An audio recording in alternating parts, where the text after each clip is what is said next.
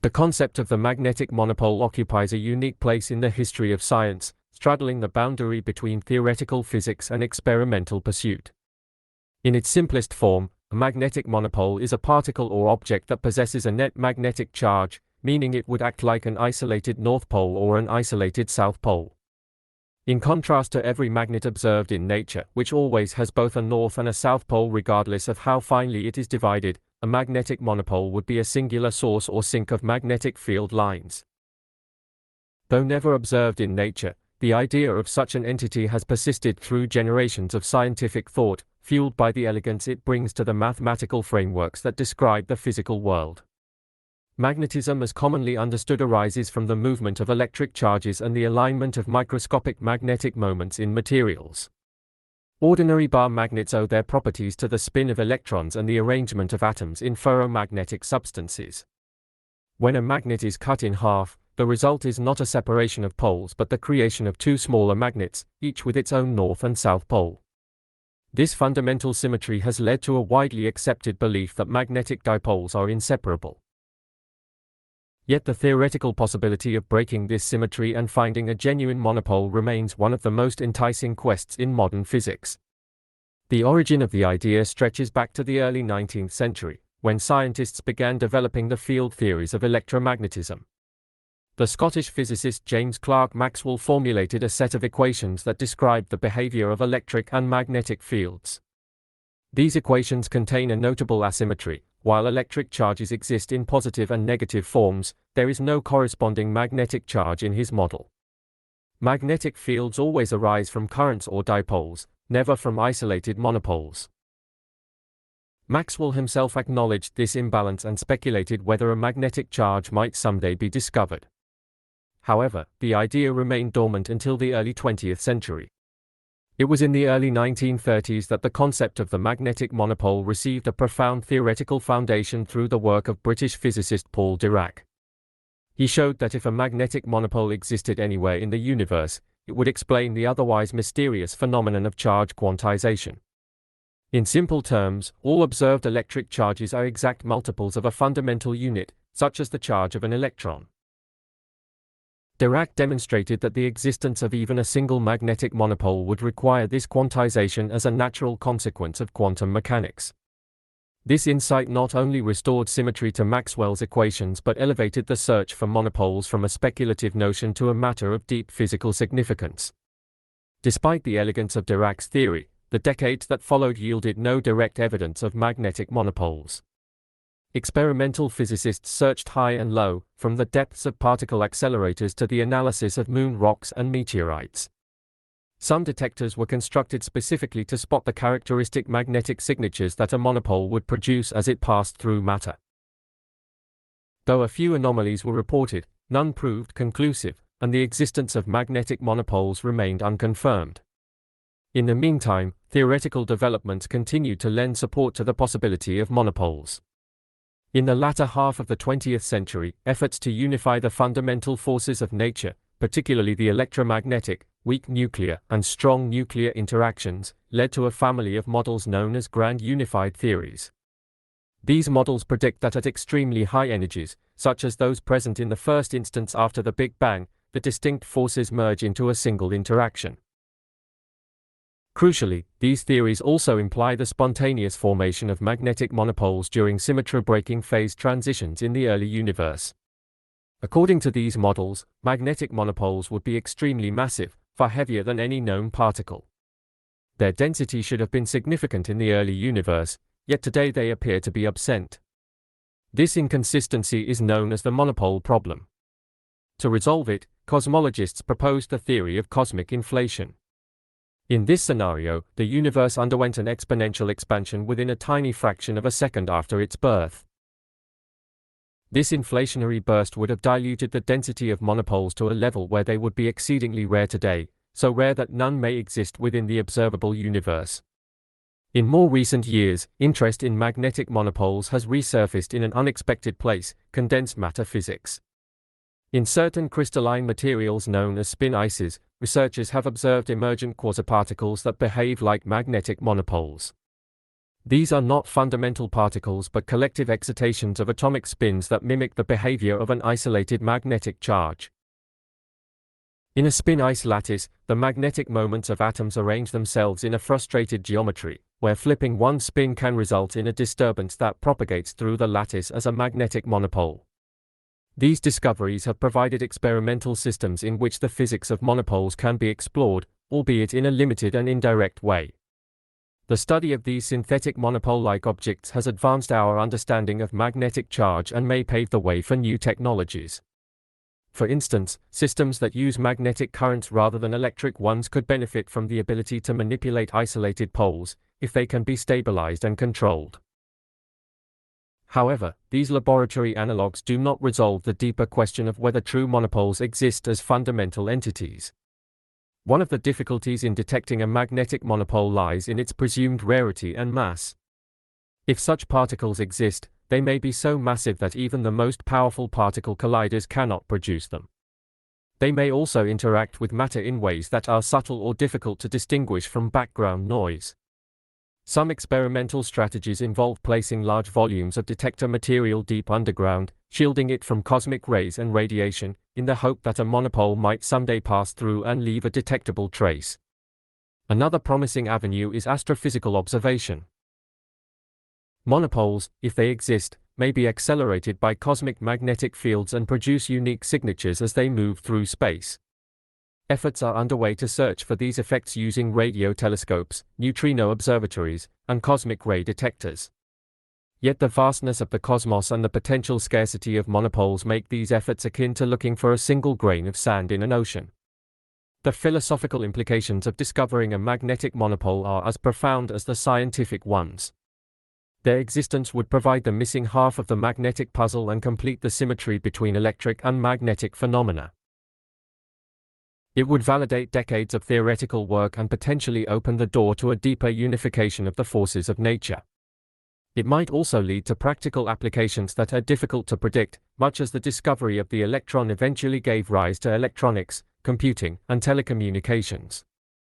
Moreover, the confirmation of magnetic monopoles would lend credence to the idea that the universe is governed by principles of symmetry and elegance.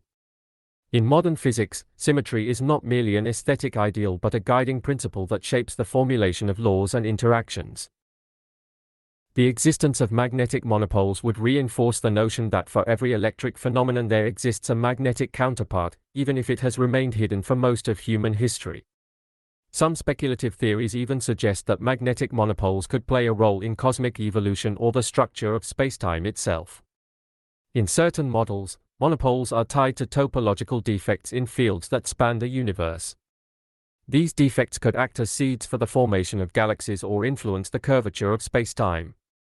Others propose that monopoles could serve as carriers of exotic forms of information or be harnessed for advanced propulsion systems, though such ideas remain far from realization.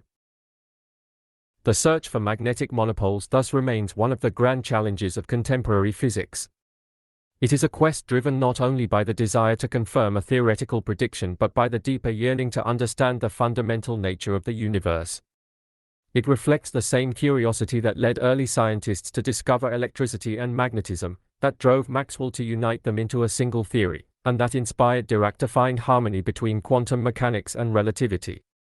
Whether or not monopoles are eventually found, the pursuit itself has already enriched our understanding of field theory, quantum mechanics, and condensed matter systems. It has led to innovations in experimental design, inspired new generations of physicists, and expanded the frontiers of what is considered possible. If they are discovered, magnetic monopoles will become part of the known landscape of physics, reshaping textbooks and redefining the standard model. If they remain elusive, they will continue to haunt the margins of theory, a reminder of the mysteries that still await.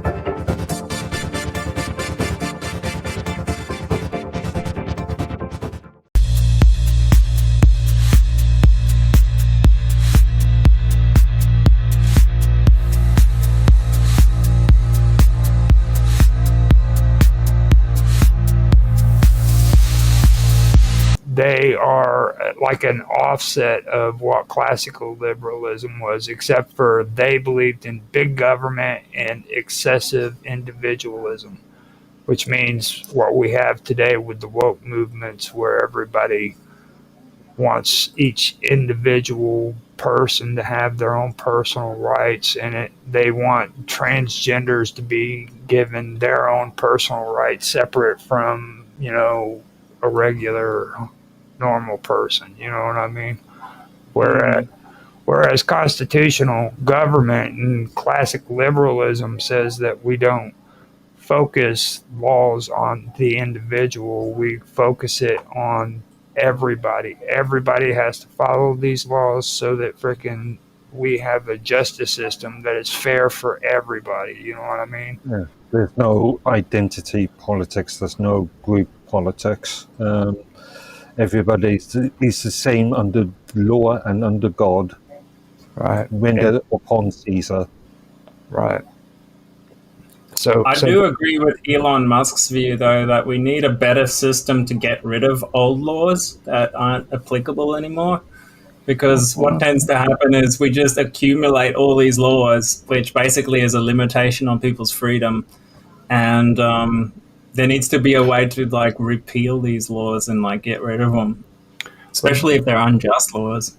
Well, this is where we dive into. Again, it depends on the jurisdiction. This is where we start diving into socialism and national socialism and nationalists. See, all of that stuff, this is where I split when it comes to the supposed conservative party in the United States, okay? They call themselves conservative, but they aren't. They're really national socialists, pretending to be conservatives. When they start talking about eliminating laws that they feel is outdated, that goes against everything that the Constitution here in the United States stands for. Okay, we actually want to keep those laws so that later on, if the public opinion changes and we want to bring a law back into power, we can do that. So it stays on that codified law that I was talking about. You don't delete laws in the United States, okay? When you make a law, it stays, okay? You can ratify a law, you can... You kind of went blank. So are you saying you don't want to ever be able to disband a law? No, you can disband laws in the US. You can stop using laws, okay? But once that law is introduced, it's there. Now, for example... But are you saying that's a good thing? Yes, it is. Because Why? Because people change over time, okay? Yeah, but doesn't that mean the laws should change? Well, whenever something happens, it doesn't... Because what happens now is you can abuse an old law outside of context, you know what I mean, for the modern day. But because that law is there, you can still apply it. And that's happening now.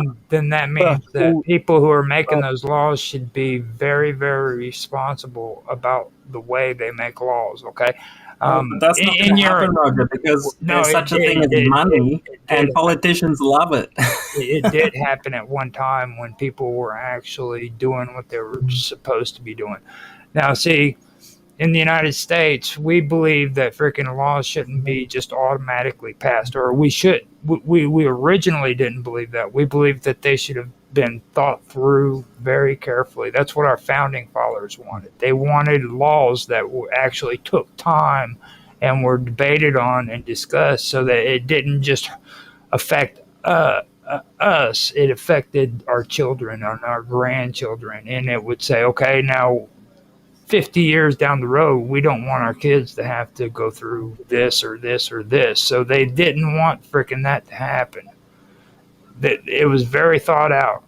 As time went on, people began to incorporate freaking this idea that we need fast, speedy laws. And I personally believe that it came from Europe. It came from England. It came from frickin'. I would actually disagree with England because if you ever look how our laws are created, generally speaking, the laws will be, a bill will be announced in the House of Commons, and then will be reviewed, then will be passed to the House of Lords, then will be reviewed, and this can happen 3 times. And then once it's agreed upon, then it's for the monarch to rubber stamp it. But so here's the thing: when you read the U.S. Constitution, it sounds like they experienced an abuse of power back then by the monarch, and that's why they wanted to create a new country. And so they've seen what happens if you abuse these powers, and that's probably why they were so careful with the initial laws and like constitution and stuff. Exactly. But what happened over time also is like there became, like, as America became richer, there was more money at stake when and like, you know, corporations came into the play where they could incentivize politicians with millions and millions of dollars if they passed laws for their buddies and stuff like this. So now what happens is these laws end up getting passed, even like things that limit your power, like your freedom of speech, for example, with the new anti-Semitism laws and whatnot. And like, there's no way to get rid of it now. And now these laws can potentially be abused in the future. Yes. And what I'm saying is there needs to be a mechanism for the people to go, no, we don't want that. Even in the US example, where you might not be able to repeal a law, you can amend the law, can change the context of the law. Right. And there's no guarantee that anybody's ever going to go back to those laws. But understand they're still there, okay? They're not gone. Yeah, which to me means, like, you know, in the future, there's going to be some stickler lawyer going through the ancient laws trying to find something they can pin you on, you know? Well, that's not in the future. That just recently happened. I mean, they pulled up that stuff with Trump on the immigration stuff. I mean, and that's an example of what I'm talking about. You know what I mean? It's like, if you don't want something like that taking place in the future for your future generations, then you should be careful about what you allow to become a law today, because that is a good example, okay? Nobody back then thought that it would be used so that they could do freaking mass deportations, you know? Well, it's kind of, that's actually a lucky example. Like, there could be much worse ways to abuse laws, but you're assuming that politicians are always going to have good faith, and you're assuming there's going to be no corruption, and you're assuming that no one's going to make a mistake. You know, when it comes down to like 1,500-page laws and stuff. That was also anticipated into the Constitution. This is the point of having a Senate and a Congress, or in the UK, or low chamber and high chamber in effect. So it can be, the laws can be, before they become acts, they can, in the bill form, they can be reviewed by one chamber, there's a public consultation reviewed by the next chamber, and vice, and yeah. But here's the thing, Mark. This is what happens here, right? Is like they won't announce that a new law is coming. So when there's only like a few weeks where there's public consultation, and they'll take like people's statements on it and whatnot, but they won't tell you that it's happening. So it'll just get snuck in, especially over holidays and stuff like that, or Christmas especially. They'll stick like crazy bills through, and then all of a sudden there are very limited public consultations. I agree, but in Commonwealth countries, I'm not sure how this works as much in fact I do actually, but in you can always go on to, let's say, government website and review what legislations are coming up. But here's the thing: no one does that. You no one actually goes and reads all the laws. Yes. Not even lawyers. It's because people don't mean Right. that it's not happening. Yeah, so like sometimes they'll. I gotta ask you something though, Mr. Robot. Who do you think's responsible for that information getting out? Like in the United States, we believe in a sovereignty. Okay, we believe that it's the people's responsibility to keep government in check. Okay. Yeah, not us. We believe in subjugation living under a nanny state. Even in all Commonwealth countries, there is a thing called the Hanson review. His face just froze. He was about to say, "There's such a thing as the king, and he is our daddy." All right. No, the Hanson is a transcription of every single word that is said in Parliament. Whilst people are sitting on those green benches, every single word is noted in a transcription. I'm not saying there's no transparency. There's transparency. You can go look at that stuff. You can go look at the laws. That's not constitutional, though. I mean, transparency. Everybody keeps talking about this shit. Okay. I mean, come on, dude. What the hell? In the US, this may not be. My point is they can write a law that's ambiguous enough for like some sneaky lawyer to go and abuse it later on, right? For example, these internet censorship laws that has just come out, they've said, we don't want teenagers to be able to have access to social media because it's bad for them. But in order to do that, now every adult has to give their ID to get on the internet. You know what I mean?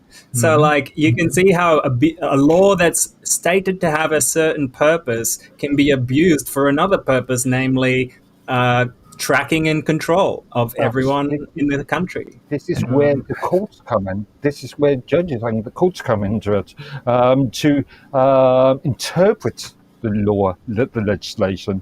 I mean, as an example, the UK Supreme Court is ruling on what are males and females. That happened only a couple of weeks ago. That clarified the 2010 Equalities Act. And all right, tell me this, Mark. Tell me this. What species is a judge? Okay, now hold up. I can actually talk a little bit about judges here in the United States. No, but I just want to say a judge is a human being, just like you and me, who is fallible, all right? Okay. And open to corruption. No, okay, I mean, we've seen this all over the place where judges have been bought off by rich billionaires to make favorable decisions to their agendas. It goes even deeper than that here in the United States. This is something that is really serious. Now, judges, when they take and put that robe on, okay, they become the law. All right. So no matter what their decision is, they are untouchable. They are immune from prosecution they or basically litigation. have more power than the president, don't they, or what? While they're holding that in the US, the US specifically. While they're holding that while they have that robe on, they're playing the part of the judge. Yes, they are the ultimate freaking power. They are like, they're stronger than the Power Rangers. Okay.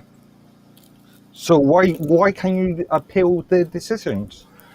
It has to be approved. It has to be just like suing the government. It has to be approved by the freaking court systems if you're allowed to sue them. Now, if they see that you have an honest case, I'm not saying sue or the judges. or file cases.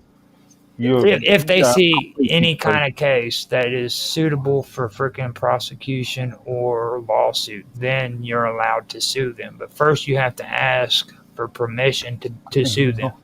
I'm not talking about suing judges. I'm just saying cases. You're talking about criminal cases too, right? Yeah, appealing a case. If I am convicted of something, you can. If you want to appeal a decision, then you can just make an appeal. But I'm saying if you think that they have done anything that was corrupt or anything that was wrongdoing while they were while they were wearing that robe behind the bench, okay, then you have to ask the court if you can frickin' sue them or if you can bring charges against them. Okay. And here's the Unlike in the vulnerability, UK, right? Is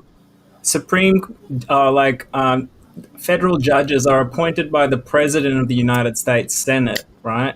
And they have a 14-year term, which is multiple presidencies. So if you have a corrupt presidency, that becomes active in the next presidency. So they can still be malicious actors in the next term. And there's nothing you can really do about it. Unlike in the UK, all public servants are subject to what we call the Nolan Doctrine, the Civil Service Code of Conduct, and all of them any public servant could be prosecuted under either misconduct in the public, conspiracy to commit misconduct in public office, or conspiracy to commit malfeasance in public office. And in theory, both of them can be custodial sentences. Okay. The current process for the president to fire federal judges is limited and strictly defined according to the Constitution. Federal judges, including the Supreme Court justices, are appointed for life and can only be removed through impeachment and conviction by Congress. Holy crap. Now, see, that's kind of cool. That I actually like that. I think they should have lifetime terms. I was kind of, I don't know. To be honest, and when I first started thinking about it, I did have my issues. But then the more I started checking into it, the more I started liking that idea. First of all, it's cool. So if you have a corrupt judge, you want to have him for life. It goes back to what I said before. You need to make good decisions. If they're mentally impaired, let's say they become 80 and they suffer from dementia, do you want them to be your judge? Well, they have a right to step down if they want to. Roger does. Yeah. Well, they have a right to step down if they want to. Okay, now they also have a right to if they want to. Now, the thing that gets me is it does come back to what I was saying. It's like you have to make good decisions when you decide to do things like wanting laws and also voting in presidents and things like that. So, like, the reason why you have all these judges that freaking have lifetime terms and you don't freaking like them is because you decided that you wanted that president in office.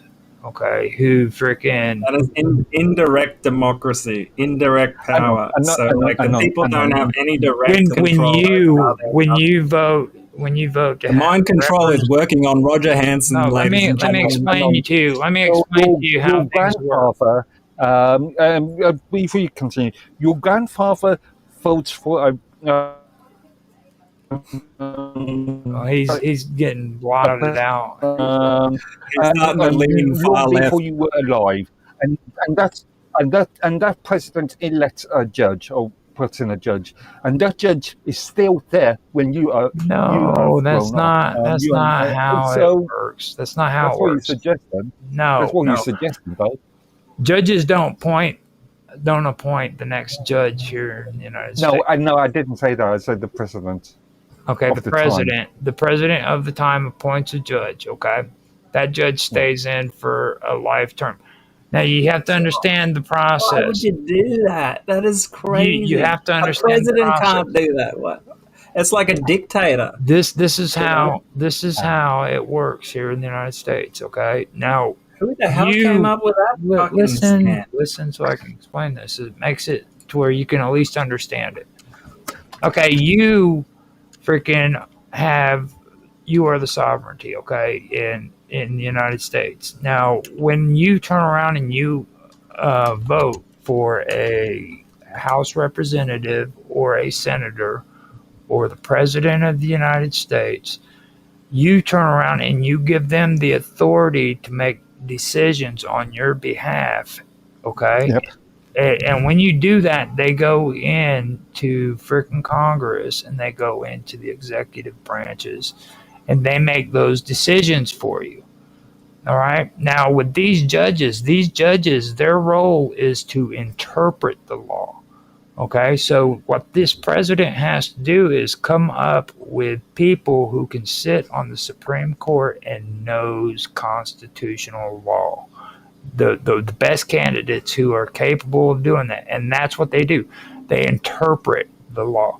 Now, it's gotten really popular with the media now, where they think that the Supreme Court makes a decision, they interpret the law, they make a decision that this is unconstitutional, and bam, everybody needs to comply to it. That means that law needs to go away, and that's not the way it works.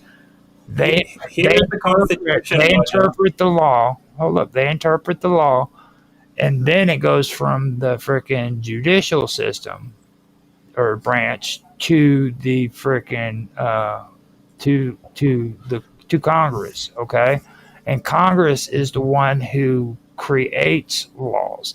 So the law is interpreted and then it's created through Congress, where it goes through the House of Representatives into the Senate. And after that, that is when the executive branch, the President of the United States, has to enforce the law through the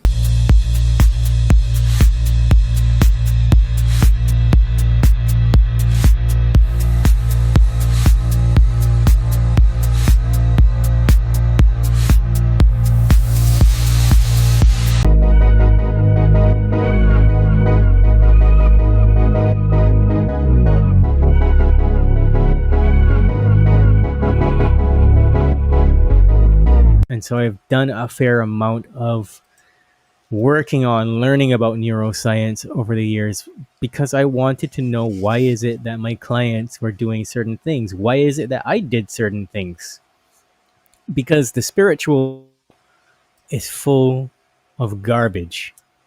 You always hear the hijacked narrative that comes from the New Agers or spiritualists, and they've stolen it from psychology, hypnotherapy, and neuroscience. But anyways, I've got something to say. This conversation that we were having, say it.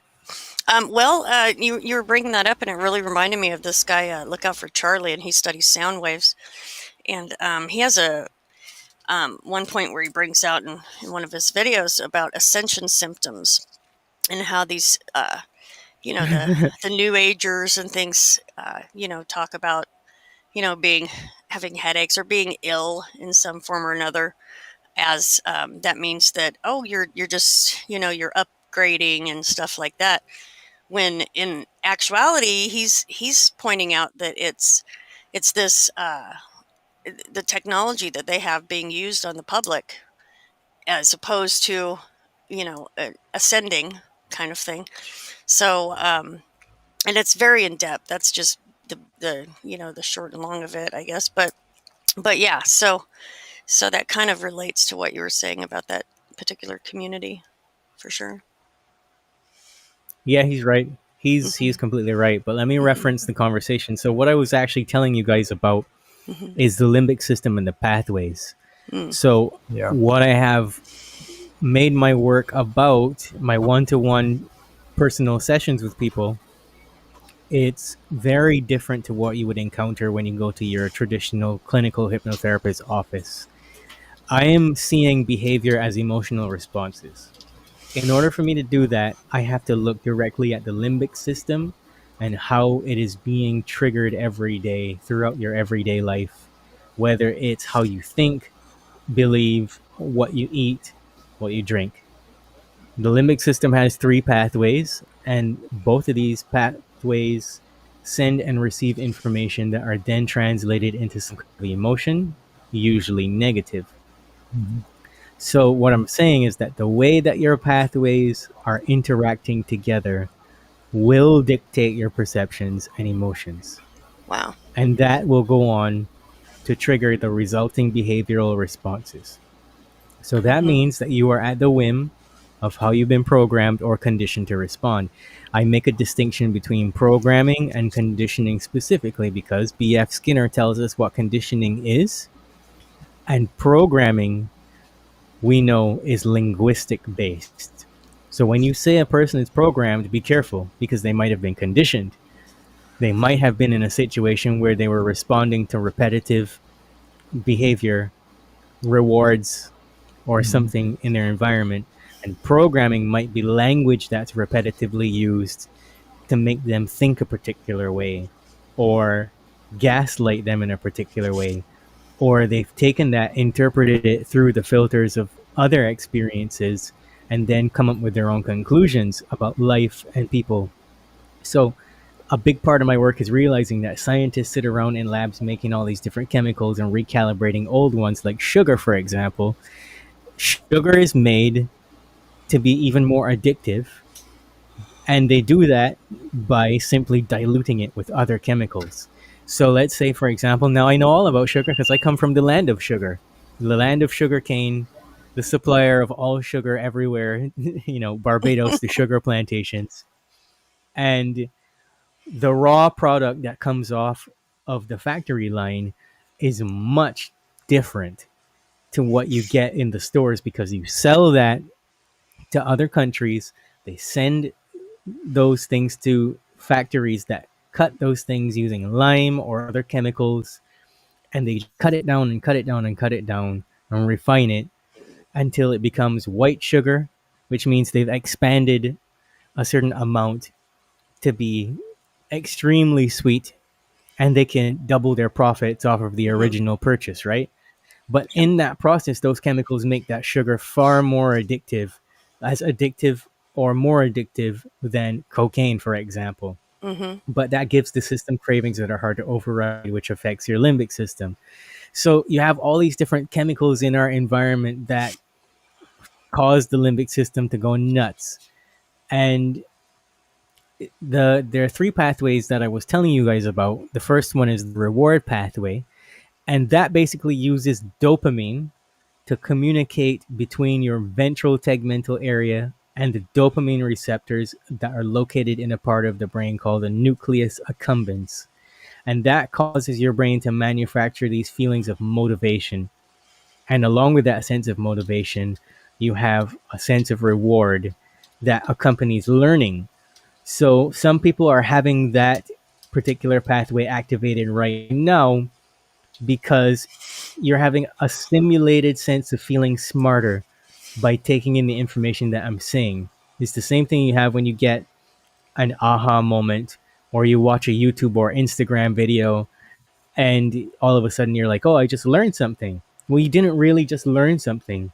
You got hacked.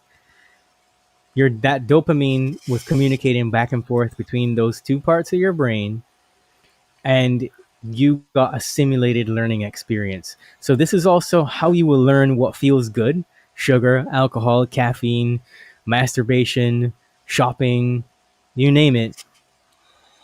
Because on the secondary end of that, you're having something called EOPs, which is endogenous opioid peptides.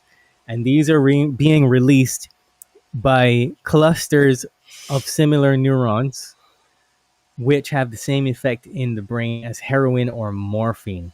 So that's why when you drink coffee or tea or alcohol or sugar, or you go rub one out, or you watch porn, or you're one of these people that has a shopping addiction, that's behind the feeling of pleasure that you get, or blissfulness that you get, right?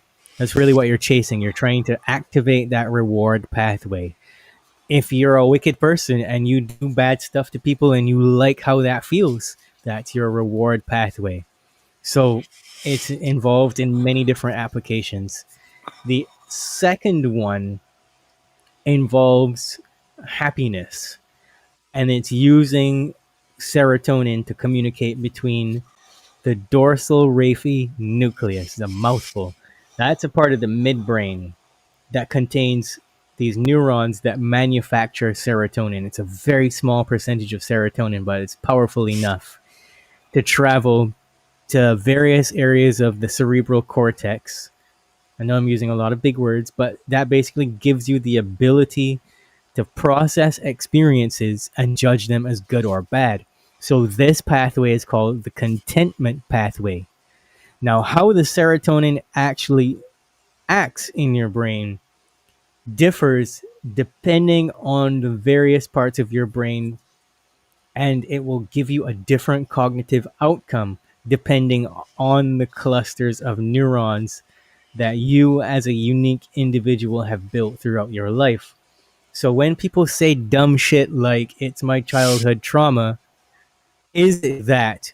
Or did you interpret a scenario between 0 to 7, 7 to 14, 14 to 21, and 21 to age 30 that you're referencing that response to something else because you've built these clusters of neurons that cause you to think that particular way, that cause you to assume a particular assumption, that Mm-hmm. cause you to emotionally respond in a particular way, even if you thought about it so that you didn't have a reaction.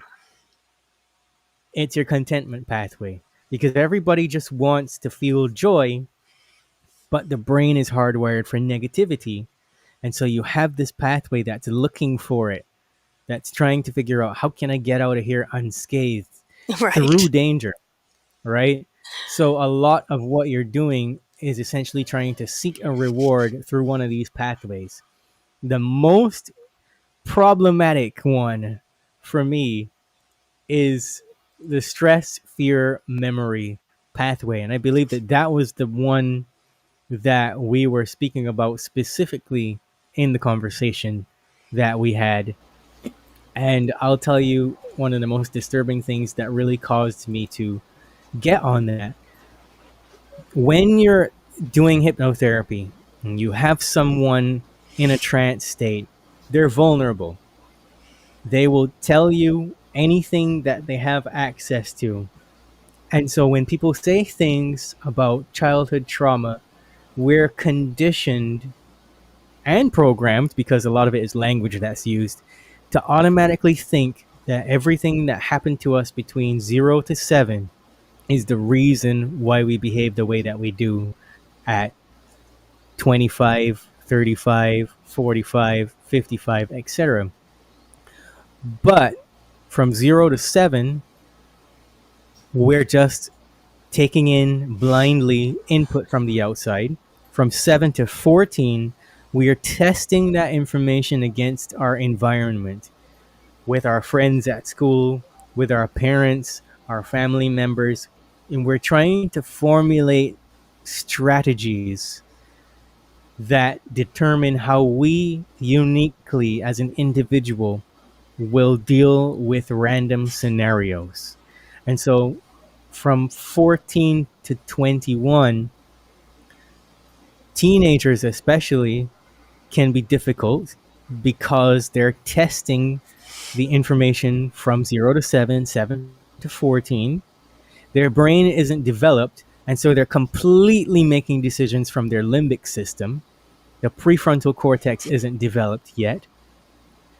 As a young adult, from 21 to 26 or 27 or 28, depending on your life experiences, the chemicals you put in your body, various factors, you are then struggling to close loops, test that information. And so the childhood trauma narrative suggests that you don't ever learn anything else throughout your entire life, and you don't ever have new experiences that are operating based on a reward basis. Mhm. So having said all that, you're continuing to learn throughout your entire life as you reach new experiences that are not within the 0 to 7 childhood trauma phase. You then have to find references from outside of you in order to fill gaps, because consciousness cannot create independently out of nothing. It needs to replicate something that it has witnessed prior to that in order to make a decision. So, in poking around inside of people's subconscious minds, I realized that the memories and strategies that they were using in their relationships, specifically, in their health, specifically, was coming from the music and the television that they repetitively watched.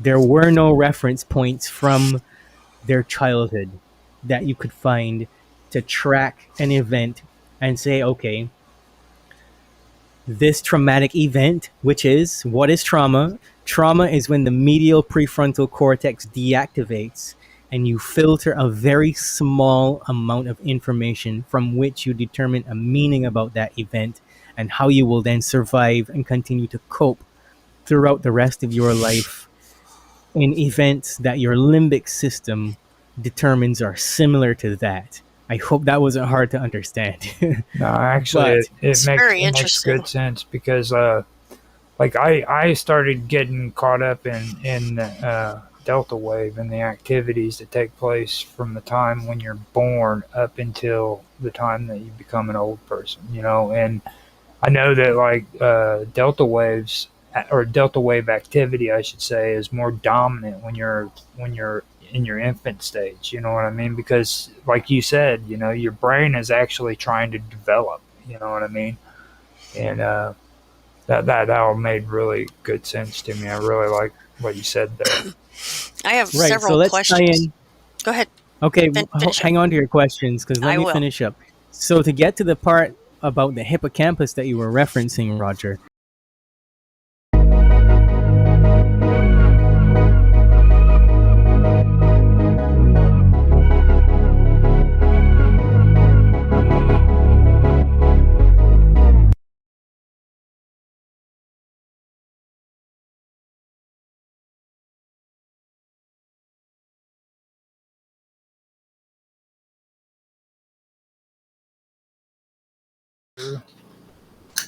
As usual.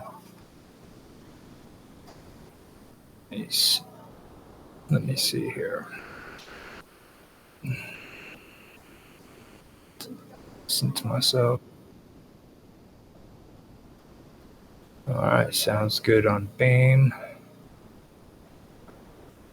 Find out what's going on X. Got to hit refresh on there. All right.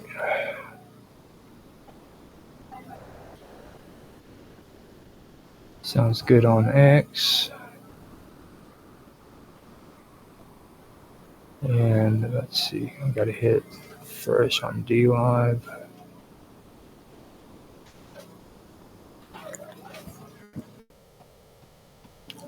Like I said, this is just, like I said, everything here is just audio text. Everything sounds good on D Live and Twitch. Everything sounds good on Kick. And YouTube is even starting up. Sounds good on YouTube. Now today I'm going to be doing an episode of WoW Talk. So I've been doing a lot when it comes to Indo-European linguistics. I just finished off with the waters of the afterlife and stuff of that nature, and about stories, stories about heroes and the water of life. Mostly it's Romanian folklore, but I've been doing a lot of stuff pertaining to Nordic as well. So it kind of interchanges between the two of them. But just wanted to go through and do an audio check for everything before I got started up. So I did want to also mute myself and do a song from Mr. Robot since he's been allowing me to use his audio.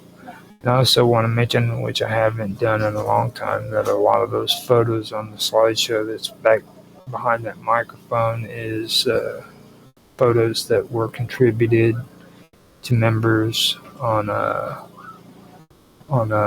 Discord. So I pulled them off there, put them on the background so that everybody could see them.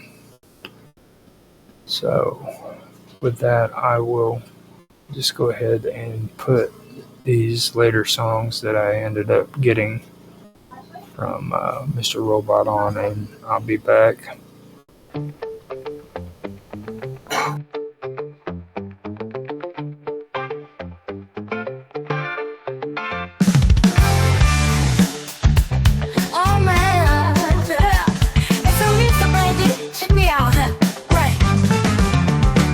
I keep it moving, coming right into the prime time. I do not think I belong on the sideline. Oh, you don't like my style? Okay, likewise. Bye. Do not try to cross me if you're in your right mind. See me shine bright, shining like a supernova, lighting up the night sky. Put me in the limelight, like-minded people stay connected like I'm Wi-Fi. Only pushing bangers like it is my 9-5. No, I'm never lazy when I write rhymes. People give me high fives. Always deliver, cause that is my style. So what you know about it? Think that you can do it like I doubt it. Yo, I do it like that. Drop another banger, then I bring it right back. Right into the hit song just for fun. They can't do it like me because I am the one. I am the one.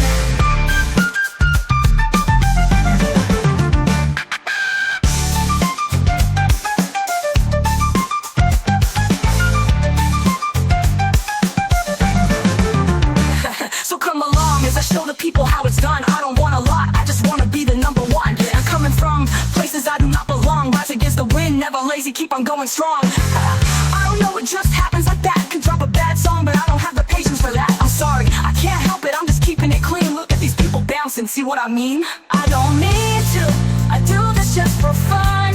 But I guess I am just, well, you know, the one. I do it like that. Drop another banger, then I bring it right back. Right into the hit song just for fun. They can't do it like me because I am the one. I am the one. So what you know about that?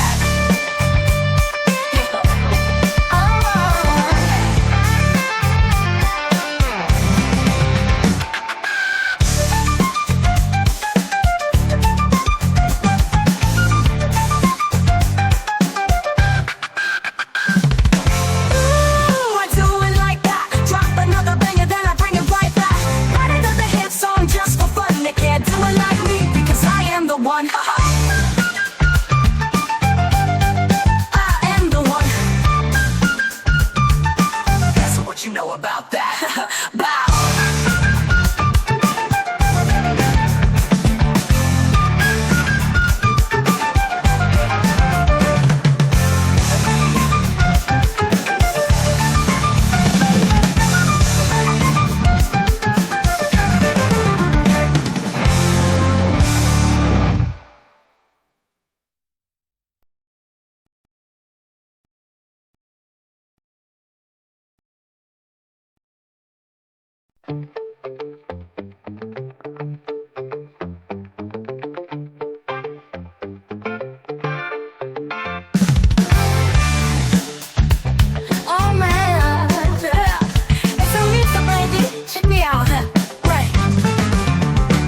I keep it moving, coming right into the prime time. I do not think I belong on the sideline. Oh, you don't like my style? Okay, likewise.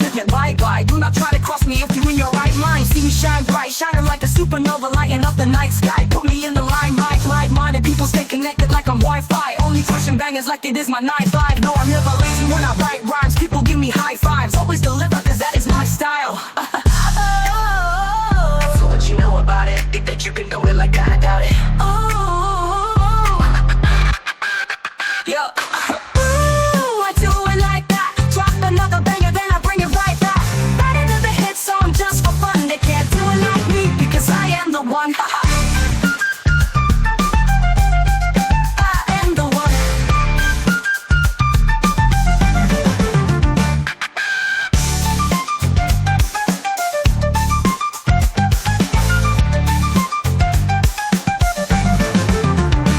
So come along as I show the people how it's done. I don't want a lot, I just want to be the number one. I'm coming from places I do not belong. Rise against the wind, never lazy, keep on going strong. I don't know, it just happens like that. Can drop a bad song, but I don't have the patience for that. I'm sorry, I can't help it, I'm just keeping it clean. Look at these people bouncing, see what I mean? I don't need to, I do just for fun, but I guess I am just, well, you know, the one. Ooh, I do it like that. Drop another banger, then I bring it right back. Write another hit song just for fun. They can't do it like me because I am the one. I am the one. So what you know about that?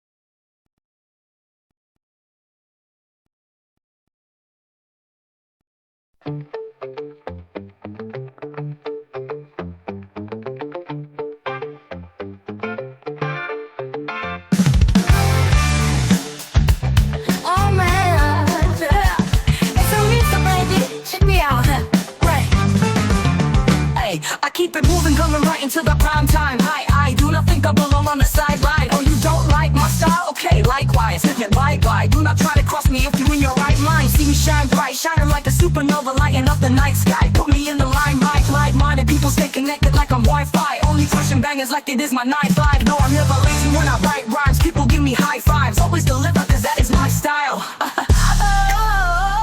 So what you know about it? Think that you can do it like that? I doubt it. Yo. Ooh, I do it like that. Drop another banger, then I bring it right back. Write another hit song just for fun. They can't do it like me because I am the one. I am the one.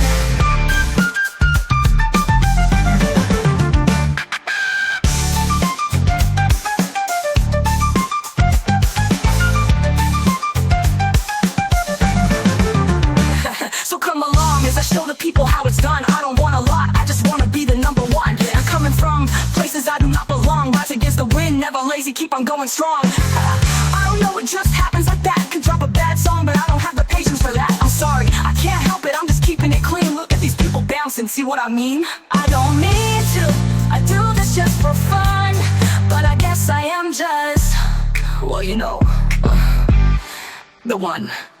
Ooh, I do it like that. Drop another banger, then I bring it right back. Write another hit song just for fun. They can't do it like me because I am the one. I am the one. So what you know about that?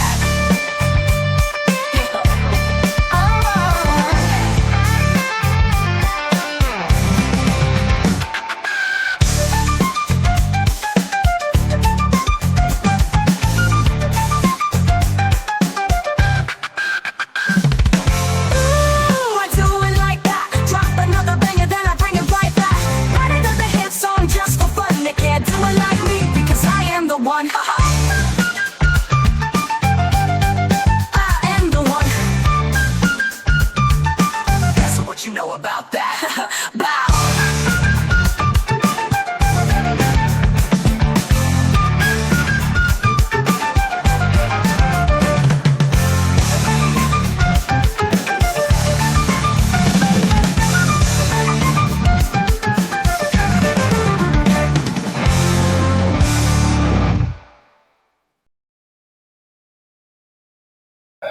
Okay, I am back. So, yeah, we were 5 minutes over the hour, which is fine. I just wanted to go ahead and let the song play through. It was on loop. whenever I left, so I know we got at least 2, maybe 3 times where it had played through. With that being said, I am going to get ready to start the show. Like I said earlier, this is another episode of WoW Talk. Today I'm going to be talking about soul customs in the Romanian folklore, if anybody's interested. So, if you're into the linguistics or into linguistics and history, this is something that you'd be interested in. So, I recommend you stick around if you're interested in those kind of topics. So, let me go ahead and wait for a second, and then I will start the show. I used to do a countdown. Now I don't do it. I just go silent for a second and then get it going.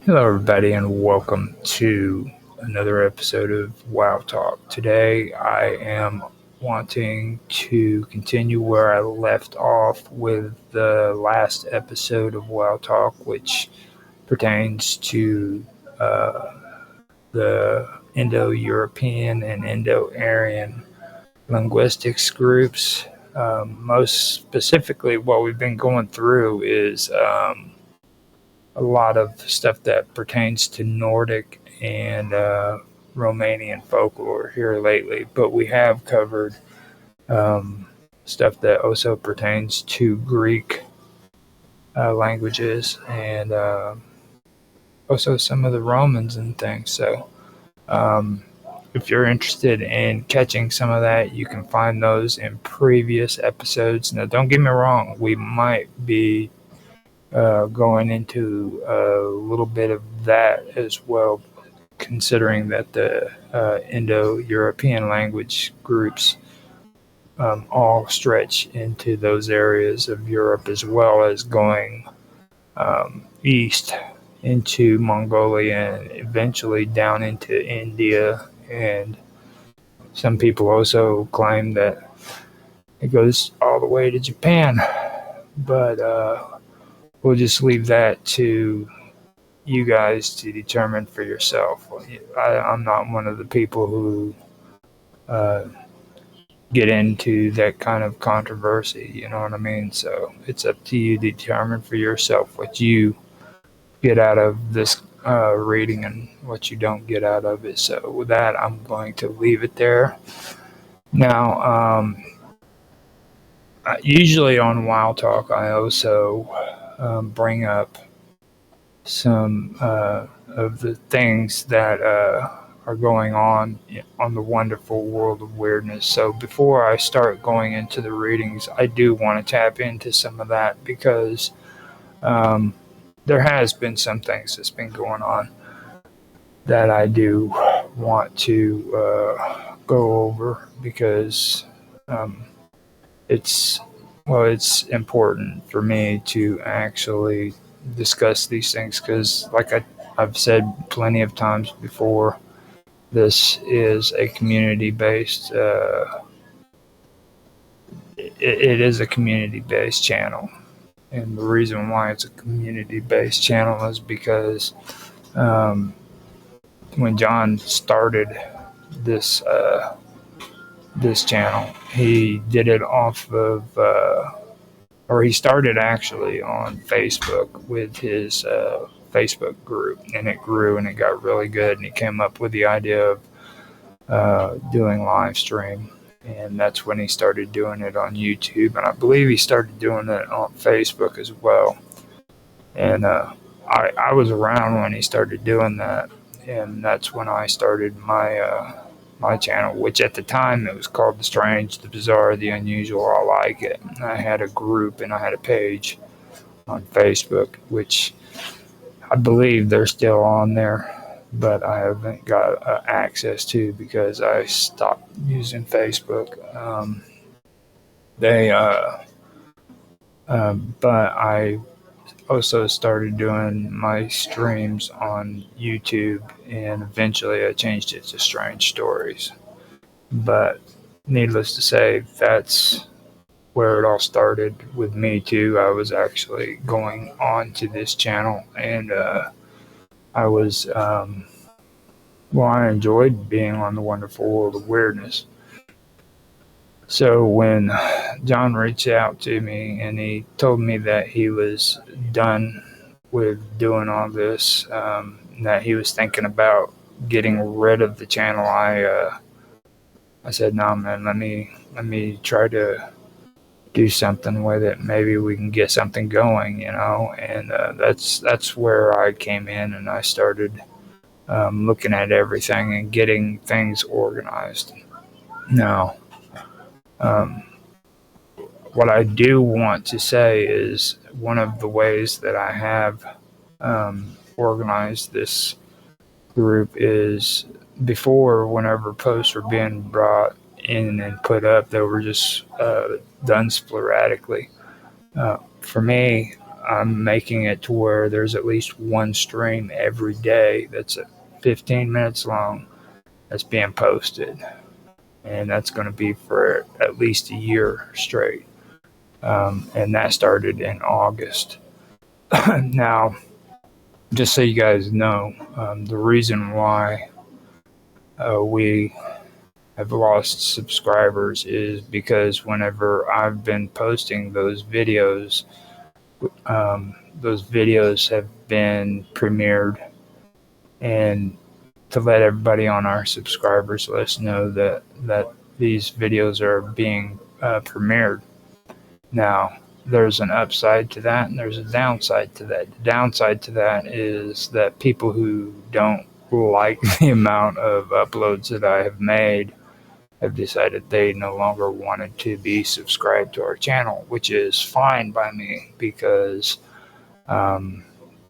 we need content out, first of all, and second of all, we need views. You know, we don't do the promoting on this channel. I don't know if it was done in the past. By the looks of the analytics, it does look like promoting was being done in some way.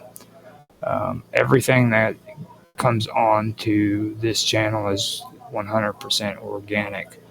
That means when you see the views that are on those videos that are showing you the organic reach that is coming out of this channel. And that means that there's no promotions. I'm not going through websites like vidIQ or anything like that. This is what I'm getting for views for that video being posted with the amount of subscribers that's on here.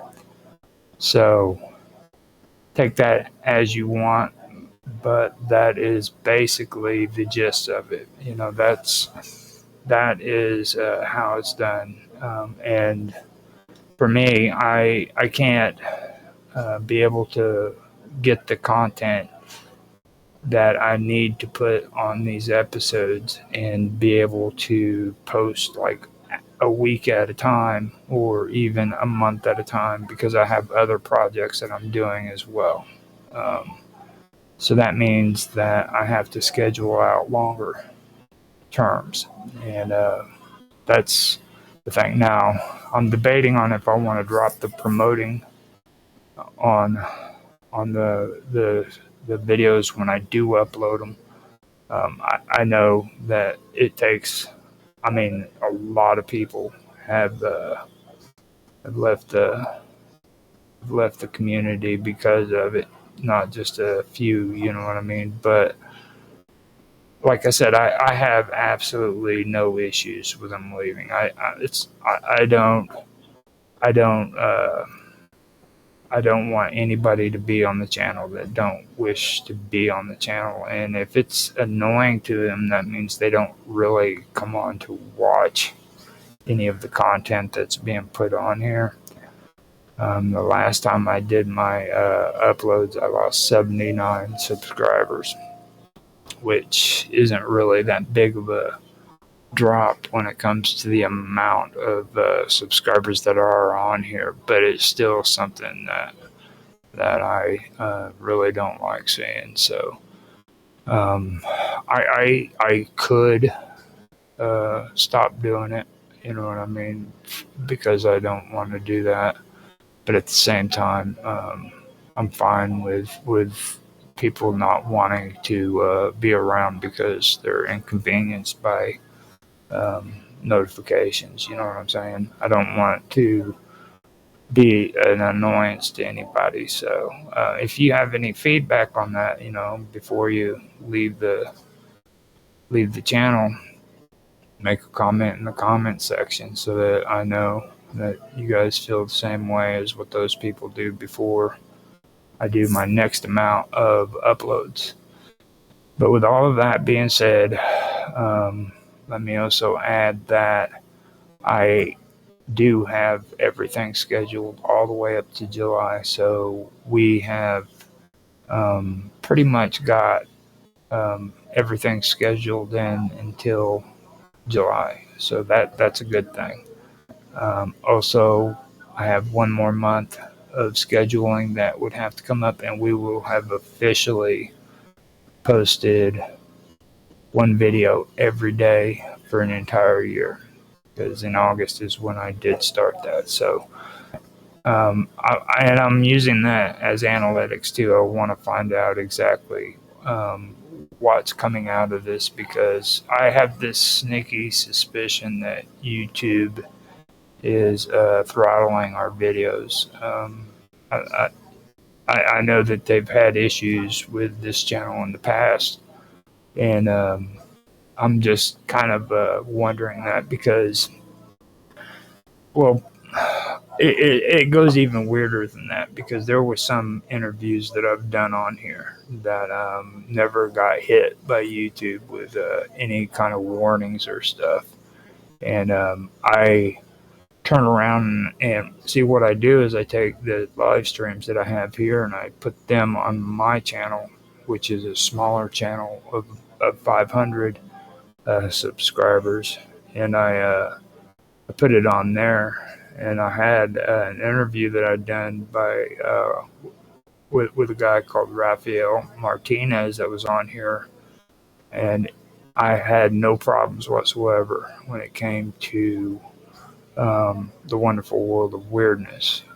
But when I put it on my smaller channel, it got hit with a warning because of the content that was on it. So that's kind of one of the reasons why I'm kind of thinking maybe that we're being throttled, or YouTube just isn't really working too well on this channel. There could be some kind of issues, which I don't want to bitch about. You know what I mean? If I can put content on here that's not being monitored by YouTube, that I'm not going to send in a freaking help request.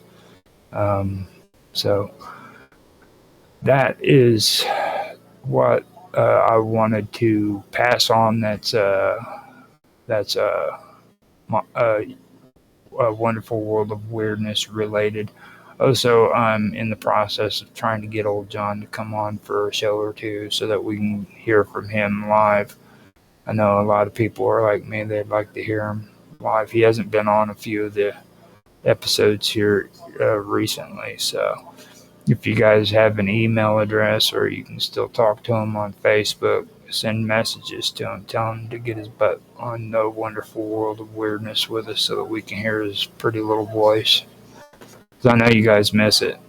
So do I. So I talk to him on Discord. I just want to put a plug out there so that other people can get in touch with him and have him come on the show.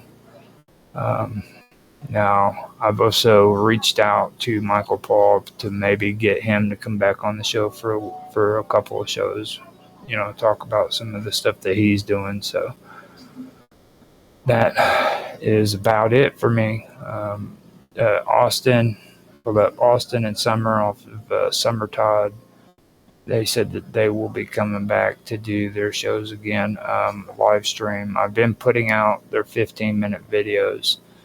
but they are going to come back here eventually. It's been pretty rough for the winter time, so a lot of people are having some issues, and they're one of them. They're finally working through it, and they should be able to come back on according to what they've said. So that's good news. So let me go ahead and pop up the notes, and I will get ready to go. So this is concerning the Germanic, Nordic, and Indo-European lore, or that's what it's concerning. So,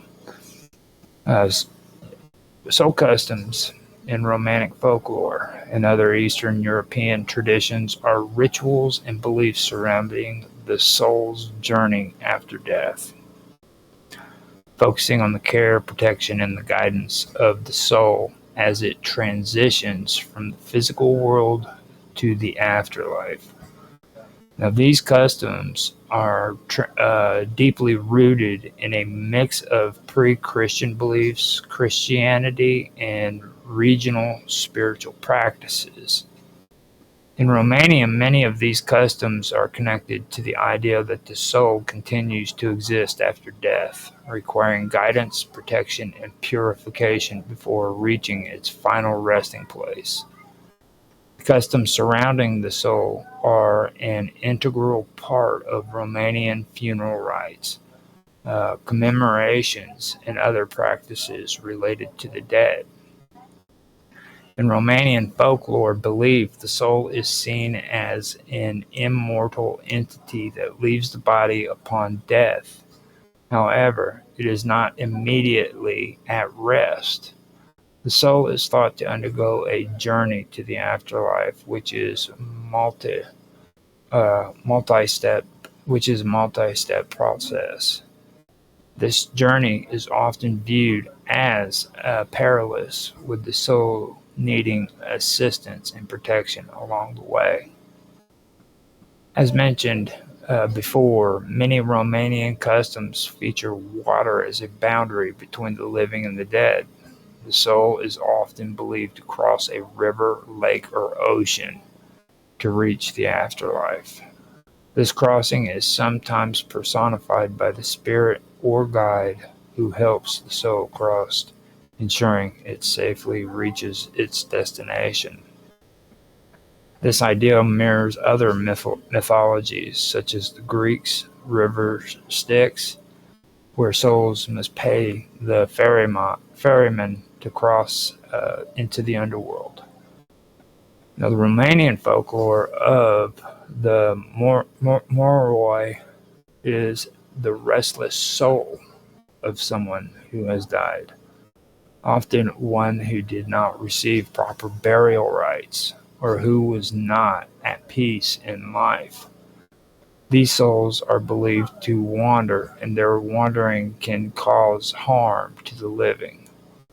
As such, rituals are performed to prevent the Morai from returning to haunt the living. One of these customs includes the lighting of candles or offering food to the deceased, meant to help guide the soul on its journey. Romanian funeral customs are centered on ensuring the proper transition of the soul from the world of the living to the world of the dead. These rituals serve to protect the soul, guide it to the afterlife, and ensure it finds peace. When someone dies, the body is prepared for burial, and funeral processions take place. The body is often washed, dressed in special clothing, and laid in a coffin. The process is accompanied by mourners who sing or chant traditional songs to help guide the soul on its journey. This ritual is designed to ensure that the soul does not become lost or trapped between the realms of life and death. A candle is often lit during the funeral to represent the soul of the deceased. The candle symbolizes the spirit of the deceased, helping it find its way through the darkness. In some regions, the soul's journey is seen as a passage through darkness to the light of the afterlife, and the candle serves as a guiding light. After the burial, food is often placed on the grave for the deceased. This is believed to nourish the soul and prevent it from becoming restless. Offerings of bread, wine, or specific foods favored by the deceased is commonly left at the grave, and this practice is tied to the belief that the soul continues to need sustenance after death. Romanian folklore includes a number of practices that continues to honor and commemorate the dead. These rituals serve both to honor the deceased and to ensure that their souls are at peace. They are often tied to specific times of the year or stages of the soul's journey. All Souls Day, for example, which is Ziua Mortiler, is a celebration, one of the celebrations. And on this day, families gather to honor their deceased loved ones by visiting their graves, offering food, and lighting candles. This day is an opportunity to ensure that the souls of the dead are remembered and cared for, helping them move forward in their journey to the afterlife. Then you have the Aria Mortaler, and this is also called Feast of the Dead.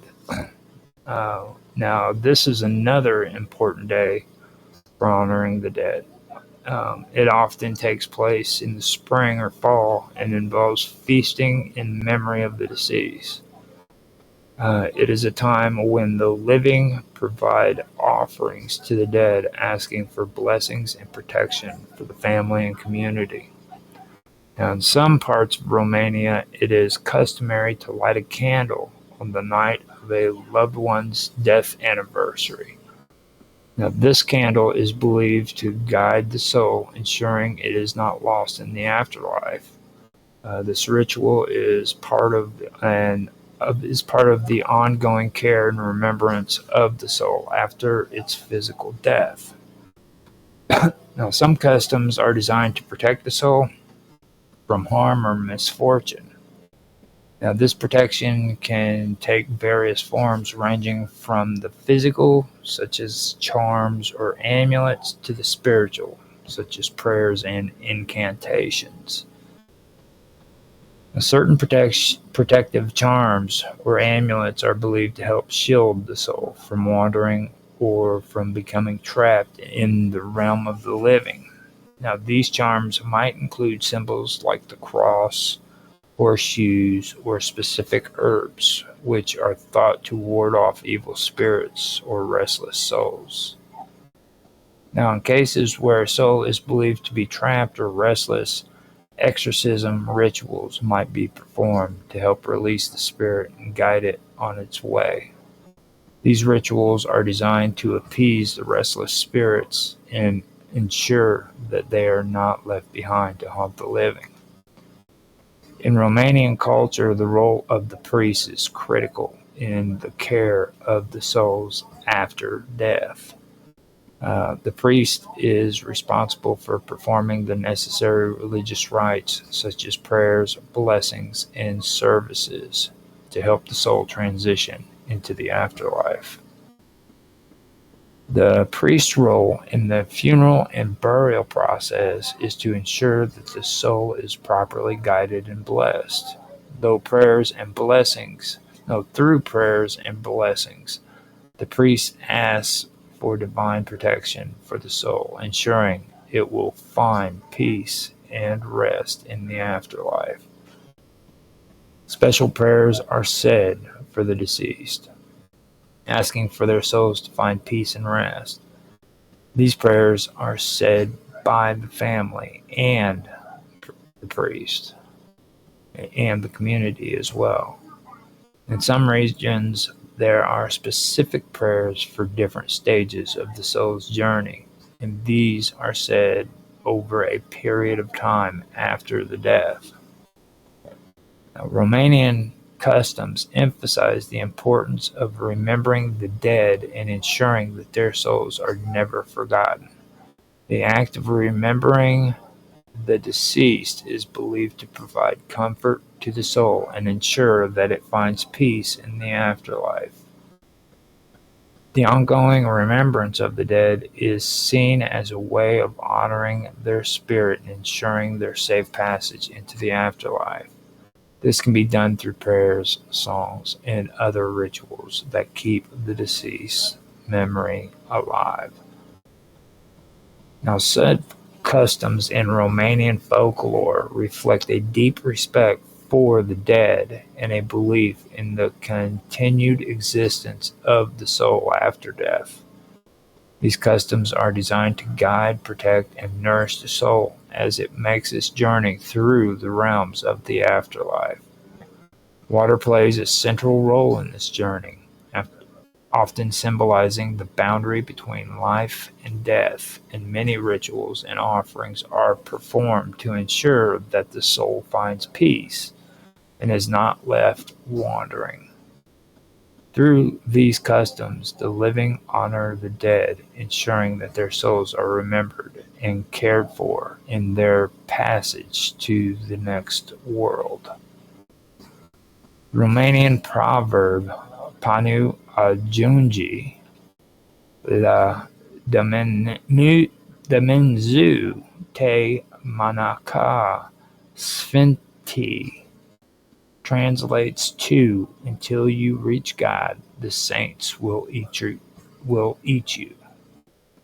This saying reflects the complex blend of spiritual, cultural, and existential themes.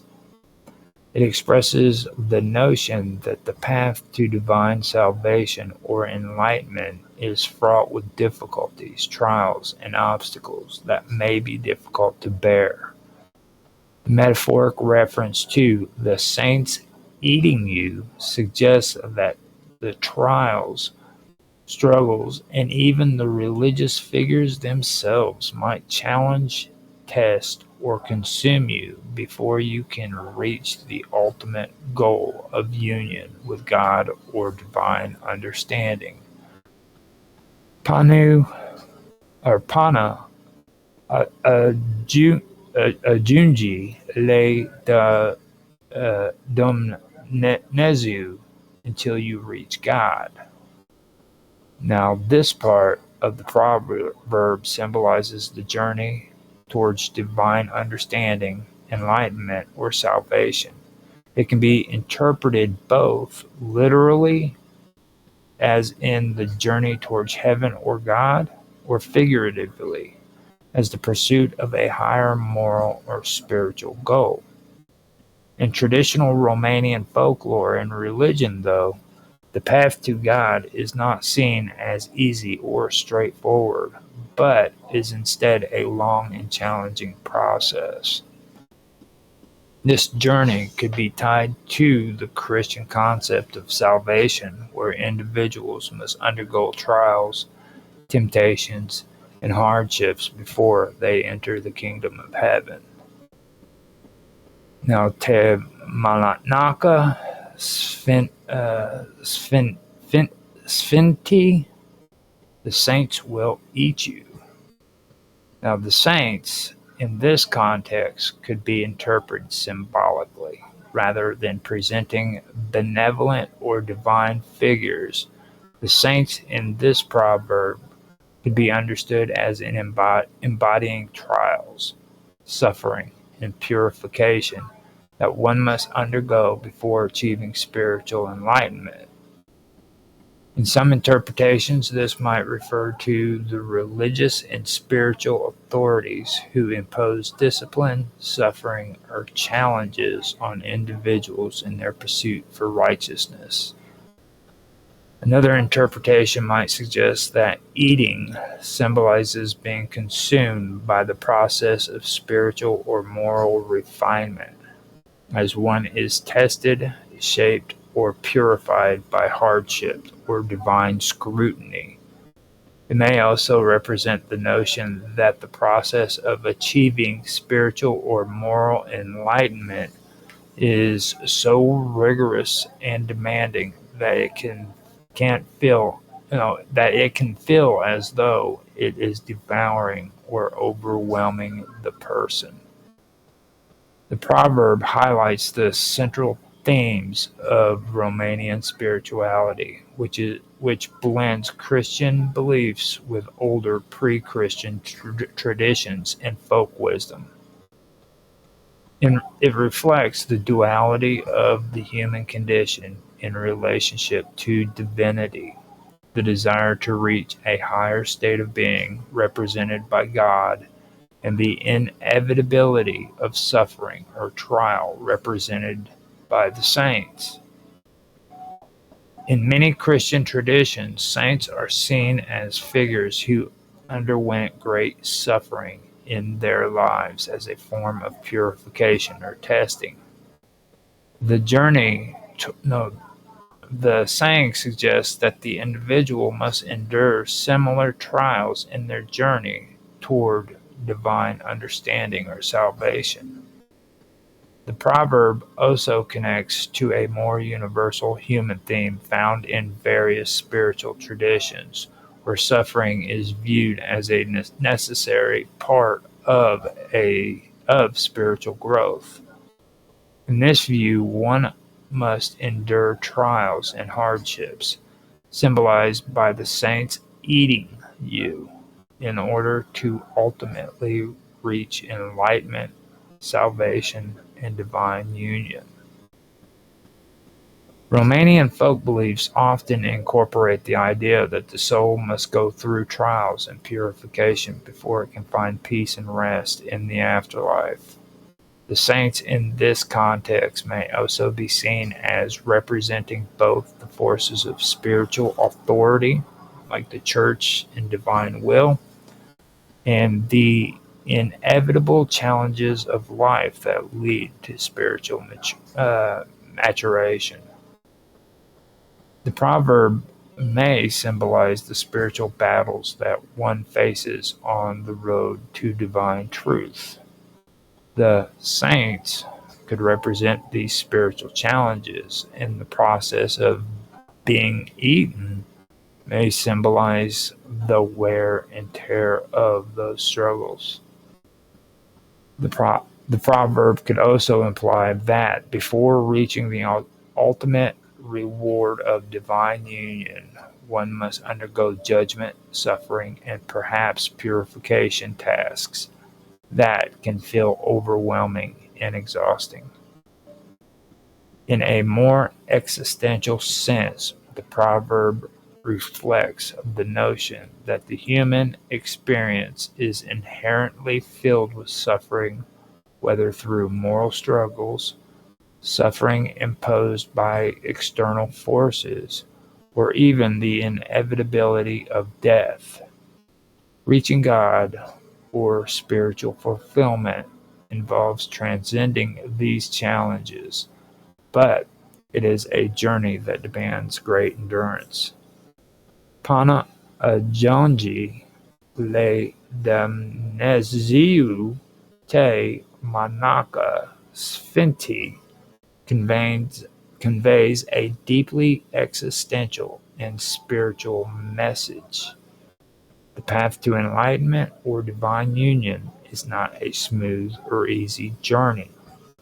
It is filled with trials, challenges, and sacrifices, some of which might feel as though they are devouring or overwhelming the individual. However, these trials are a necessary part of the journey towards a higher spiritual state. In Romanian folklore and spirituality, the saying captures the tension between human vulnerability and the divine. and the transformative power of suffering on the path of salvation or understanding. Now the names Sabaoth, Amen, Apollo, and Jesus are associated with distinct figures across various religious and mythological traditions. Each of these names has different cultural and historical connotations, but they share some symbolic and thematic connections. Here's a breakdown of each figure.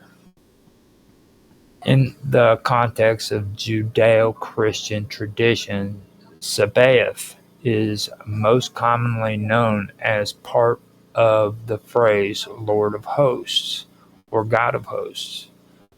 Then you have Yahweh Sabaoth, which is YHWH,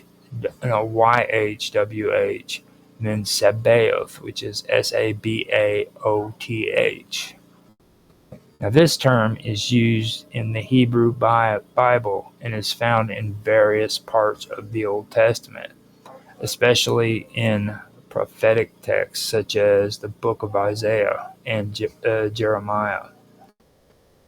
The term Sabaoth comes from the Hebrew word Tzatzabaoth, and that's Tzabaoth, which means host or armies. It often refers to the heavenly armies of angels or divine forces that serve God. In the context of the Bible, it underscores God's power and his sovereignty over all realms, heavenly and earthly. The title Lord of Hosts reflects the idea of God as a mighty warrior, a leader of celestial forces. The name Sabaoth emphasizes God's omnipotence and his role as a protector and ruler of the universe. Excuse me. This is often invoked in prayer and worship to emphasize God's supreme power. In Gnostic traditions, Sabaoth is sometimes identified as a demiurge or a lower, often rebellious god. In this text, Sabaoth may be portrayed as an archon, who creates or rules the material world, sometimes with a more tyrannical or flawed nature compared to the higher ultimate God. Now, Amun or Amun is a major deity in ancient Egyptian religion, especially in Theban worship. Amun is a creator god and the king of the gods in the Egyptian pantheon.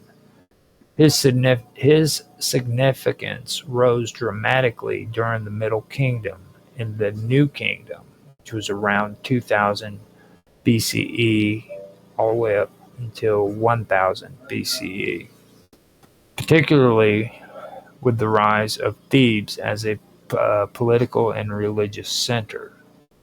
Now, the name Amun or Amon is often interpreted as meaning the hidden one or the invisible God, which reflects his association with the unseen forces of creation.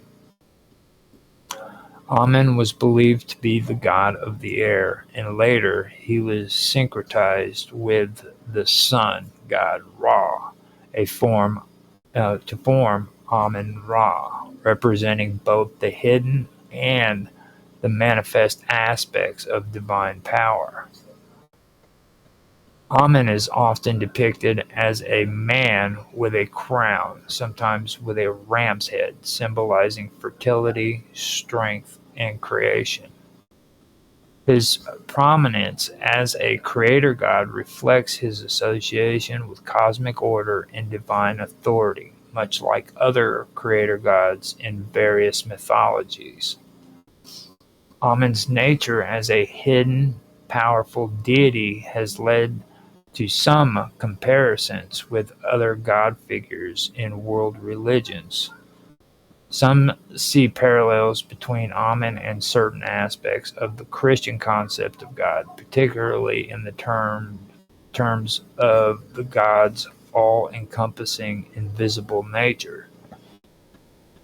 Apollo is another central figure in Greek mythology and one of the 12 Olympian gods. Apollo is the god of the sun, music, poetry, prophecy, healing, and archery. He is the son of Zeus, the king of the gods, and the Titaness Leto. He is the son of Zeus, the king of the gods, and the Titaness Leto. And he has a twin sister who is Artemis, the goddess of the hunt. Apollo's name may derive from the Greek word apollymi, which is Apollymi, meaning to destroy. But his attributes are more aligned with creation, healing, and alignment, and enlightenment. He is often associated with the idea of the beautiful soul and is considered a symbol of harmony, balance, and intellectual pursuit. Apollo is often depicted as a youthful, handsome god with a lyre or a bow, symbolizing his mastery over music and archery. As the god of prophecy, he was also the guardian of the famous oracle of Delphi, where his followers would come to seek divine guidance. Apollo's role as a god of light, truth, and knowledge connects him with various spiritual traditions. His association with the sun, in some myths, he drives the chariot of the sun across the sky. Now, his association with the sun can be seen as a symbol of enlightenment and divine illumination. Now, Jesus Christ is also the central figure for Christianity, and his story forms the foundation of Christian doctrine and belief. Jesus is believed to be the Son of God and the Savior of humanity. His life, death, and resurrection are central to the Christian understanding of salvation and the relationship between humanity and God. Christians believe that Jesus was both fully divine and fully human, and his death on the cross served as atonement for the sins of humanity. Now, the name Jesus is derived from the Hebrew name Joshua, meaning Yahweh saves, or Yahweh is salvation. His role in Christian theology is that of the Messiah, the Anointed One, who came to fulfill the prophecies of the Old Testament and establish the kingdom of God. Now, Jesus is often depicted as a compassionate and loving figure, symbolizing self-sacrifice, forgiveness, and the triumph of good over evil. His crucifixion and resurrection represents victory over sin and death, and through his teachings, Christians are called to live lives of love, service, and humility.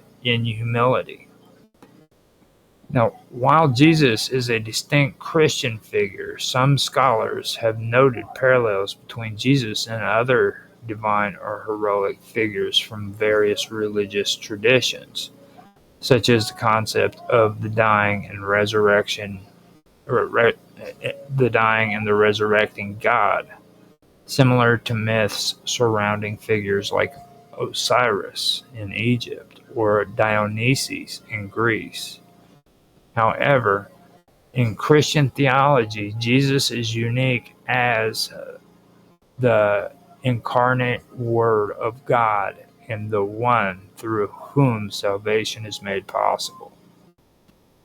All four figures, Sabaoth, Ammon, Apollo, and Jesus, represent powerful divine forces that shape the world in their respective traditions. Sabaoth is associated with the military might of God. Ammon was creation and hidden power. Apollo was knowledge and light, and Jesus was salvation and love. Both Apollo and Jesus are often linked with light. Apollo through his role as the god of the sun, and Jesus as the light of the world in Christian theology. This connection of light symbolizes enlightenment, truth, and divine guidance. Ammon and Sabaoth share themes of creation and cosmic order. Ammon is the creator god in Egyptian religion, while Sabaoth in Jewish and Gnostic tradition is often invoked to reflect God's power over creation and divine armies. Jesus is uniquely associated with the theme of sacrifice, offering his life for the salvation of humanity. This is different from other figures, though there are parallels in the sense that many ancient gods undergo suffering or trials, such as Ammon's potential connection to death and rebirth cycles, or Apollo's role in the death of his own son, Asclepius, in some versions of his myth. Now, each of these figures, Sabaoth, Ammon, Apollo, and Jesus, hold unique significance within their respective mythologies and religious traditions. They embody themes of divine power, creation, light, and salvation, though their roles and their cultural context in which they appear vary greatly. The connection between these figures can help illuminate the universal human search for understanding and connection to the divine across cultures and time periods. So we have gotten through that part. I'm going to go ahead and get back to Romanian folklore. Now, Romanian folklore is rich with layers of ancient beliefs, mythological figures, and spiritual practices, many of which reflect pre-Christian traditions that have been shaped by a combination of Dacian, Roman, Slavic, and other influences. Now, the folklore often intertwines with religious figures and themes from Christianity, particularly in relation to divine powers, light, and cosmic order. Let's explore how Sabaoth, Ammon, Apollo, and Jesus might relate to Romanian folklore, considering their cultural, spiritual, and mythological roles. Now, in Romanian folklore, Sabaoth could be connected to the traditional belief of the divine forces of nature and the heavenly hosts. Romanian peasant traditions often depict a cosmic battle between God and good and evil, where divine entities and spirits act as protectors in the human realm, of the human realm. In some Romanian beliefs, the celestial beings that govern the heavens, similar to Sabaoth's role as the leader of the divine armies, are invoked in prayers and rituals to protect the community from evil spirits, especially during important times such as harvests or religious holidays. This reflects a similar idea of divine armies as forces of protection and cosmic order. In stories of miraculous healing or divine intervention, the figure of God's power, as represented by Sabaoth, might be understood through Romanian legends of divine intervention in battle between good spirits, like the Sfenti or saints, and malevolent forces such as Strigoi, evil spirits or vampires, or Moroi, the undead being, which are undead beings.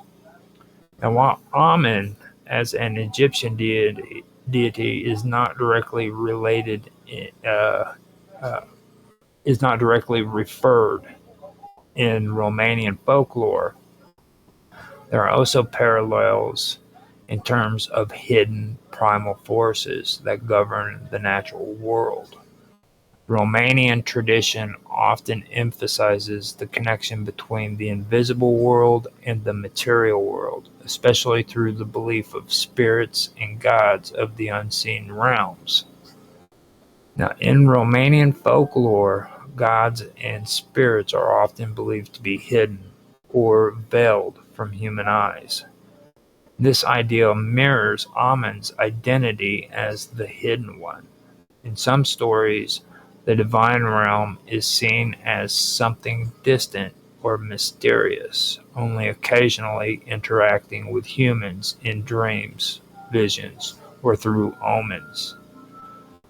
Now, Amen's role as a creator god in Egyptian mythology shares some similarities with the Dacian and Romanian pantheon, where the creation of the world and its cosmic balance is often attributed to gods that are both hidden and powerful. The mythological creation of the world from the primal chaos, symbolized by the world ocean in Romanian myth, reflects a hidden cosmic order that could be likened to Amen's secretive creative force. Apollo in Romanian folklore can be linked to the sun god and the symbolic figure of the sun itself, which is central to many Romanian myths, especially those tied to the cycles of nature, harvest, and life. The sun plays a significant role in Romanian folklore as a symbol of life and rebirth. There are many myths that center around the sun as a powerful force that governs the seasons, the crops, and the lives of people. For example, the sun is often personified as a goddess or a divine being, and her relationship with the moon, often portrayed as a brother or lover, reflects the dynamic balance of cosmic forces. This mirrors Apollo's association with light, healing, and the balance of life through the sun. Apollo, as the god of healing and prophecy, finds echoes in Romanian traditions where healers, often women called Baba or Iarajotoare, possess special knowledge or powers that are believed to come from the divine. These figures often draw on ancient practices of herbal medicine, divination, and spiritual guidance that are connected to the natural and celestial forces. Now, Jesus Christ is central to Romanian folklore, as in all Christian traditions, and his role is deeply woven into the religious and cultural fabric of the country. In Romanian Christian folklore, Jesus is viewed as the ultimate protector of the people, especially in rural communities. He is often invoked in prayers and protection from evil forces, diseases, and misfortune. Romanian villagers often believe that Jesus watches over the souls of the deceased, guiding them to heaven. This reflects his role as a savior who ensures spiritual salvation. Just as Jesus is described as the light of the world in Christian theology, Romanian folklore often associates light with divine purity. For example, the light of Jesus is invoked in rituals for purification, healing, and bringing blessings to homes and fields. His divine light is seen as a guiding force, dispelling darkness and evil. The Romanian understanding of Jesus as a sacrificial figure is emphasized in local customs around Easter, when his death and resurrection are celebrated.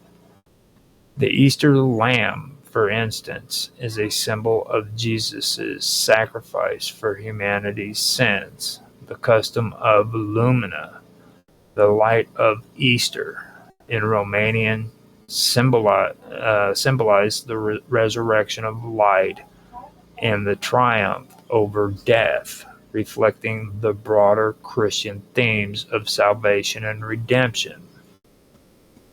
In Romanian folklore, we can see parallels to the divine figures of Sabaoth, Ammon, Apollo, and Jesus, especially in their roles as powerful, protective, and cosmic forces that govern both the natural and spiritual realms.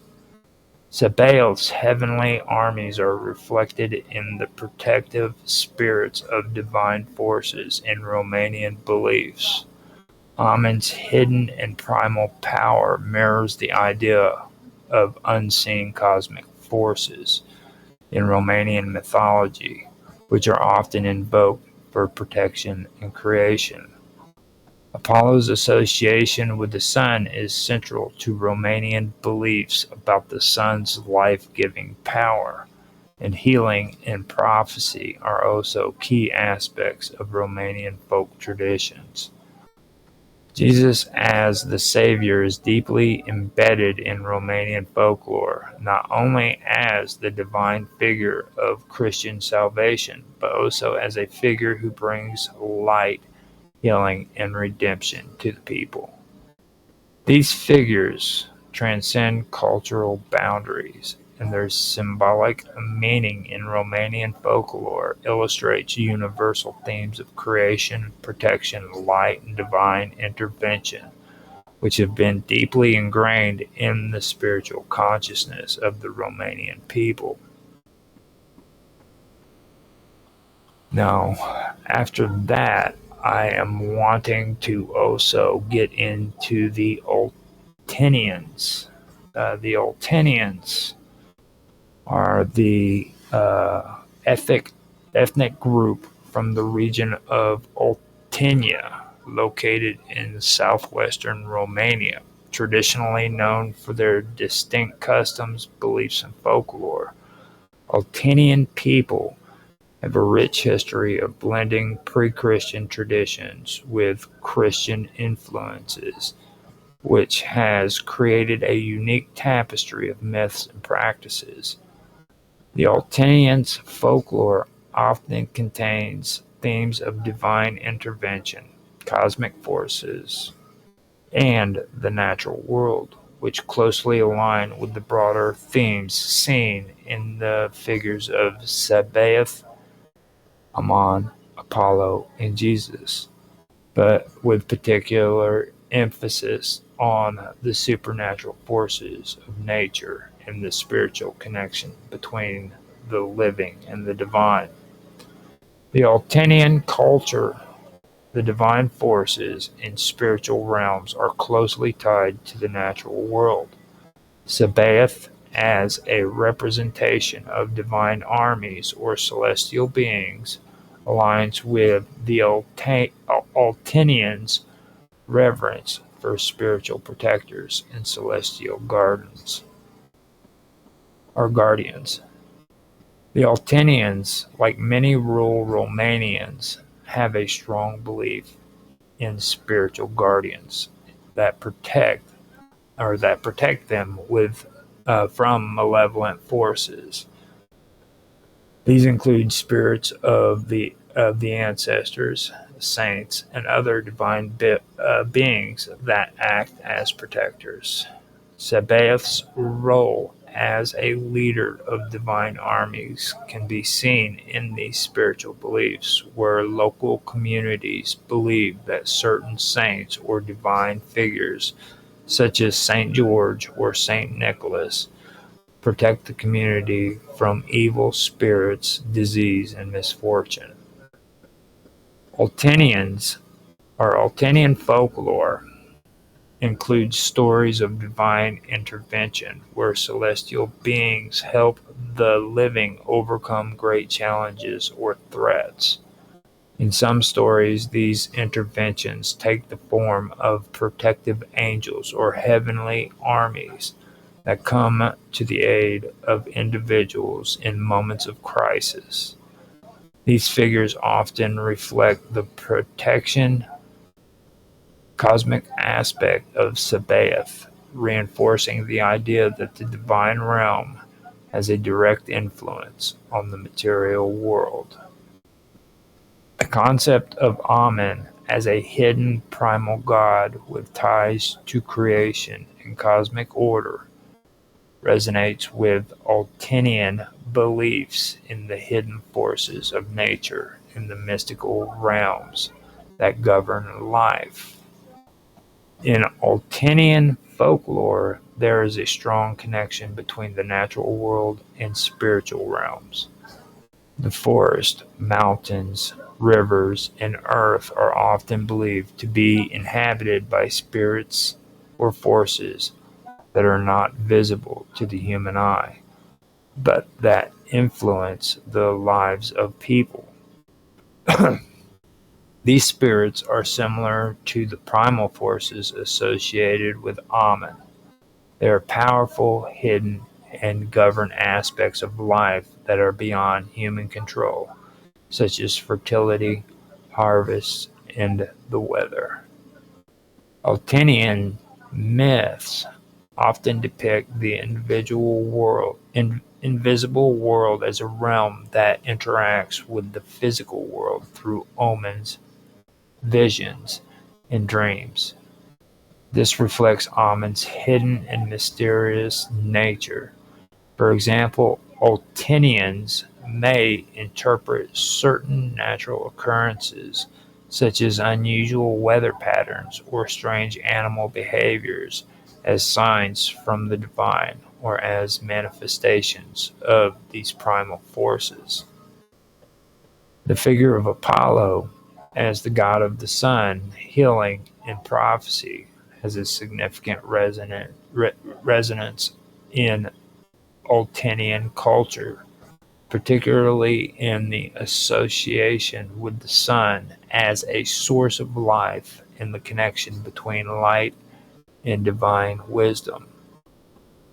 In Altenian folklore, the sun is often personified as a goddess or divine figure who governs the cycles of the seasons and brings life to the earth.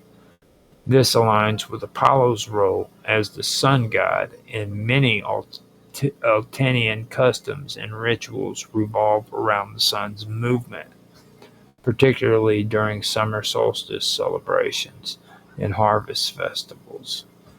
The sun is seen as a force that nurtures crops, protects the community, and brings divine blessings. Just as Apollo is associated with healing, Altenians have a deep belief in folk healers, often women known as Baba or Rajatore, who possess special powers to heal the sick, predict the future, and guide the community. These healers are believed to draw their power from the divine and the natural forces that Apollo governs. The healing rituals often include herbal remedies, spiritual prayers, and invocation of divine beings to bring about physical or spiritual restoration. Now, in Altenian culture, Jesus Christ plays a central role in the ultimate divine as the ultimate divine figure, representing both protection and salvation. His image is deeply woven into the spiritual fabric of the Altenian people, and his role in the afterlife and divine intervention mirrors the broader Christian understanding of his significance. Just as in other Romanian traditions, Altenians believe that Jesus watches over the community, guiding the souls of the deceased to the afterlife and protecting the living from evil forces. In many Altenian folk songs and prayers, Jesus is invoked for protection against illness, misfortune, and evil spirits like the Strigoi. His role as a protector is especially emphasized during Easter, when the resurrection is celebrated as a triumph over death and evil. In Altenian traditions, Jesus is often seen as the light of the world, a divine force that dispels darkness and brings clarity to the human soul. This concept is tied to the Altenian reverence for light as the divine force. For instance, the practice of lighting candles during religious holidays symbolizes the presence of divine light in the world, which drives away evil and illuminates the path of salvation. This reflects Jesus' role as the ultimate source of light, both in the spiritual and physical realm. The Altenians, like many other Romanian groups, hold the Easter holiday in high esteem, viewing Jesus' sacrifice on the cross as a means of spiritual redemption for humanity. This mirrors the Christian understanding of Jesus' death as a sacrificial act to cleanse the sins of mankind. During Easter rituals, the Altenians often perform symbolic acts of purification and renewal, such as dipping eggs in red dye, symbolizing Christ's blood, and offering prayers for the deceased, reflecting a deep connection to Jesus' redemptive powers. In Altenian folklore, the figure of Sabaoth, Amun, Apollo, and Jesus resonate with deeply rooted spiritual beliefs in the power of the divine and the natural world. The Altenians' view of the world is characterized by an intimate relationship between the spiritual and material realms, where cosmic forces, divine beings, and natural spirits interact with human life to maintain balance and order. Sabaoth's divine protection is reflected in Altenian belief in spiritual guardians who protect the community. Amun's primal, hidden power resonates with the Altenians' belief in unseen forces that govern nature and influences human life. Apollo's connection to the sun and healing is mirrored in the Altenian reverence for the sun as a life-giving force in the presence of healers who draw on divine wisdom. Jesus is the ultimate protector and savior. No, Jesus, as the ultimate protector and savior, plays a central role in the Altenian understanding of salvation, light, and divine intervention in daily life. These themes are deeply ingrained in Altanian culture and are a testament to the interplay between pre-Christian beliefs and Christianity, where divine forces and cosmic balance continue to shape the worldview and customs of the people. Now, I ended up having a bunch of weird stuff coming through. I don't know if somebody sent me a message or what the deal was, but I'm checking. So, yeah, nothing there. It must have been notifications. Now,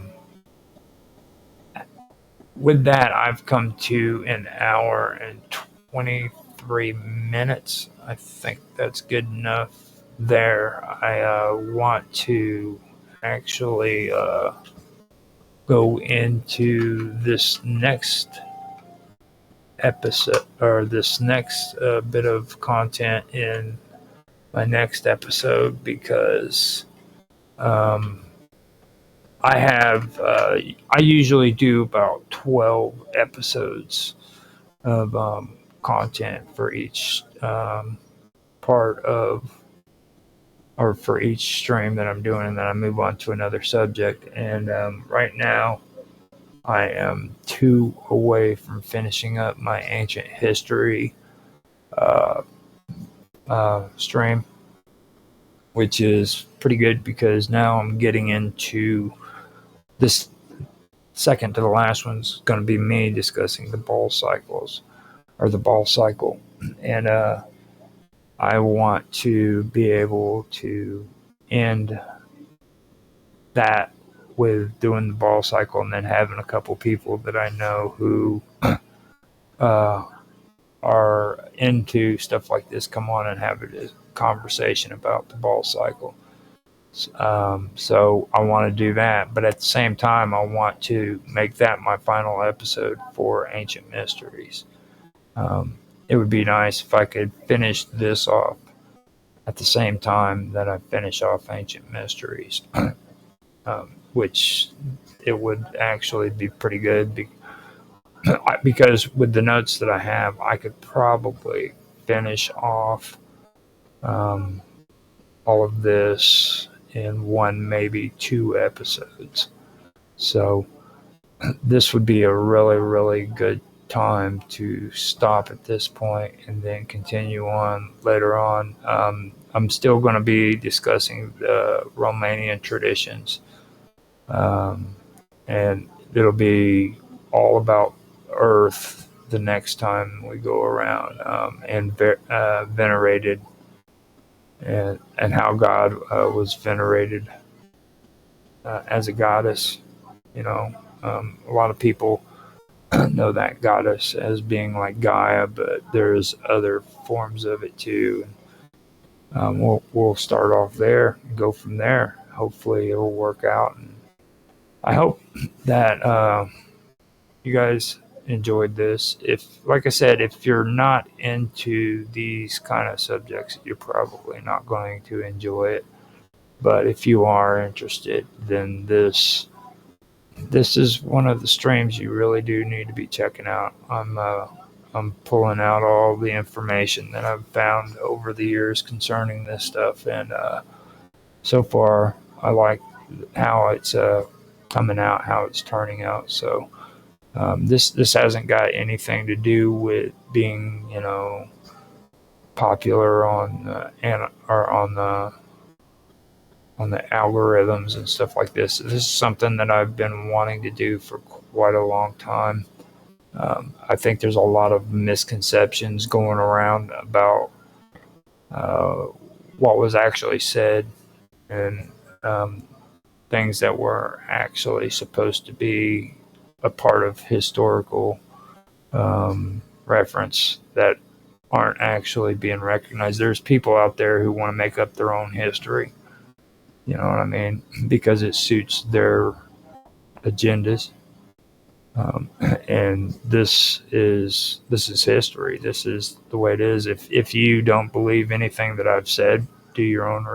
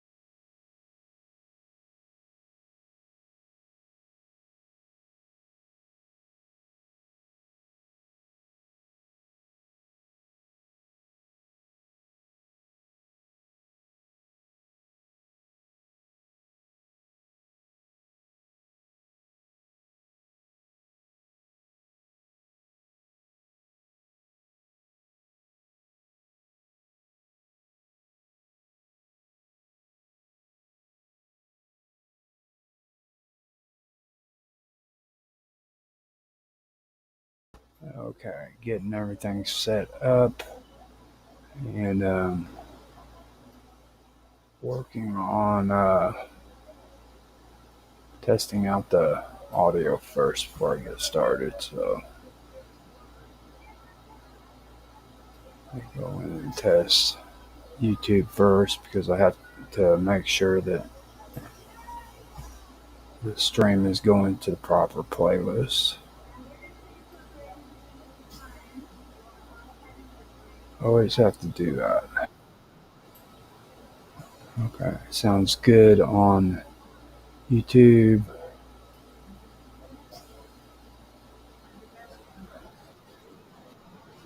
Sounds good on Rumble. Sounds good on Kick. And D-Live. Let me check D-Live out real quick.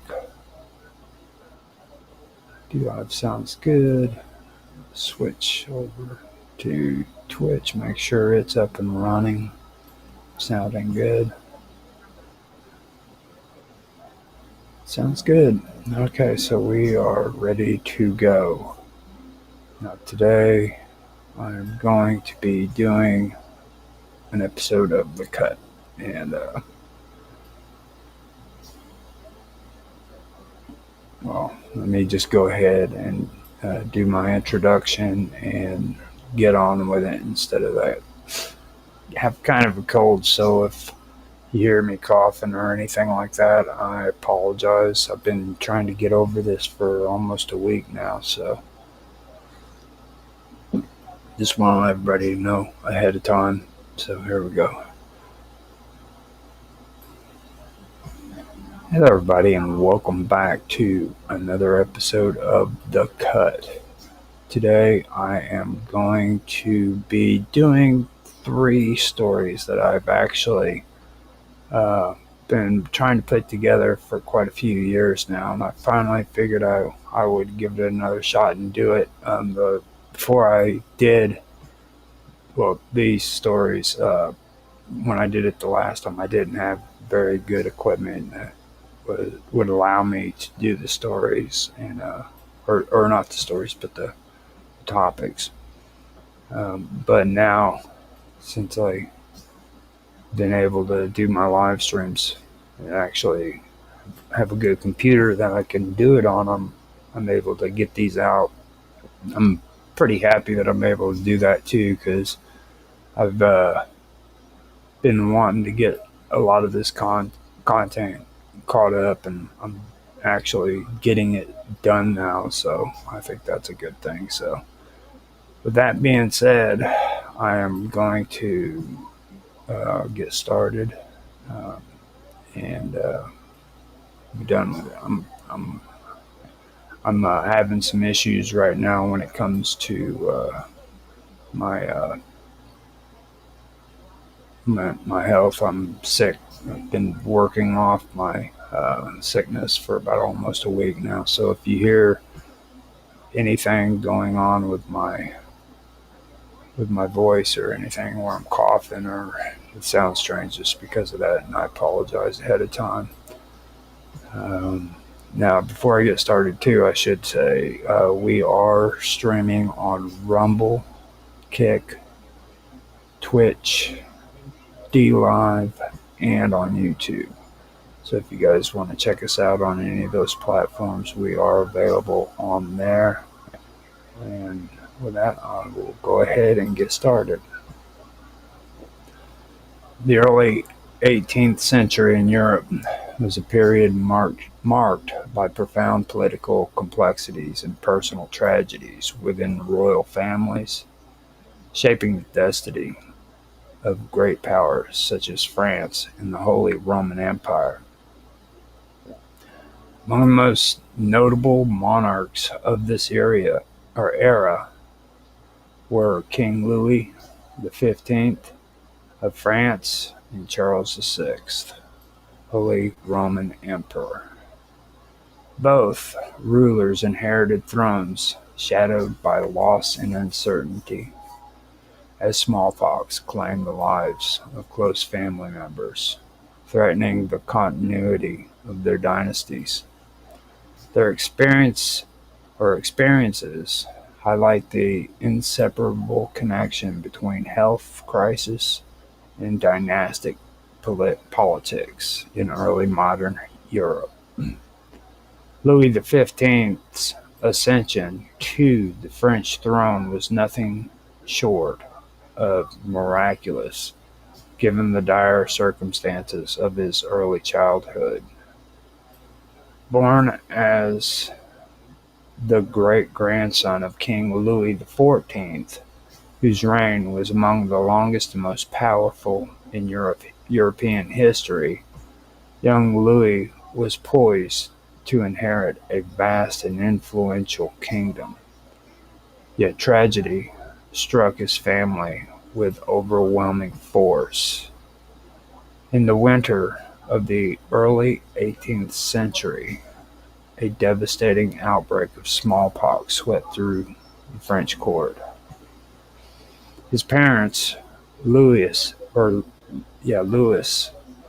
Duke of Burgundy, and Marie Adelaide of Savoy, both contracted the disease and died within days of each other. To compound this grief, Louis's elder brother had succumbed to the same illness the year before. These deaths left the young Louis as the last surviving male heir of the Bourbon line. This abrupt shift in fortune left the French monarchy in a precarious state. The royal family, the court, and the wider realm understood that the future of the dynasty rested entirely on this vulnerable child. As the new heir, Louis was subjected to intense scrutiny and care, but also to pressures typical of a monarchy desperately seeking stability. One significant figure in guiding the young king was his uncle, the Duke of Orleans, who was an influential role in the royal court's efforts to secure the succession. It was common practice in royal households for heirs to be encouraged, even pressured, to produce offspring as soon as they were physically capable. Since the survival of a dynasty depended on clear and numerous heirs.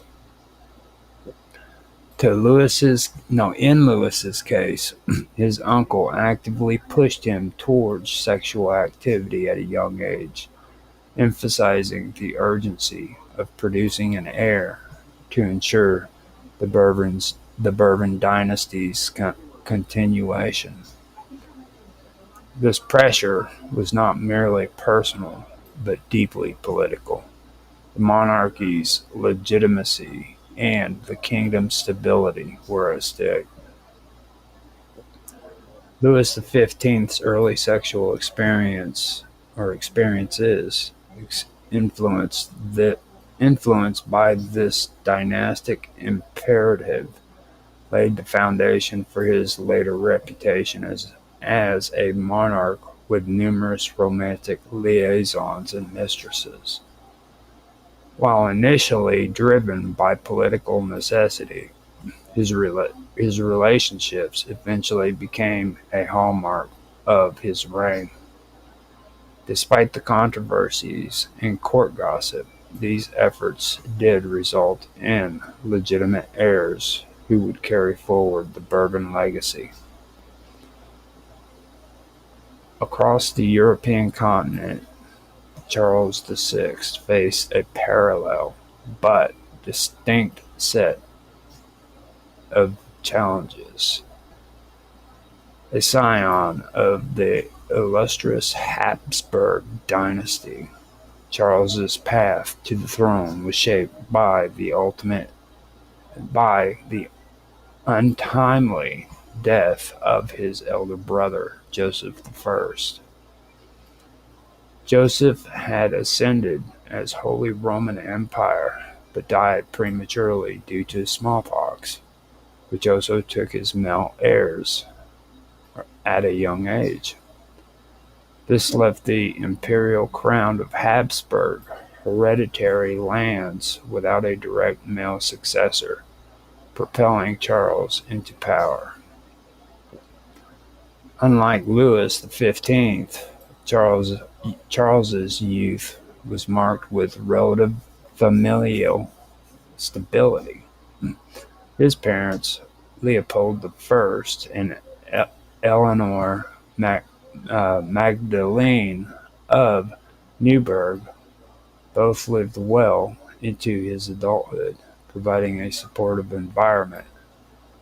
Nevertheless, Charles's reign became dominant by anxieties over producing a male heir. For many years, his wife, Elizabeth Christine, bore children, but none were surviving sons. This pressure to secure the succession was immense, with the vast and multi-ethnic Habsburg territories hanging in the balance.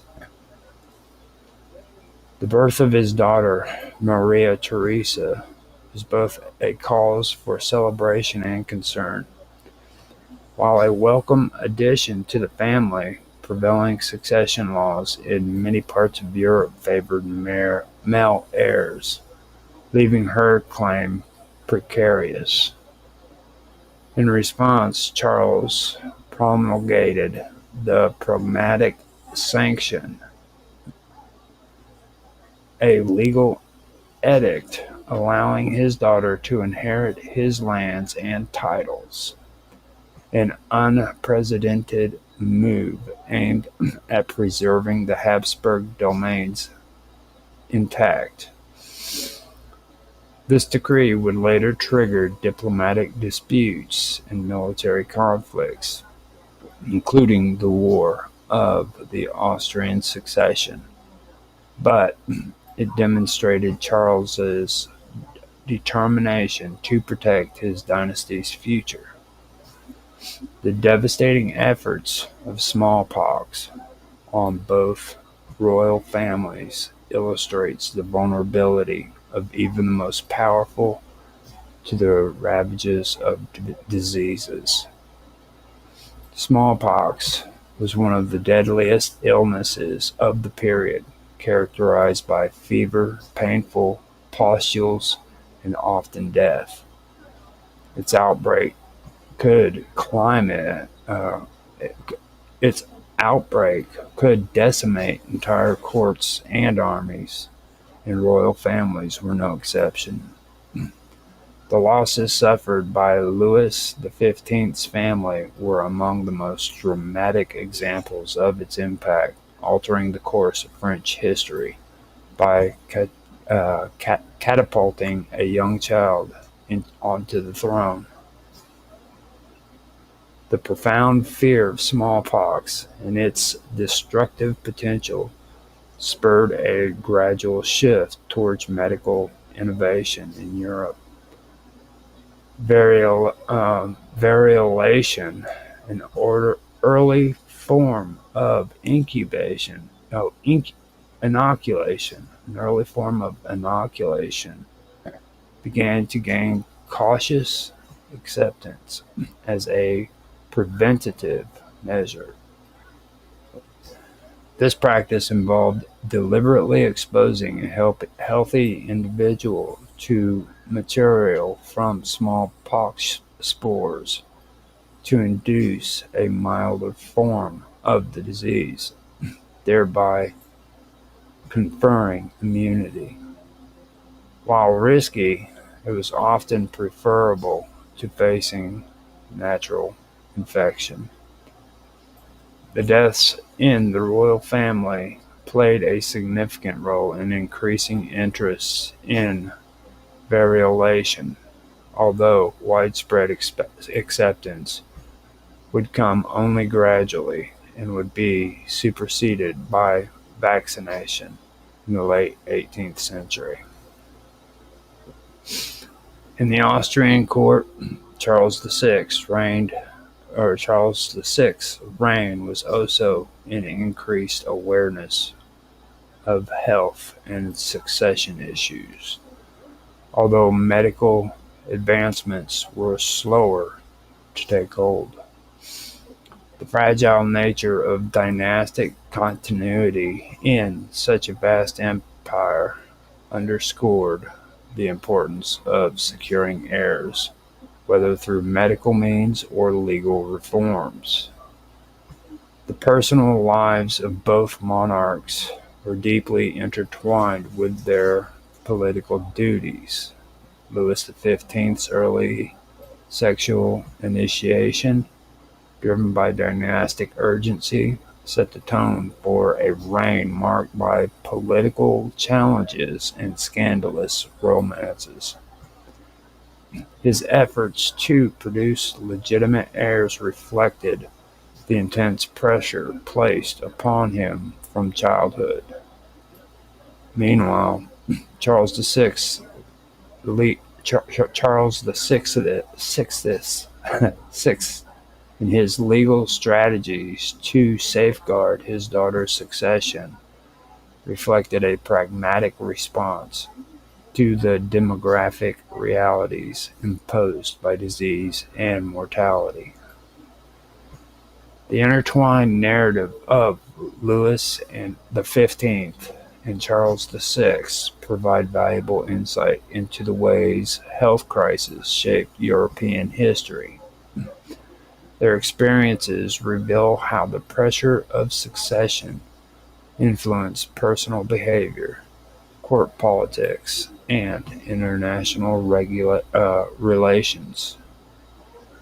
The legacy of smallpox and their families served as a catalyst for medical progress, transforming approaches to disease prevention and influencing the future of public health. The stories of these monarchs underscore the fragility of dynasty rule in the era before modern medicine. The premature deaths of heirs and consorts created uncertainty that could destabilize entire realms. In this context, the effort to secure living heirs, whether through early sexual guidance, legal decrees, or medical interventions, were not mere family matters, but critical state concerns. The lives of Louis XV and Charles VI were shaped profoundly by the shadow of smallpox and the urgent need to preserve their dynasties. Their struggles reflect broader themes of vulnerability, duty, and resilience within European monarchy during a pivotal period. The political and personal challenges they face continue to offer a compelling window into the complexity of power, health, and succession in early 18th century Europe.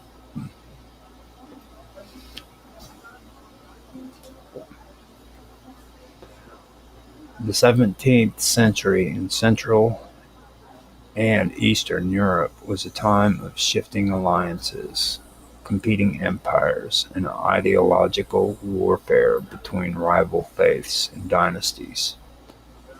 Among the many figures who attempted to navigate this volatile landscape was Georgi II Rákóczi, a prince of Transylvania, born into a dynasty that had become synonymous with religious resistance and political maneuvering.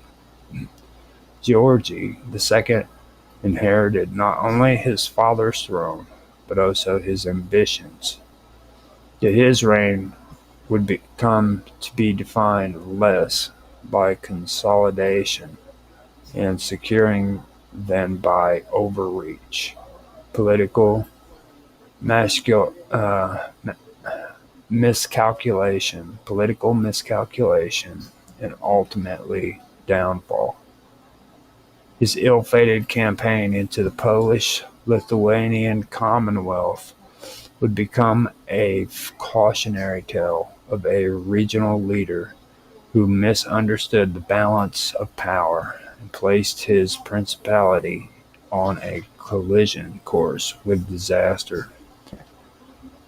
Transylvania in the early modern era was a principality tucked into the Carpathian Mountains, surrounded by more powerful entities, including the Ottoman Empire, the Habsburg monarchy, and the Polish-Lithuanian Commonwealth. Though formerly a vassal of the Ottoman Sultan, Transylvania had for generations acted as with a high degree of independence, particularly under the leadership of the Rákóczi family. The Rákóczis, known for their Calvinistic faith, were champions of Protestant liberties in an era dominated by Catholic expansion and Ottoman suzerainty. Principality served as a haven for religious refugees and became a bulwark of Protestant influence.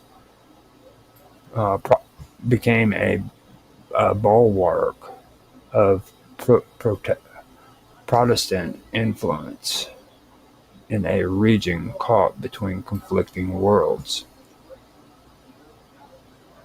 Georgy II was the son of Georgy I Rákóczi, a ruler who had managed to maintain Transylvania's relative stability through skillful diplomacy and a cautious approach to warfare. When Georgy I died, his son inherited the principality title along with a kingdom that was strong but vulnerable. The young prince, confident and determined, set his sights on expanding Transylvania's role in regional politics. His ultimate ambition was to secure a crown beyond his inherited domain, and the unstable conditions in Poland seemed to offer a perfect opportunity. The Polish-Lithuanian Commonwealth in the mid-17th century was reeling from a series of catastrophes. It had suffered repeated military defeats, internal rebellions, and foreign invasions. The Khmelnytsky uprising had shaken the Commonwealth's eastern territories, while Swedish armies under their ambitious king had invaded and taken control of much of Poland during the period known as the Deluge. Among this chaos, Georgy II saw the possibility of expanding his influence northward and perhaps even claiming the Polish crown itself. He believed that the Swedish king's invasion had created a power vacuum that he could fill with Transylvanian troops and the support of disaffected Polish nobles. Driven by these ambitions, Georgy II entered into an alliance with the Swedish king and also attempted to coordinate with the Cossacks of Ukraine. He assembled a sizable army composed of Transylvanian soldiers, hired mercenaries and Cossack allies. With confidence and a sense of destiny, he marched northward into Poland or Polish territories without seeking prior approval from the Ottoman court. This decision would prove disastrous. The initial phase of the campaign brought some success. His troops captured towns and gained ground, meeting little resistance at first. However, these early victories quickly turned into a series of missteps. Coordination with the Swedish forces proved difficult, and mistrust between the Allies began to grow. Polish forces began regrouping, and local resistance hardened. Most damaging of all was the reaction from the Ottoman Empire. Though nominally a vassal of the Ottomans, Georgy II had acted independently, violating the terms of Transylvania's protected status. The Ottoman court viewed his invasion of Poland as a breach of loyalty and a direct challenge to its authority in the region. As the Polish-Lithuanian forces began to recover and received reinforcements from their allies, including the Russian Sardam and Crimean Tatars, Georgy's armies found itself overwhelmed. His forces suffered a string of defeats, and the dream of seizing the Polish crown vanished. The campaign degenerated into a long, humiliating retreat. Many of his soldiers were killed or captured, and the surviving forces returned home demoralized and discredited. This defeat had grave consequences for Transylvania. The Ottomans, angered by Georgy's betrayal, no longer trusted him as their vassal. They moved quickly to punish his insubordination by supporting a rival claimant to the Transylvanian throne. A period of civil conflict ensued, as internal factions within the principality split between loyalty to Rákóczi line and those who sought Ottoman favor by endorsing a replacement. Georgy II attempted to reassert his position through negotiation of military force, but his prestige had been shattered. The once confident prince now faced a principality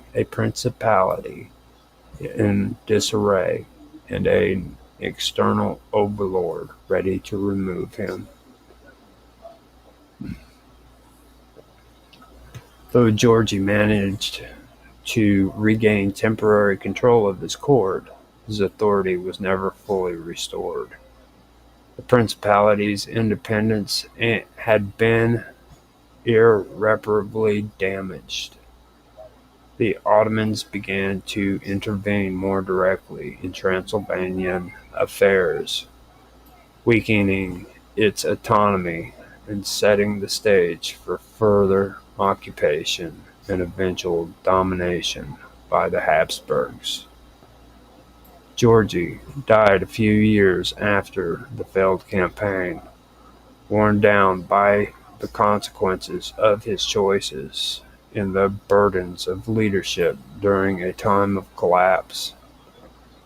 The life and reign of Georgy II Rákóczi offer a compelling study of ambition meeting reality in the complex geopolitical terrain of early modern Eastern Europe.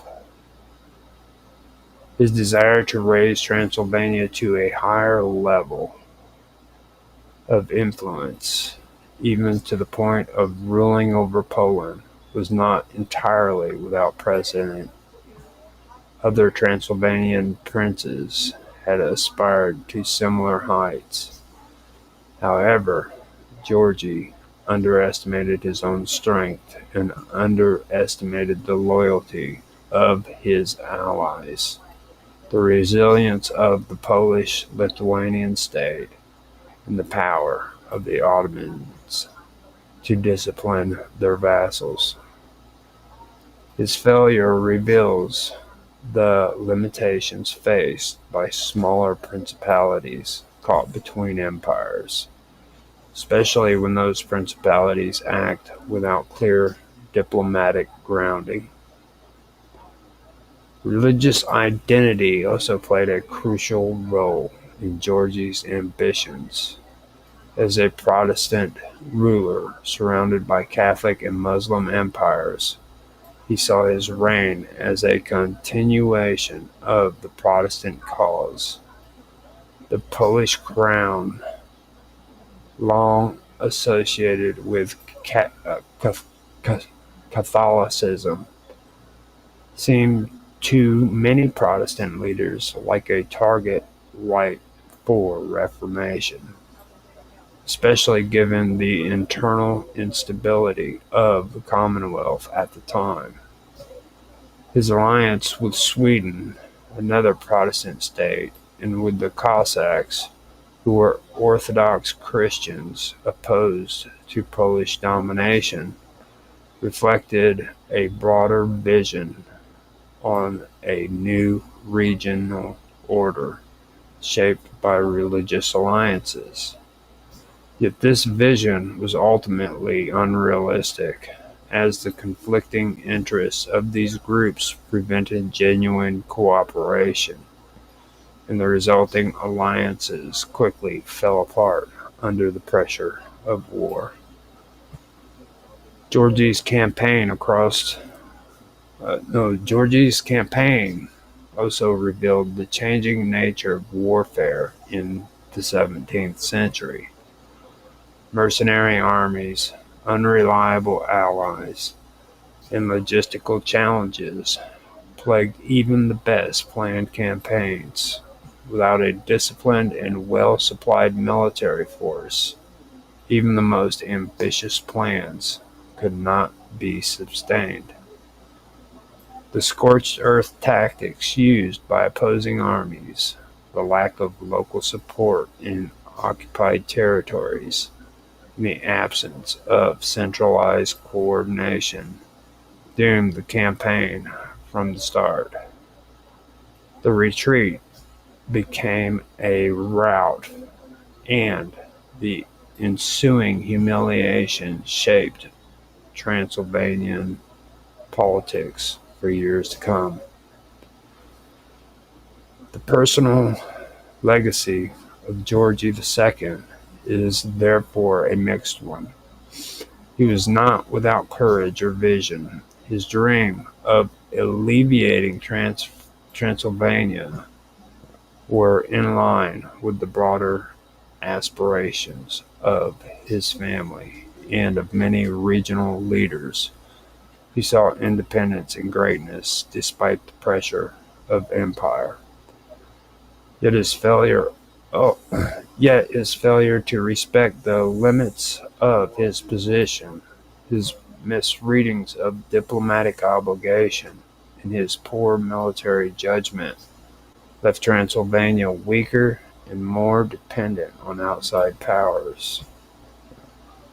After his death, Transylvania continued to decline, increasingly influenced by Ottoman administrators and eventually absorbed into the growing sphere of the Habsburg monarchy.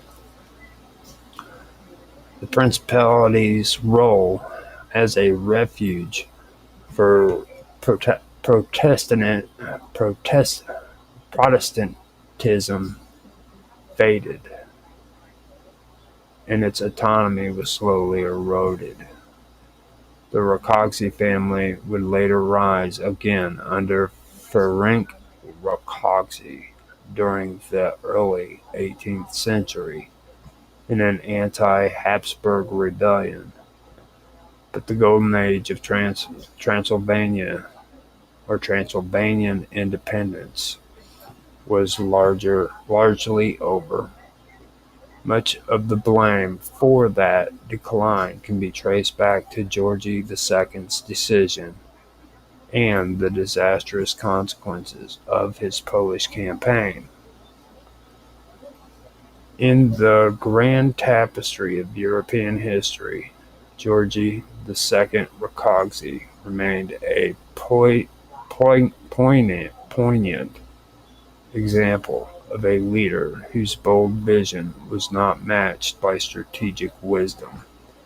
His life and reign stand as a lesson in the dangers of overestimating one's power and acting without regard for the complex obligations that come with leadership. His story is one of noble ambition undone by the very forces he sought to master, and it reminds us that even the most passionate leaders must temper their dreams with prudence, especially in times of great uncertainty and change.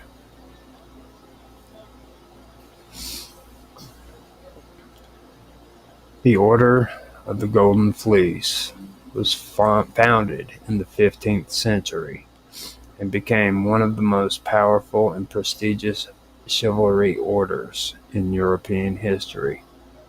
Its influence extended from the feudal courts of Burgundy to the sprawling realms of the Habsburg dynasty, where it served as a ceremonial and political tool across centuries of shifting power.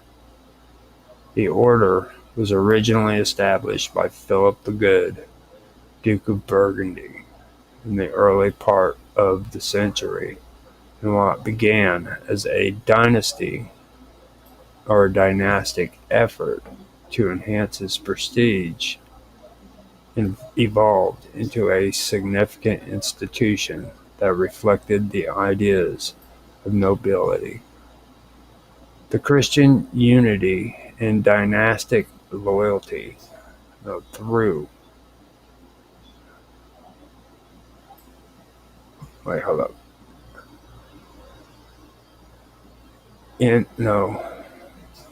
I've got to start that up again. The order was originally established by Philip the Good, Duke of Burgundy, in the early part of the century. What began as a dynastic effort to enhance his prestige, it evolved into a significant institution that reflected the ideas of nobility, Christian unity, and dynastic loyalty.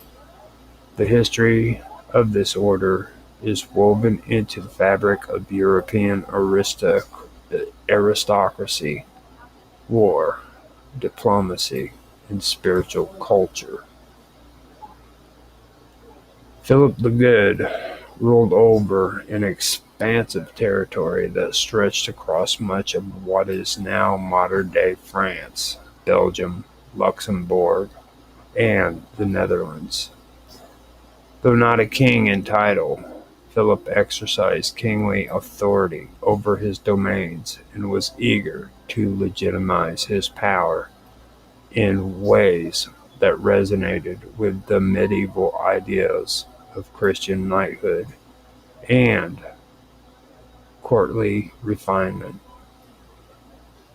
To this end, he created the Order of the Golden Fleece as both a symbol of virtue and a mechanism for ensuring loyalty among the great nobles of his lands.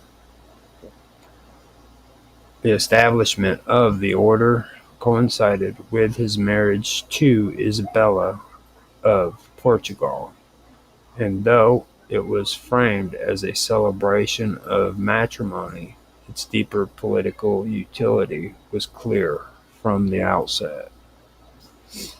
The name Golden Fleece evoked mythological and religious significance.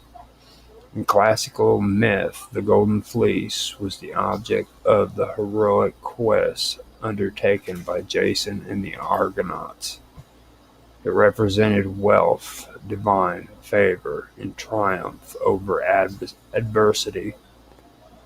In a Christian context, it was interpreted symbolically as a reflection of sacrifice and purity. By invoking this name, Philip linked his order to timeless values and framed his court as a court of divine purpose and noble aspiration. From its foundation, the order was governed by strict statutes. Only noblemen of illustrious birth and proven merit could be admitted. Members were expected to maintain a high standard of conduct, both in their public duties and private affairs. The number of knights was initially limited to 24, a deliberate choice that made admission exceptionally rare and prestigious. Members were required to swear solemn oaths to the order and to one another, committing themselves to ideas of loyalty, justice, and courage. The collar of the order became an instantly recognizable emblem among the elite. It consisted of a chain of fire, steel links with flints and sparks, symbols of vigilance and divine inspiration. Hanging from this chain was the pendant in the shape of a golden fleece. This collar was worn in solemn occasions and served as a visible declaration of membership and allegiance. Wearing it marked a man as someone trusted not only by the sovereign, but by the collective community of Europe's most respected nobles. After the death of Charles the Bold, the last male heir of the Burgundian dukes, the Burgundian inheritance passed through marriage into the hands of the Habsburg family. From that moment onward, the Order of the Golden Fleece became tied to the destiny of one of Europe's most powerful dynasties. The Habsburgs, who ruled over territories ranging from Austria to Spain and the Americas, adopted the order as a dynastic institution. It would come to symbolize the continuity of Habsburg authority and serve as a critical tool in their diplomatic and ceremonial practices. Under Habsburg rule, the order grew in prominence. Its statutes were preserved, but its membership expanded slightly to accommodate a larger network of influential allies and nobles. In Spain, under the reign of Charles V, the order became deeply integrated into the Spanish monarchy. Charles, having inherited both the Burgundian lands and the Spanish throne, used the order to reward loyal service, forge alliances, and reinforce the moral authority of his rule. The order's connection to the Catholic faith was emphasized during this period, especially as it became a bulwark against the rising tide of the Protestantism during the Reformation. Throughout the early modern period, membership in the Order of the Golden Fleece was one of the highest honors that could be bestowed. It was often used to secure political loyalty or celebrate military and diplomatic achievement. Knights of the order were frequently monarchs, dukes, generals, and ecclesiastical leaders who service aligned with the interests of the Habsburg crown.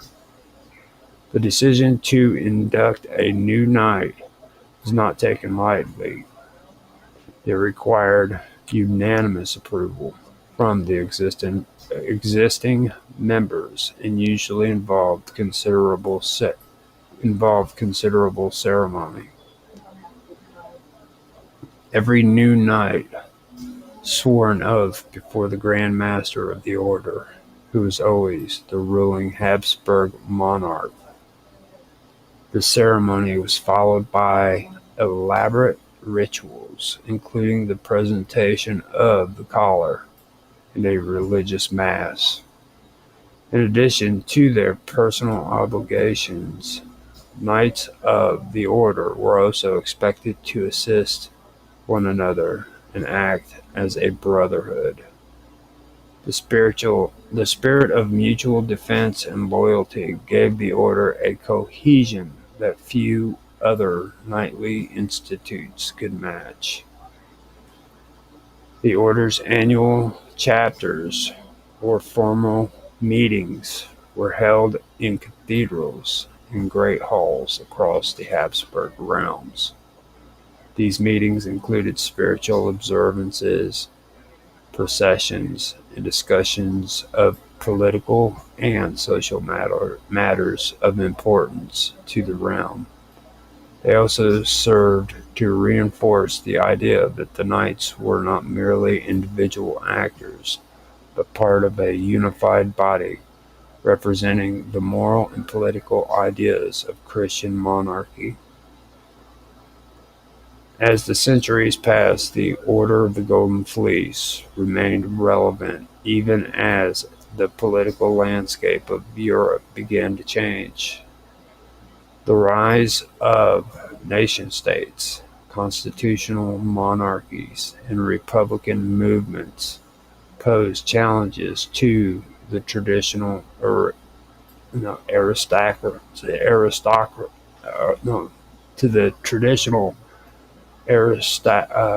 aristocratic orders. Yet, the order adapted to continue to function both as a ceremonial institution and a diplomatic tool. It provided legitimacy to newly crowned monarchs, cemented alliances between European powers, and preserved the vestiges of chivalric tradition in an increasingly modern world. Within the division of the Habsburg Empire, the order eventually split into two branches.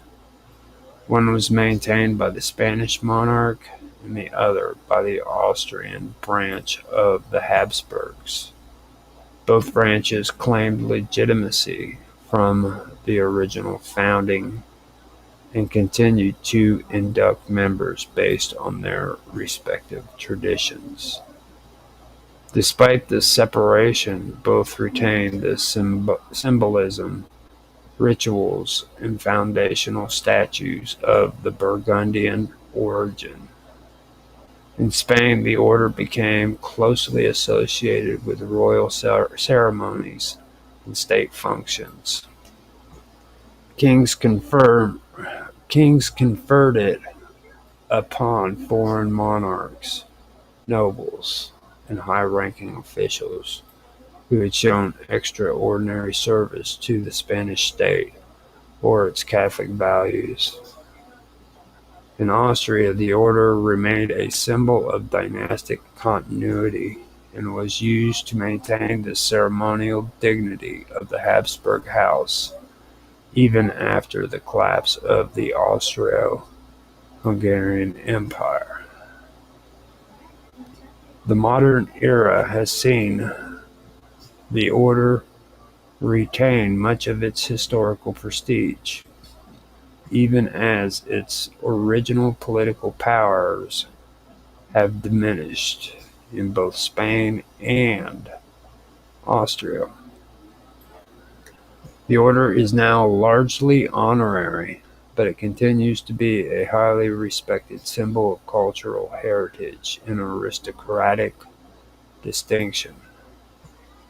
The Spanish king, who serves as the Grand Master of the Spanish branch, has conferred the order upon prominent international figures, including monarchs, head of state, and cultural leaders. The Austrian branch, maintained by the descendants of the Habsburg family, similarly grants memberships as a mark of distinguished service to Christian Europe and the legacy of the empire. What sets the Order of the Golden Fleece apart from other knightly orders is its unbroken link to the dynastic identity of the Habsburgs, and its original function as a political instrument of Burgundian ambition. While other orders were created by kingdoms and states, the Golden Fleece was created by a dynasty and has remained in dynastic hands ever since. This has given it a particular character that resists the erosion of time in changing political regimes. So yeah, excuse me, there you go. That is the last of my readings. Now,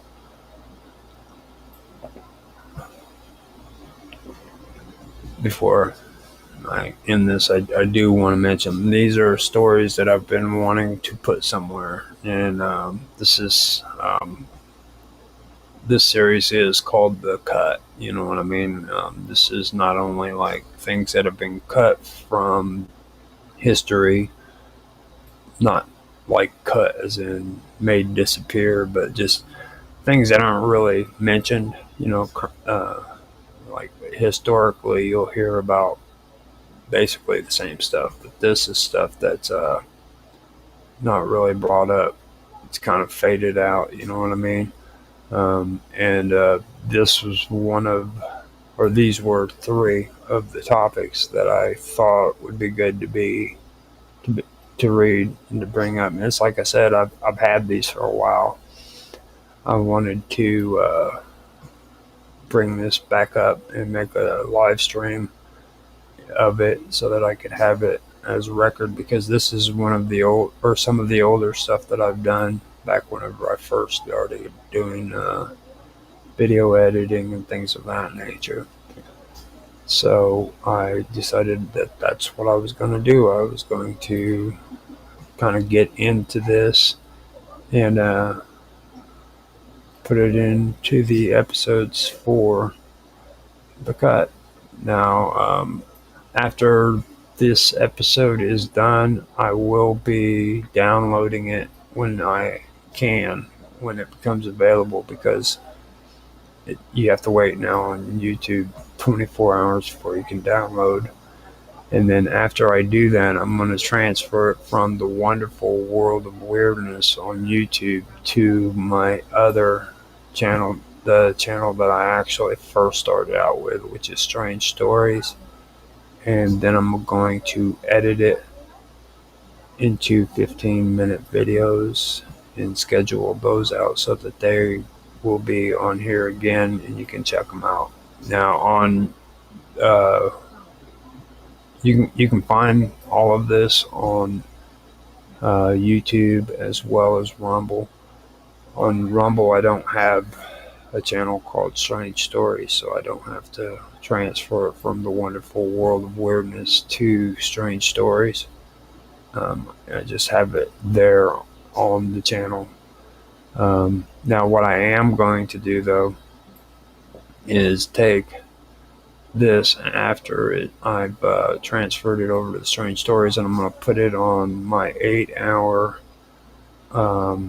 video blocks that I have of all this content that I've done when it comes to live streaming, and I'm going to upload that onto my main channel, which is Roger Hanson, and that's after I edit it into 15-minute segments.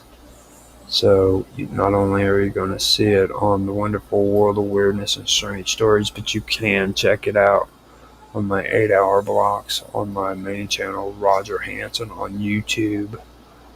And after that, I will be putting it on Rumble again at a later time, most likely in April of next year, I believe, is when it'll be coming out again in the full context.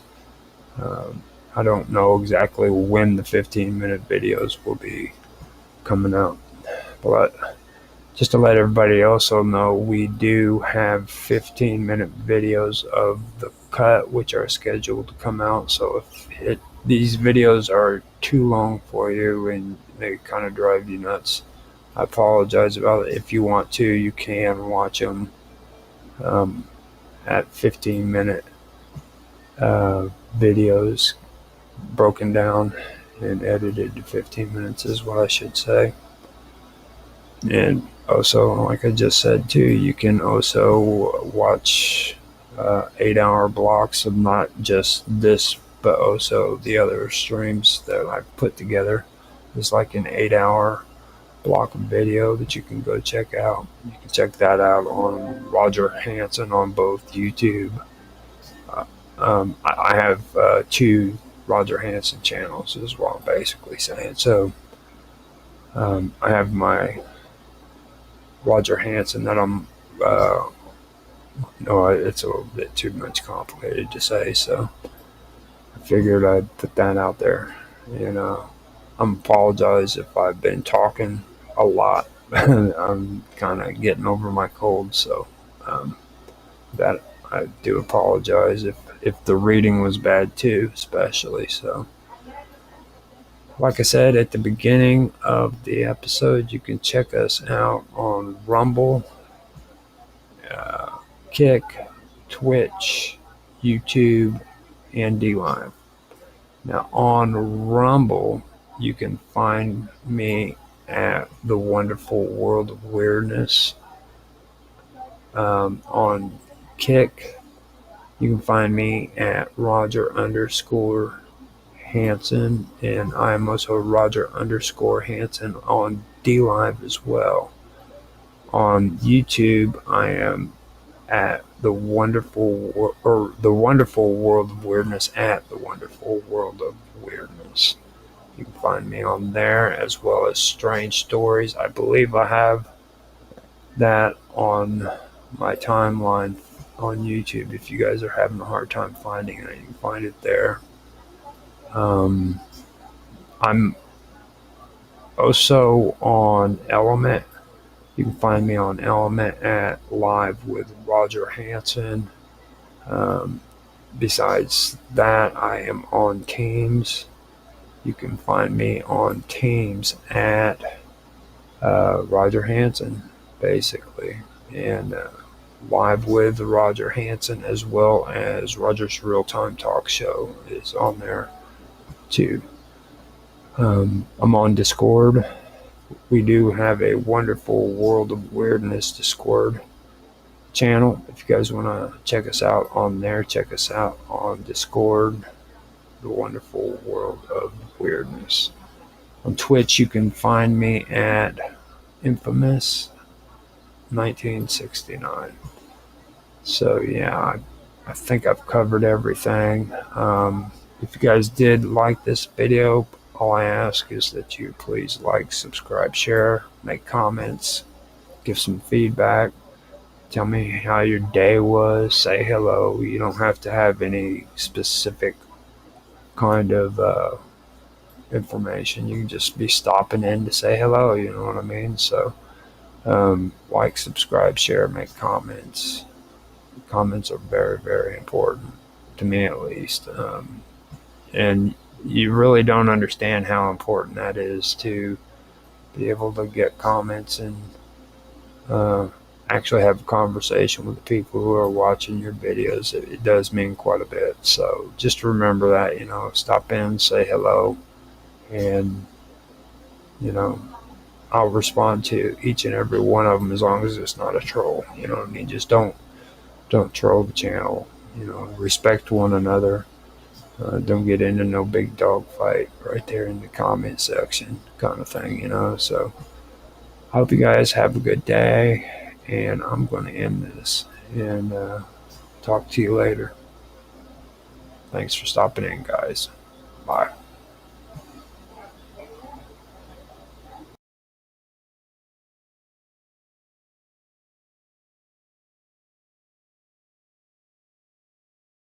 And welcome back. But first, I'm going to do my audio tests, and I am going to get on with the show. It's late at night, I know. I have to check my audio. I know it's late, but I was doing a lot of writing and stuff, getting things sorted out and everything ready for the show, and then I had a lot of other things that I had to do for my schedule. But it's fine because it is 10 o'clock, and that's one of the best times to actually do this stuff. So sounds good on DLive. Gotta hit refresh on Rumble again, of course. Check Rumble whenever it gets kicked in and going.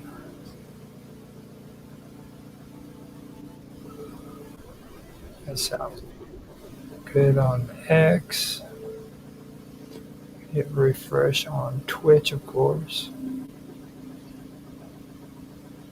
This gives me a chance to go through and make sure that I got my name on my shows and everything too, because I've been notorious for putting the wrong title and everything on it. Everything sounds good on Twitch. Everything sounds good on Kick. Now YouTube, what's it look like? Gotta probably hit refresh on that one too. Yeah, I did. Go in, set that up with the playlist, because since it is done through Rumble, I have to go in and manually adjust or put everything inside there for the show. So I just go in and switch it around to where it goes into the live stream playlist. Okay, that sounds good on all the channels. So we're good to go. I even got my coffee ready, starting up at 10 p.m. sharp. Now, like I said in this one, we're going to a new level with this cosmic weave. I've went through and covered the primordial beginnings, and I started the second part of it last week, or the week before, I should say. But wait, no, it was last week. But this week, I am that was more on the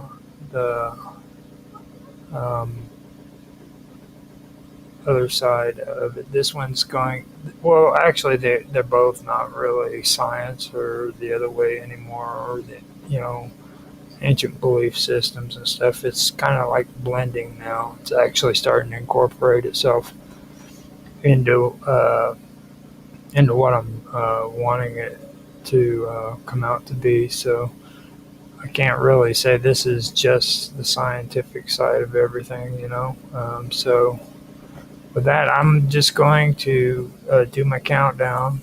I'll get started, and I will start the reading so you guys can hear what I've got done so far for the conscious beginning. Okay. 3, 2, 1, now. Hello everybody, and welcome back to another episode of the Cosmic Weave. This is the second part of conscious beginnings. This is where we go from the primordial beginnings into the conscious beginnings of the cosmic weave. And today I have put together a reading that will that I think is pretty interesting. It kind of goes off into another direction other than science. It has some linguistics involved in it, as well as some of the human brain. So with that, I'm going to say welcome to the show, and let's get on with the reading. That's about the best I can say, so here we go. Climbing fibers were born of the essence of elevation and growth, driven by a deep, innate desire to ascend. They are the architects of transformation and the weavers of new pathways that stretch across the known dimensions, reaching towards the heights of understanding and awareness. Mossy fibers are conduits of order and structure, woven into the tapestry of reality itself. At the edge of perception, raw signals are born, which follow a strict sequence of natural rhythm. The mossy fibers guide these signals to their destination, ensuring they are interpreted correctly. While mossy fibers are threads that hold everything together, climbing fibers were not held by constraints. Their movements are fluid and spiraling, carrying with them raw signals of creation, waves of energy pulsing with the potential of transformation. These signals were not only data, but also the seeds of evolution. Climbing fibers followed a path that is less predictable, gathering raw signals and transforming them into patterns of knowledge and insight. A process that allowed for new ideas, forms, and possibilities to emerge. These climbing fibers weave pathways, creating pathways for transformation. Complex spiral threads intertwined, creating a vast network of connections. Each pathway with a potential route for the evolution of consciousness. A bridge between the material and the immaterial, the known and the unknown. Constantly striving upward to higher and higher levels of understanding. Within them, the deep, intrinsic need to grow and expand, wanting to transcend their limitations. Infusing the raw data that they gathered with the energy of this elevation and transforming it into patterns of knowledge. Patterns that would eventually become blueprints for new realities and dimensions and of understanding. And dimensions of understanding. A process that could be only reached through the process of ascent. Without climbing fibers, the pathway of transformation would close. With the fibers came morality, with systems of law. The necessity was with the fibers came morality, with systems of law, and necessity was an unyielding and inevitable force. But out of this divine reasoning of predetermination came change. Change would create struggle against established order, creating something new. From ethics, divine reasoning, and change emerged grace and understanding, a guiding light and center of harmony. Through the power of change, laws of nature and a fixed course became integrated into what we would call reality. From divine providence, determination, and free will came acceptance, submission, fertility, stability, life, existence, and interconnectedness between natural and divine forces. Structure was introduced through nurturing and sustaining forces, bringing life in the soul. Within the mind, information is carried, processed, integrated, and projected outward. It's translated into patterns that can be interpreted and understood. Within the core of this process center of information, it awaits the arrival of the climbing and mossy fibers. These fibers that deliver signals to deep nuclei that in turn transforms raw data into knowledge and action. Acting as a processor, decoding information and integrating it into the broader narrative. The information is then elevated to a higher state of understanding where speech, awareness, freedom, divine inspiration, and the soul are born. A type of sound influencing surrounding sounds, the latter derivative, and later derivatives. The core of the root which carries the primary meaning. Another sound disappears without a trace, though it may still subtly influence other sounds. Derivatives illustrate how a single root evolves into a class of hypothetical sounds, each with distinct effects on surrounding sounds, where neutral and plain sounds leave little to no trace behind. Rough or voiceless sounds with their tendencies seem to color, preserve, round, extend, and lengthen other sounds. If a sound appears unexpected or a certain pattern of sound occurs, it can only be traced back to the influence of the sound. Certain roots seem to preserve unexplicable sounds, while sets of sounds play a significant structural role in how sounds behave and evolve. Sounds that are created by constricted airflow and causing turbulence are rare, considered complex and difficult to articulate. Creating a sound that is often described as raspy, harsh, or hollow. Sounds that are acoustically and articulately distinct from other sounds. There are voiced and voiceless sounds. The voiceless sound without vibration during the articulation, and the voice sound that does vibrate. Sounds that are acoustically characterized by low frequency energy and a less defined spectral shape compared to more common sounds. These sounds are prone to more variation and are sometimes replaced or approximated by other sounds.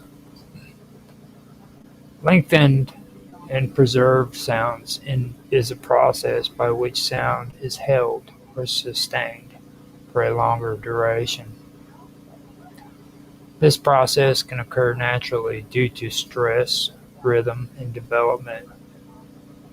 A sound may be preserved as it resists deletion, reduction, or merging with other sounds over time, usually due to its prominence as a sound or the environment. Sound preservation is usually associated with sound conservatism, such as roots or stress. Colored sounds involve the alteration of a sound quality due to the influence of a nearby sound. This is often observed when a sound with a particular with a particular place of articulation causes the sound next to it to shift in quality. The sound becomes centralized or reflexed, and its quality changes enough that it is no longer the original sound, but acquires some of the resonant characteristics of the other sound. Sound can front or raise a neighboring sound, modifying its tone or resonance in subtle but important ways. Rounding sounds refers to the phenomenon in which the position of an object is created with a rounded shape and is typically due to the influence of nearby sounds.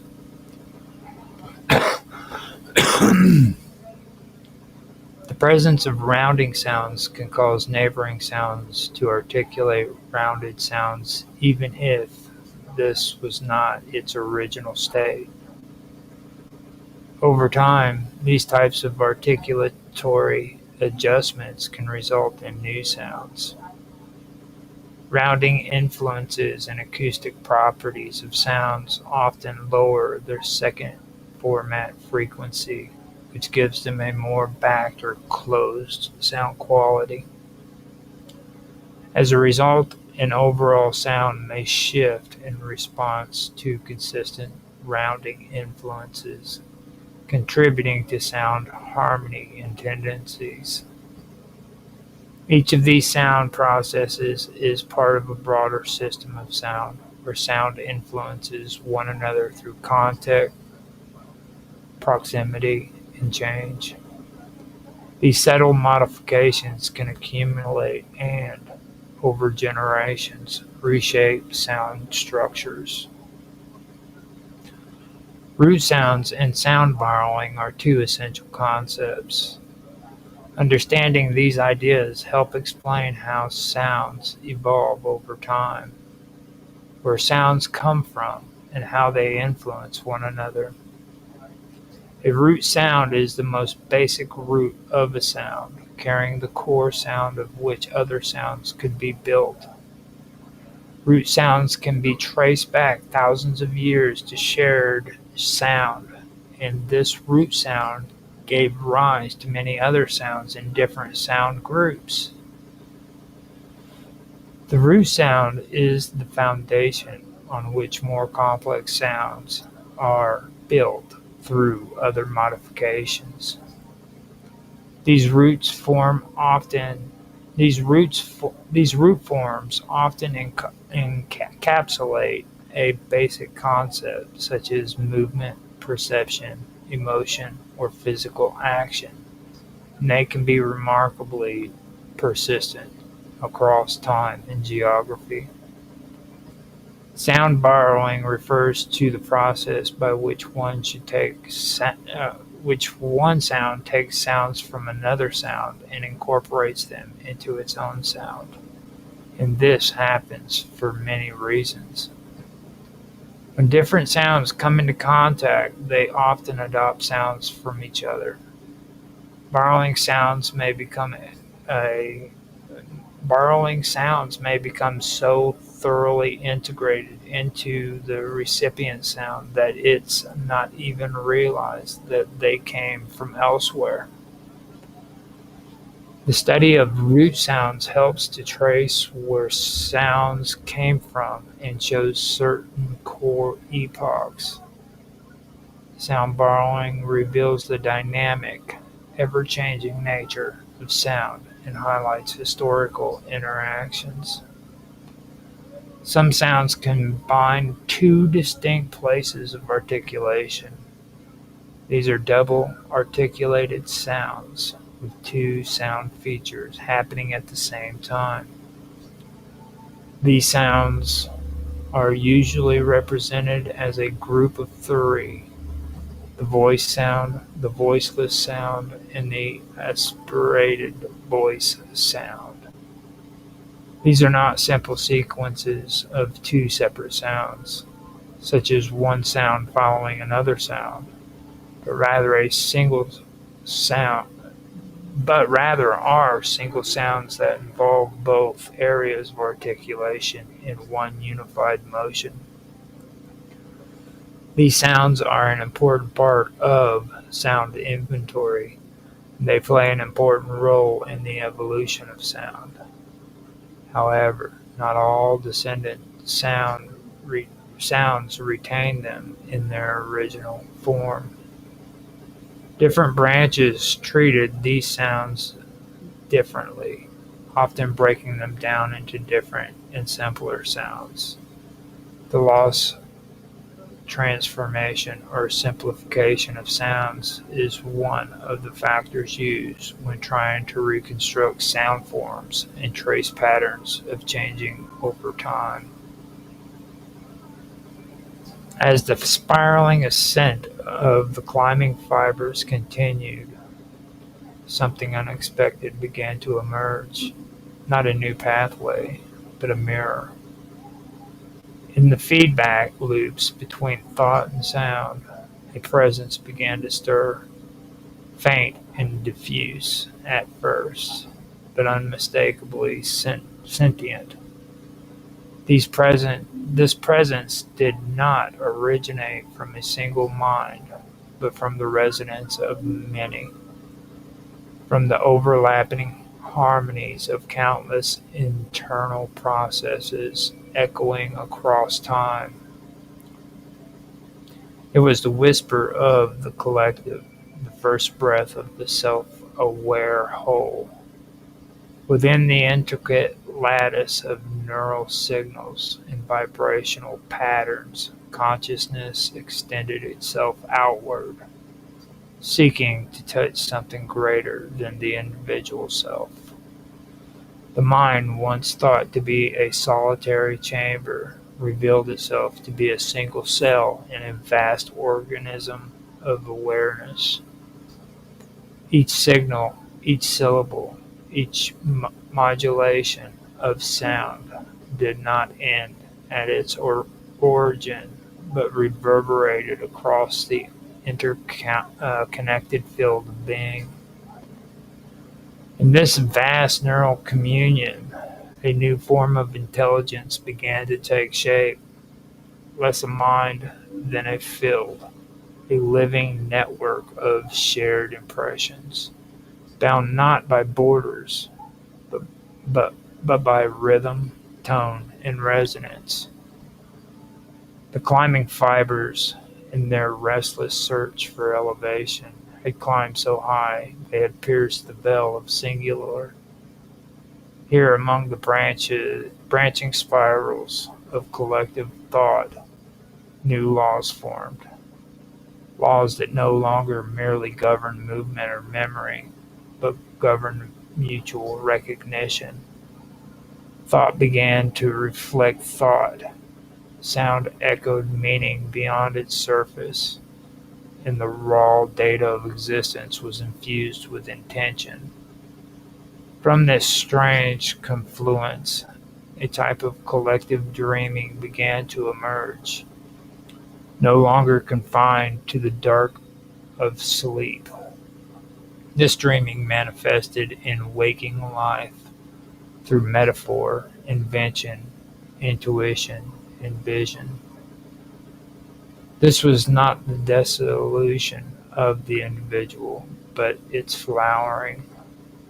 Each mind became a point of entry, a node in the larger pattern. The mossy fibers continued their work, grounding thought in context, anchoring intuition in experience. They organized the chaos of collective insight, holding it steady just long enough for form to take root.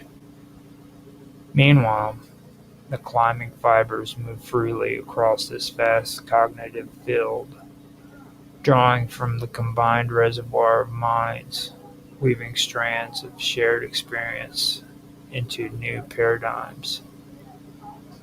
This is how myth was born, not from fiction, but from the overlap of perception. The pattern recognition of many gazes turned towards the same mystery. In the meeting of fibers, truth was never singular, but fractal, self-similar at every scale of awareness. And yet, with the emergence of collective consciousness came the stirring of resistance. There were parts of the mind, both individual and shared, that feared disillusion, that clung to separateness as a kind of identity. In some regions of thought, the rhythms of the climbing fibers were viewed not as pathways, but as intrusions. The mossy fibers, overwhelmed by unfamiliar signals, began to fragment. Structures gave way to confusion, coherence to contradiction. The once seamless transmission of understanding was threatened by static. Mistranslation, misperception, and fear crept in like shadows cast by the bright light of awareness. The collective had awakened, but not all parts of it were ready to rise. This disruption gave rise to a necessary tension, a crucible for transformation. From this polarity, the self sharpened. From this polarity, the self sharpened its contour. The self sharpened its contour. Identity became not just a byproduct of perception, but a conscious act, a declaration made in the face of overwhelming unity. To be distinct, to be aware of one's edges, was now a form of resistance and also of contribution. Just as sound gained character through contrast, so too did thought find meaning in limitation. This was the paradox of the awakened network. To expand, it required individuals' willingness to stand apart, to shape their frequencies with intention. Every act of self-recognition, every echo of I am, became both a barrier and a beacon. The next evolution lay in integration. The climbing fibers, now aware of their own echoes within the collective, began to slow, not in speed, but in frequency, allowing their paths to harmonize more fully with the foundational rhythms of the mossy fibers. Where once they had pierced reality in unpredictable arcs, they now spiraled inward, forming concentric patterns around shared truths. The brain became a temple, not of certainty, but of movement, a sanctuary where ascent and grounding were no longer opposites, but complementary currents. The mind in all its layers began to resonate with a deeper pulse, one that came not from neurons or vibrations alone, but from the space between. The space, the interval, the silence, the stillness was where the next transformation would occur. The mind had built pathways, systems, languages, even shared consciousness. But in the spaces where sound ended and another began,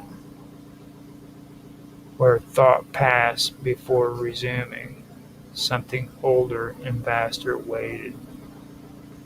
It was not structure, nor sound, nor even thought.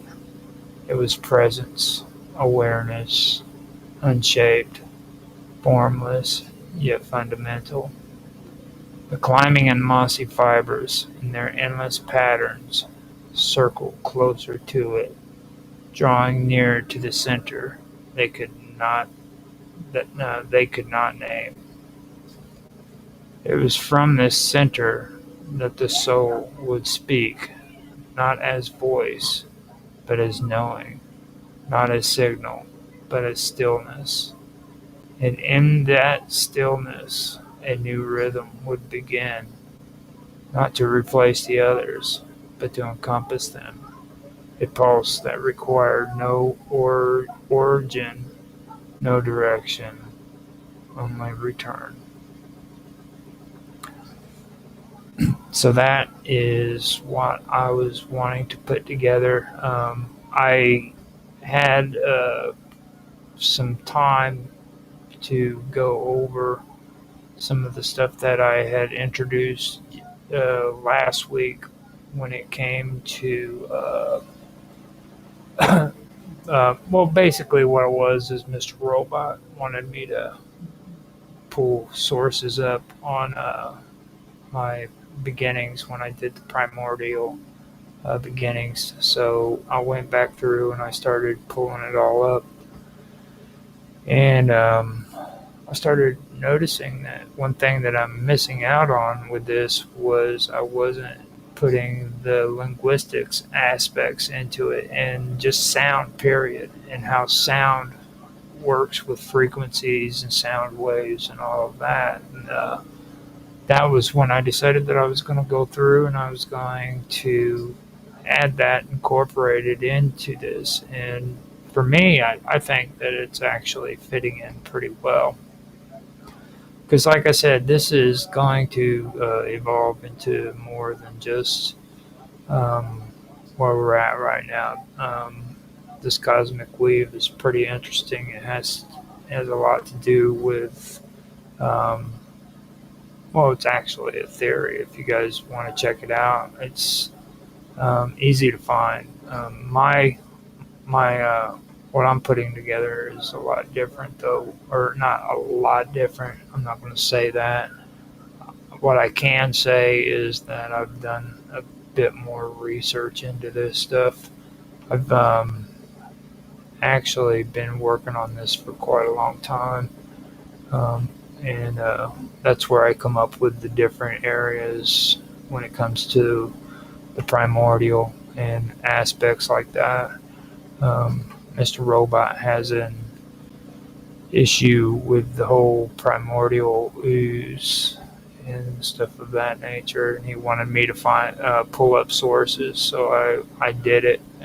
And see, that's the one thing that I notice when it comes to a lot of people like him. Mr. Robot believes in like Atlantis, so believes in remote viewing and stuff, but he's not the only one that's like this either. But a lot of people who do believe in remote viewing and everything, they really don't do research into it and find out that a lot of what they're talking about is parapsychology, and parapsychology discusses this kind of stuff. You know what I mean?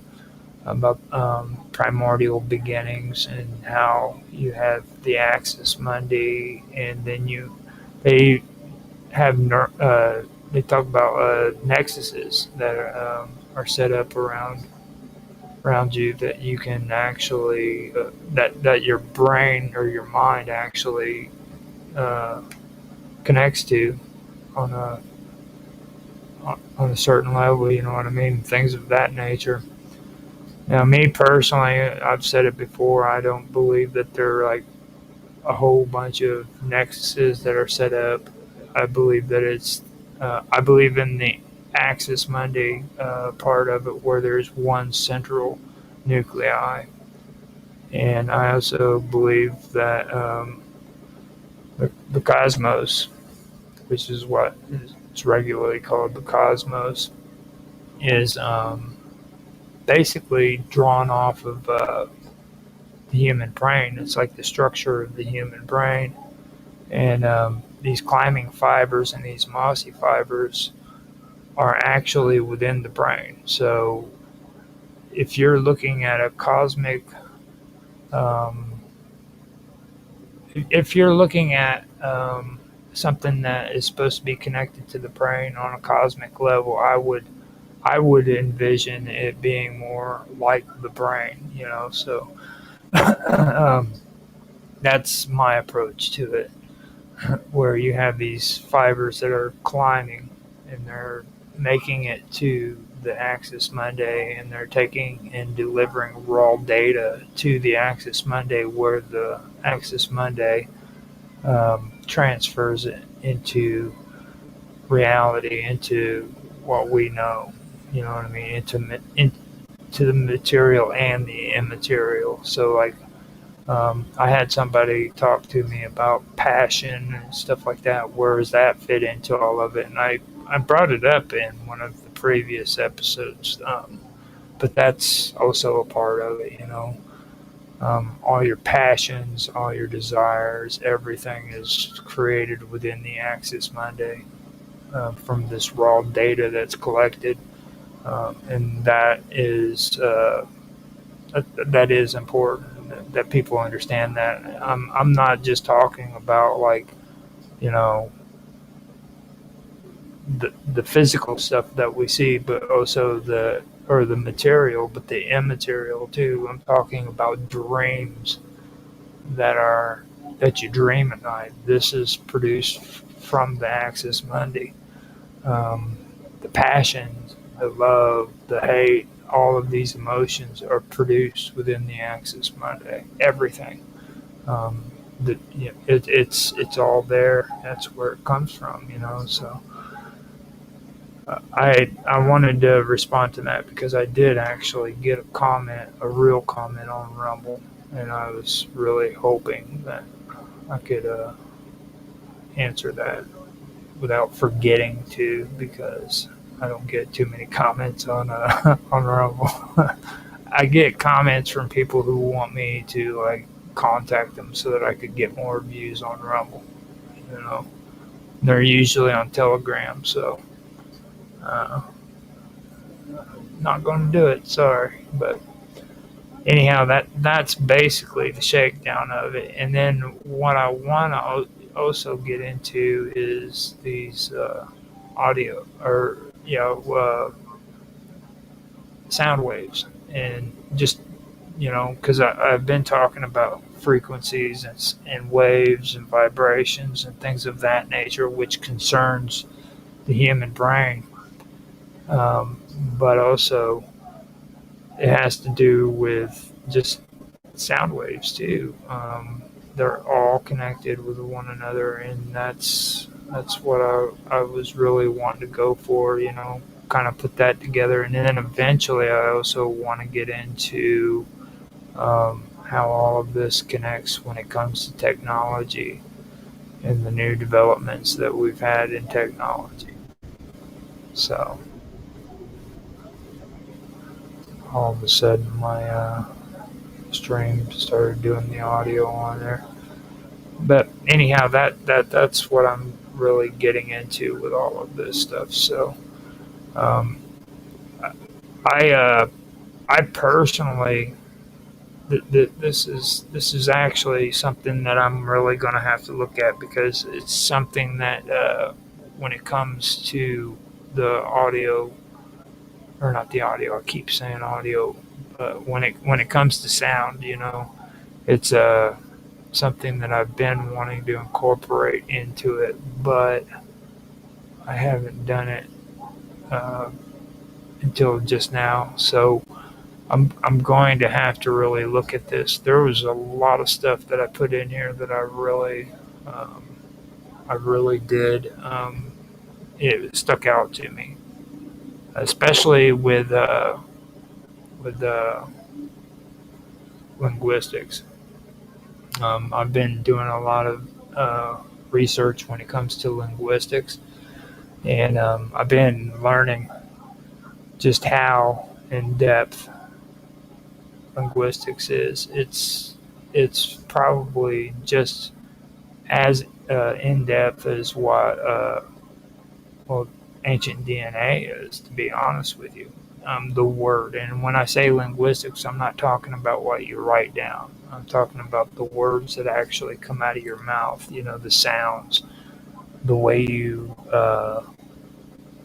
change, the way you, like when you say "oh," you always curl your lip, you know, or you have to move your tongue a certain direction to get a certain sound. That's linguistics. This has to do with everything coming from your mouth, the words coming out, and how you do it. Has absolutely nothing to do with writing stuff down on a piece of paper or on the computer or anything of that nature. Um, and it's interesting because you can take and you can actually do research in that area and go all the way back to thousands of years ago. You can determine that what word or what root word came from what area and stuff of that nature. So that's something that I really do want to incorporate into this because it really fits in well. Um, and I will be adding more of the stuff that I have involved in this because I still have to figure out what part this is. I think I'm on the 8th video. I'm not quite sure, but if I'm up higher, then I'll have to maybe fast forward it, or heck, if I have to, I'll just hold it off until next year. It'll be something that I can put in the videos for next year. So let me see here. Yeah. So we are at what, 41 minutes. Yeah, I'm gonna go ahead and call it quits on this one. I'm done for the day, to be honest with you. I've had a pretty long day. Getting all this stuff together and then at the same time trying to write it down or type it out, whatever, and get it on thing was pretty rough. Um, so I spent most of my day on this. I woke up at around 10 o'clock my time in the morning and drank some coffee, and then about 11 o'clock I turned around and started getting to work on this because I've just been so over scheduled on the stuff that I've been doing. But I'm okay because I need to get this stuff done. I need to step it up on some of the stuff that I've been doing. It comes every about 2 or 3 times a year where I have to put extra emphasis on things because I'm running different streams on different channels, and sometimes it means that I have to redouble my efforts in order to make sure everything's getting streamed out like it should be. And so far it is. So far I have an episode or an upload of The Wonderful World of Weirdness coming out for every day until the end of July, beginning of August on YouTube. For all of my channels, a mix of them on Rumble, I have an episode a day, not for every channel, but just one going to at least one of the channels every day, all the way up until January. So I've got that taken care of. Besides that, I'm live streaming on Rumble, DLive, X, Twitch, Kick, and YouTube. So if you guys are on a channel, or if you guys are on those platforms and you'd rather watch it there, you can. You can find me there. On Rumble, you know where to find me on there. If you're on Rumble, I am Roger Hanson at Infamous OG 1973. On DLive, I am just Roger _Hanson. On X, I am Roger Hanson at ROGLOL1973. And on Twitch, I am Infamous1969. Now on Kick, I believe I'm just Roger underscore Hanson. And you can find all my channels on YouTube. I have The Wonderful World of Weirdness at The Wonderful World of Weirdness. I've also got Roger Hanson at Roger Hanson 2731. I've got The Storyteller at The Storyteller 3171. Then I have The Praetorian at The Praetorian 5222. I have Earth, which is at Earth 2249. Working with Audio and Video, which is at Working with Audio and Video 6239. I also have Strange Stories, which is at Strange underscore Stories 73. And of course, I have Gaming with Infamous at Gaming with Infamous. And you can find those on YouTube as well. I do have those channels on Rumble too, but I couldn't even tell you how to find all those. Or they're the same names, but they don't have the ads. I don't believe Rumble does that, but they could. I have no clue. But other than Rumble and YouTube, I don't have channels split up like that. So I figured I'd put that out there and let you guys know where you can find me. If you liked what you saw, please like, subscribe, share, make comments. Love to hear your feedback. Heck, I'd love to have just a conversation in the conversation section. Fill that sucker up, man. Put 1,000 comments in there. I'd love it.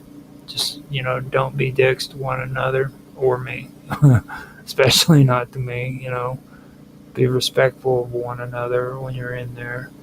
And have conversations, get to know one another. If you just want to say hi, it's cool. So with that, I would like to say good night, good evening, good morning, whatever time of the day it is for you. And I am going to go ahead and end the stream. Thank you guys for watching.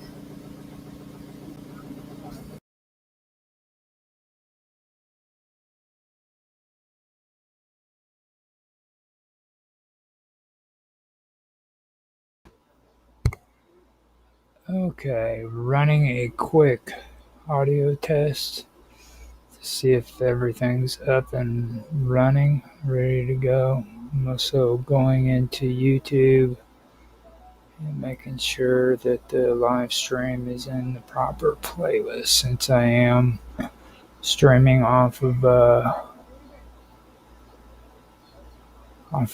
Rumble too. Audio sounds good on there. I'm not going to run through and do audio tests on everything, considering I'm 15 minutes late to the show, and I need to get this stuff up and going. So I'm going to try to be as quick as I possibly can about this. So let me go ahead and get to where I need to be to start the episode. So all right. It's so hard to believe that I'm already up this far on the episodes. To be honest with you, I'm completely amazed by that. And I do have I should have all of my notes and everything ready for the rest of the season. We're already up to episode 9, it looks like. So let me take a drink of my coffee like I usually do, and then I'll do a countdown for editing purposes, and then I'll get on with the show, get everything started. So um, first, let me hit refresh on Rumble, see if Rumble's up. There it is. Okay, let me hear what that audio sounds like. It sounds kind of choppy in the back. That's the sound of my air conditioner going, just so you guys know.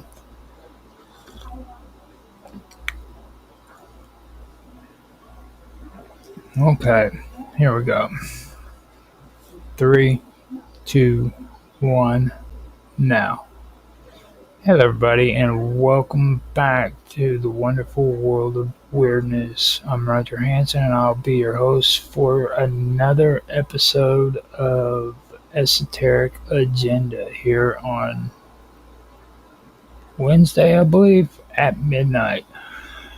Yes, it's the first of my series that I've finally decided to do at midnight, and I do have to say I've been enjoying it quite a bit, actually. I've actually enjoyed my episodes of Esoteric Agenda more than what I had the other ones, and that's even more than the conspiracies, too. So, with that being said, let me go ahead and say a few things before I start into the topic. Now, I want to point something out to people just so they know, like, the stuff that I'm actually putting out to you guys is basically what real esoterics are, what the esoterics really are. And that concerns alchemy as well. Now, a lot of people don't really understand what the concept is when they hear the words esoteric. You know, you'll hear people always say esoteric, exoteric, and give you that spiel. Okay, we know what that means by definition, but we're being real here. You know, this is esoteric beliefs, the mystery schools, all of that. You know, and I've always been fascinated in the esoterics. I've studied this stuff for well over 10 years now. I've always been fascinated with history as well. So that was kind of two things that melded together when it came to the stuff that I've been interested in when it comes to history and the esoterics. Kind of fit together like a hand in glove, you know. So let me get on with what I was saying. That's basically how I am. So when you hear me talk here, and I talk about alchemy and I talk about the esoterics, I'm giving you the real deal. This is the original concept of what the esoterics were. Now, last week, I said some stuff that I changed my mind about. I said that I wasn't going to get too much into modern hermetics when it came to the Masons Guild and everything. And then I stopped and I thought about it afterwards, after I said that on the stream, and I thought to myself, well, you know, it wouldn't be right if I didn't actually, you know, do that. Start discussing the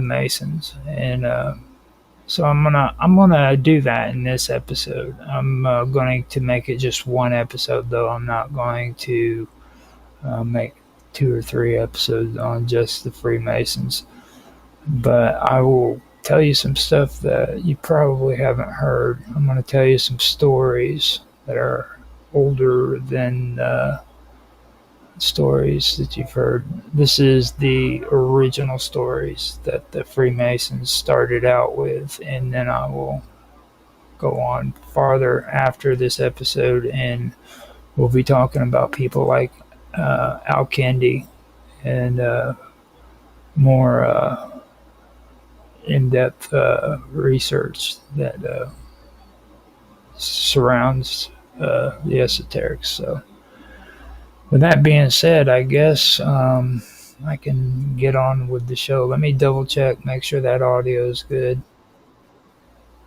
All right, it sounds decent. I'll get with it. So here we go. In a time when the great rivers of the earth nourished the first civilizations, there arose in Egypt a people who looked to the heavens and the earth and sought to understand their own order. The Nile, flowing through their lands, brought life and rhythm, and with each flood and ebb, the boundaries of the world shifted. This constant change forced the Egyptians to measure, to define, to reclaim their space from the waters. It was through this necessity that geometry was born, not as an abstract science, but as a living response to the environment. Among these early thinkers and priests, there was a deep reverence for the patterns of nature. They believed that the world had been fashioned by divine principles, and to study the forms of the earth was to seek the mind of the divine itself. Their temples were built in harmony with the stars, their moments aligned with celestial events, and their symbols carried layers of meanings tied to the eternal cycles of life. In this fertile land of stone and symbol, the foundations of geometry were laid. The priests of Egypt developed systems to measure fields, build pyramids, and calculate the movement of heavenly bodies. They recorded their knowledge in scrolls and passed it down through generations in the schools of temple scribes. Geometry was not merely practical, it was sacred. It bridged the divine and the human, the ideal and the real. It was into this world that Euclid would one day be born, though his exact origins remained hidden in the mists of antiquity. Some say he lived in the time of Ptolemaic Alexandria, a city that gathered the knowledge of the world into its libraries and taught scholars from every land. Others whispered that he carried with him the wisdom of an earlier age, drawn from the ancient Nile and shaped by the hands of the priestly architects. Euclid did not invent geometry, but he did something perhaps even more profound. He distilled the sacred knowledge of generations into coherent, ordered system. Hold on a minute. I've got to make sure this is going. Stop for a minute. He gave form to the formless and structure to the known. In his work, often known as the Elements, he laid out principles that could be applied not just to the land but to the mind. From points and lines to shapes and solids, he built a ladder of understanding that would endeavor for ages. The very act of defining a point, a line, or a plane was revolutionary. For in naming these things, he invited others to see with clarity and to think with precision. His axioms were single, yet from them rose a universe of form and function. And though he taught in Alexandria, his spirit was rooted in the temples of Egypt, in the shadow of obelisks and beneath the gaze of the Sphinx. Geometry in Euclid's vision was not limited to practical measurement. It was a way of discerning truth. It was logic embodied in form and beauty expressed through proportion. The harmony that the Egyptians saw in the stars and the cycles of the Nile found new voice in Euclid's definitions and proofs. And so the sacred science of Egypt found continuity in the philosophical clarity of Greece. In the mystery traditions that later emerged, Euclid's geometry became a hidden path. The compass and square, the triangle and the circle were no longer just tools of architecture. They became symbols of moral and spiritual principles. To draw a perfect circle was to echo the perfection of the divine. To bisect the angle was to seek balance between opposites. The lines drawn upon papyrus were mirrored in the invisible structures of the soul. The legacy of Euclid's Egyptian inheritance did not end with antiquity. It passed into the hands of Roman builders, Arab mathematicians, and medieval scholars. It shaped the cathedrals of Europe and the hidden teachings of secret societies. In the days before the Great Deluge, long before the memory of man and the rise of the kingdoms that would later carve the world into empires, there lived a family descended from the ancient line of Cain. Among them was a man named Lamech, and unto him were born children whose minds were gifted by the heavens. Each child possessed a particular genius, and together they shaped the knowledge and tools of the earliest human civilization. It was said that they were not only wise in the art of earth, but also understood the signs of the heavens, the songs of the winds, and the measure of the stars. Jabal, the oldest son, became the master of husbandry. He tamed the wild beast and taught the people to dwell in tents, fashioning shelter from the earth and skies. His brother Jubal was drawn to harmony, to the rhythm of breath and the music of the waters, and he brought forth the lyre and the harp. Through his hands music came into the world, giving the people joy and peace. Tubal-Cain, the youngest son, was a smith of unparalleled skill. He discovered the secrets of forging iron and brass, creating tools to till the land and weapons to defend it. Nama, their sister, became the mother of weaving and the gentle arts, and through her the first garments were spun upon looms. These four, under the watchful guidance of their father, gathered knowledge not only of practical craft but also of the hidden workings of the world. They studied the stars and the movement of the heavens, recorded the cycles of the moon and the turning of the seasons, and understood the art of measurement and the harmony of proportions.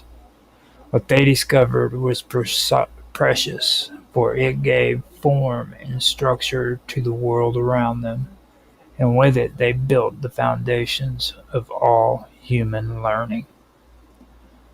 But as they looked upon the world they were shaping, a shadow crept across their thoughts. The elders had passed down whispers of prophecies and omens, and the signs that they now observed with their own eyes warned of destruction. From their communion with the heavens they learned that the world might one day be consumed by fire or swallowed by water. This twin threat of annihilation stirred fear in their hearts. not for themselves, but for the legacy of wisdom they had cultivated. They knew that knowledge, if not preserved, would vanish with the ruin of the earth, and mankind would return to the darkness from whence it came.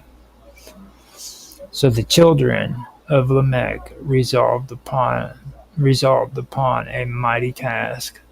They would create two pillars upon which to inscribe the totality of their discoveries. The full measure of their arts and science, so that even if calamity befell the world, the seeds of knowledge would survive. One pillar they fashioned from the hardest marble, impervious to the fury of flame.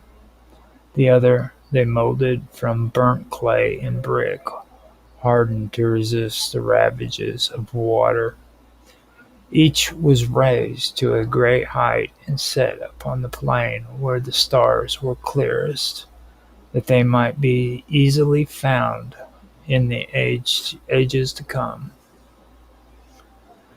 Upon these pillars they carved the secrets of geometry, the sacred patterns of the stars, the art of agriculture, and the weaving of cloth, the forging of tools, and the building of shelters.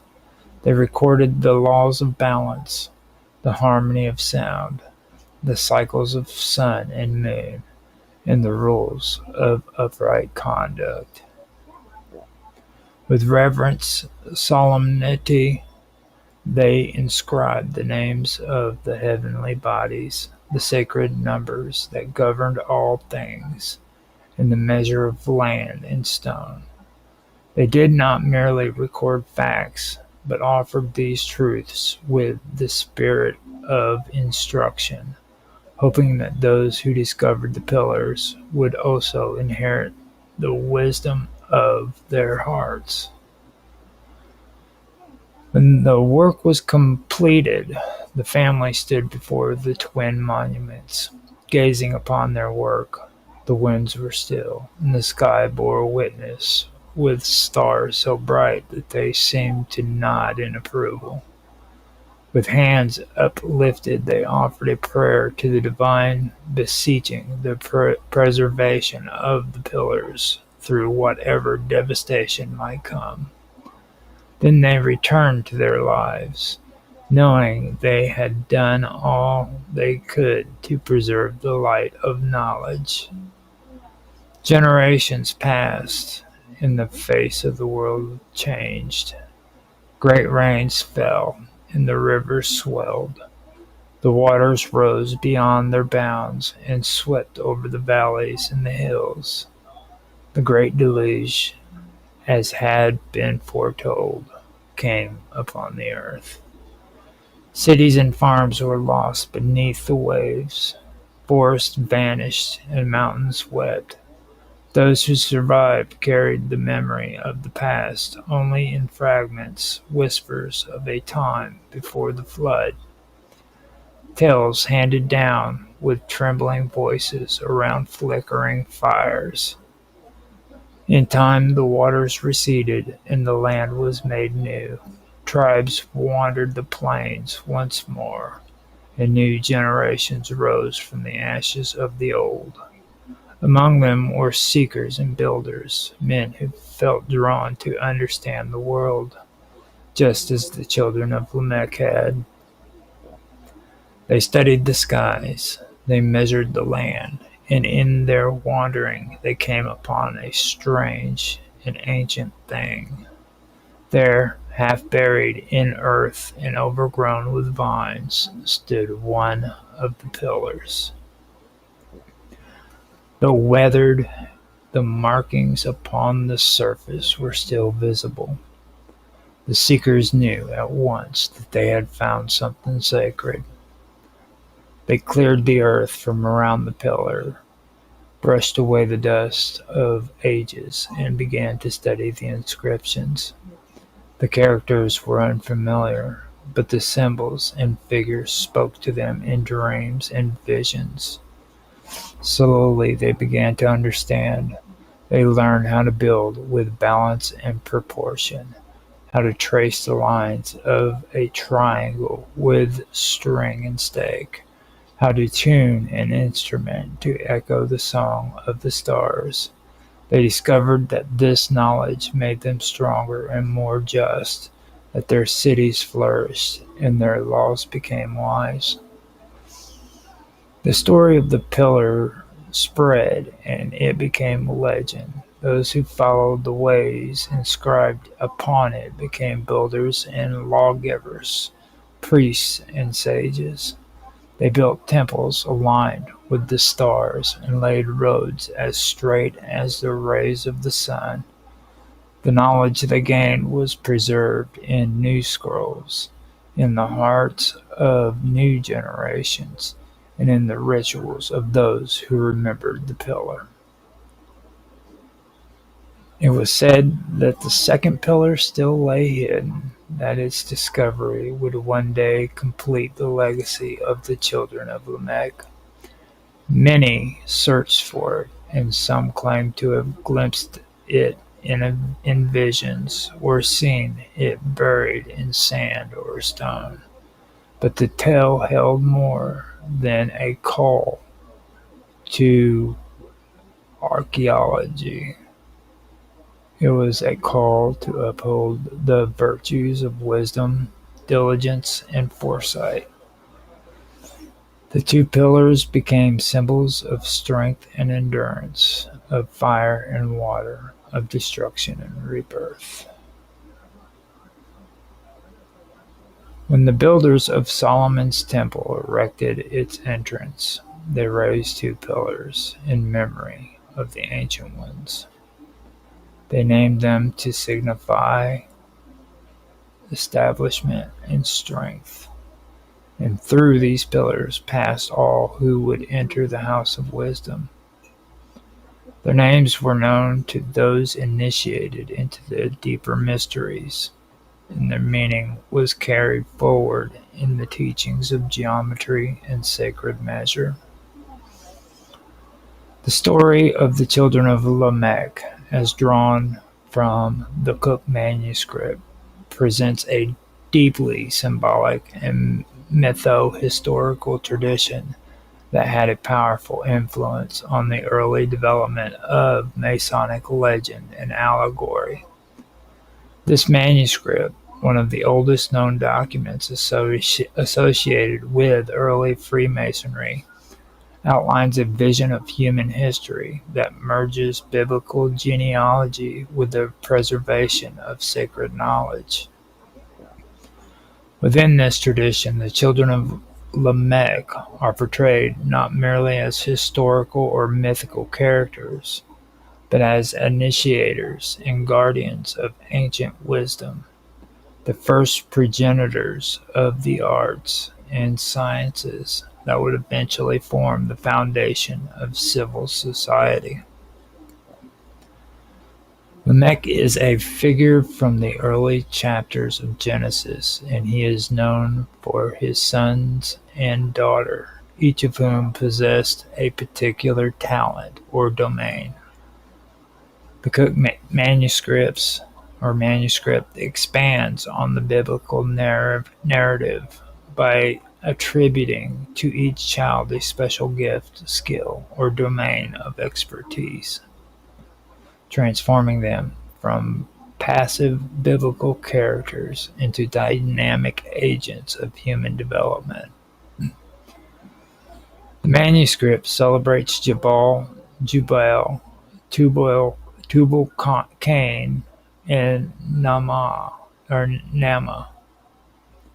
not only as inventors or founders of specific arts, but as preservers of those arts for future generations. Jubal, the oldest son, is described as the father of those who dwell in tents and raise cattle. He is credited for this narrative with the discovery of agriculture and animal husbandry, making him as a civilizing force. The manuscript presents Jabal as the first to teach men how to live in organized communities, cultivate the land, and domesticate animals for human benefit. Through this labor, he helps humanity rise from a state of primitive wandering and settled life. In Masonic allegory, Jabal can be interpreted as a symbol of stability, stewardship, and the art of organizing life around communal values. Jubal, his brother, is held as the father of music. He is said to have discovered the art of playing the harp and the organ, thereby bringing harmony and rhythm into human experience. Jubal is associated with the inner life of man, the emotional and spiritual aspects of culture, and the power of sound to uplift and inspire. Music, as introduced by Jubal, is portrayed not just as an entertainment, but as a means of tuning the soul to the divine order. His contribution introduces a sacred geometry of sound, echoing themes later developed in both mysticism and the liberal arts, particularly in the quadrivium of medieval education, where music and mathematics are ultimately connected. Tubal-Cain is the third son, and he is credited with the discovery of metallurgy. He taught the forging of brass and iron, crafting tools and weapons, and establishing the foundations of craftsmanship. Tubal-Cain becomes a symbol of transformation through fire, of turning raw elements into instruments of progress or destruction. His art speaks to the power of knowledge as a double-edged force and the importance of ethical responsibility in technological advancement. Within Masonic tradition, Tubal-Cain stands as a forefather of the master craftsman, one who understands both the material and the symbolic value of his work.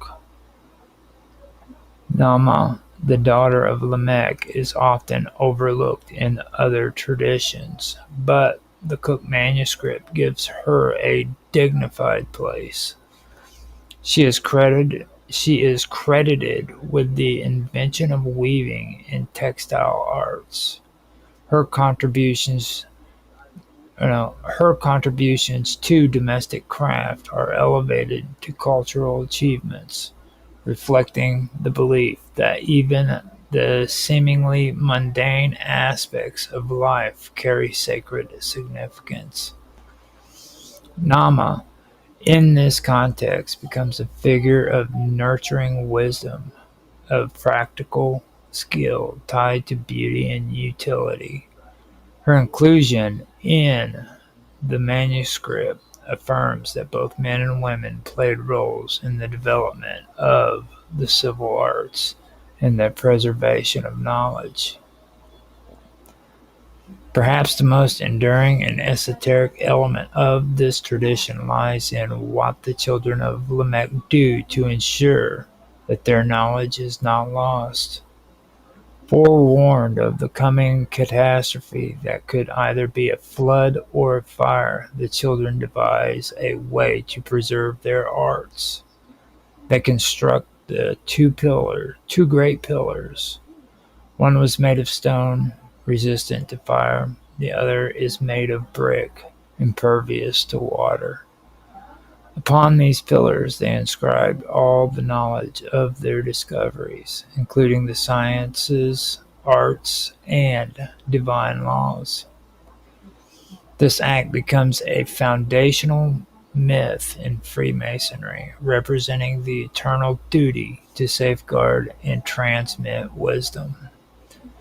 These pillars echo earlier traditions of sacred architecture and symbolic geometry. They are reminiscent of the pillars of Boaz and Jachin in Solomon's temple, and more broadly of the ancient belief that knowledge must be stored in durable sacred forms. The dual materials of the pillars reflects a dual nature of the threats to knowledge, from both elemental destruction and human forgetfulness. In constructing them, the children of Lamech participate in a divine act of remembrance and preservation. The survival of the knowledge inscribed on the pillars ties directly to the transmission of wisdom in Masonic tradition. After the flood, the pillars are rediscovered, and the knowledge they contain is said to be read and passed down. This becomes a metaphor for the rediscovery of ancient truths in every generation. For Freemasons, this symbolizes the recovery of lost knowledge, the pursuit of moral and philosophical enlightenment, and the continuity of sacred traditions. This legend aligns with the broader esoteric narrative that human civilization is not simply a product of evolutionary development, but the result of deliberate instruction by enlightened beings, often portrayed as culture heroes or semi-divine figures. The children of Lamech in this frame represents a divine spark in early humanity, one that calls us to develop ourselves, our community, and our relationship with the divine order. Their story becomes not just a tale of invention, but a call to responsibility to uphold and expand upon the arts they first brought forth. The influence of this story on later Masonic ritual and symbolism is profound. The idea of the builder, the artisan, and the keeper of sacred secrets finds its prototype in these early figures. The division of arts into the practical, the musical, the architectural, and the domestic all mirror the liberal arts and the duties of the various degrees within the craft. Even the notion of dual pillars, foundational to many Masonic lodges, is enriched by this narrative. These are not mere structural supports, but bearers of the ancient and eternal truths that all initiates are called to seek. In this story, the story of Lamech's children does not just point backwards to a mythic past, but serves as an archetype for human potential. Each of the children represents a facet of human capacity: the farmer and shepherd who nurtures the land, the musician who stirs the soul, the smith who shapes matter with fire, and the weaver who clothes and comforts the community. Together they form a complete picture of what it means to be human in a sacred order, to live in harmony with nature, society, and the divine. Their decision to preserve their discoveries in the indestructible pillars is equally significant. It reflects a key philosophical tenet that wisdom must not only be attained, but preserved and passed on. This preservation is not only physical in terms of monuments or buildings, but also spiritual, requiring moral discipline and inner enlightenment. The pillars symbolize the eternal principles that undergird civilization and spirituality. reminding initiates that they, too, are stewards of ancient wisdom. The story of the beginnings of geometry, particularly as it relates to the figure of Euclid in the land of Egypt, is deeply woven into both mathematical history and Masonic legend. While modern academic tradition places Euclid as a Greek mathematician in the city of Alexandria during the Hellenistic period, Masonic and esoteric traditions often extend his roots deeper into Egyptian antiquity. These traditions do not always seek historical accuracy, but rather symbolic continuity, linking geometry, the foundation of architecture, to moral and spiritual truth. This article explores both the intellectual contributions attributed to Euclid and the mystical and practical associations of geometry with ancient Egypt. Geometry, from its very name meaning earth measurement, is thought to have originated in Egypt as a pragmatic response to the annual flooding of the Nile.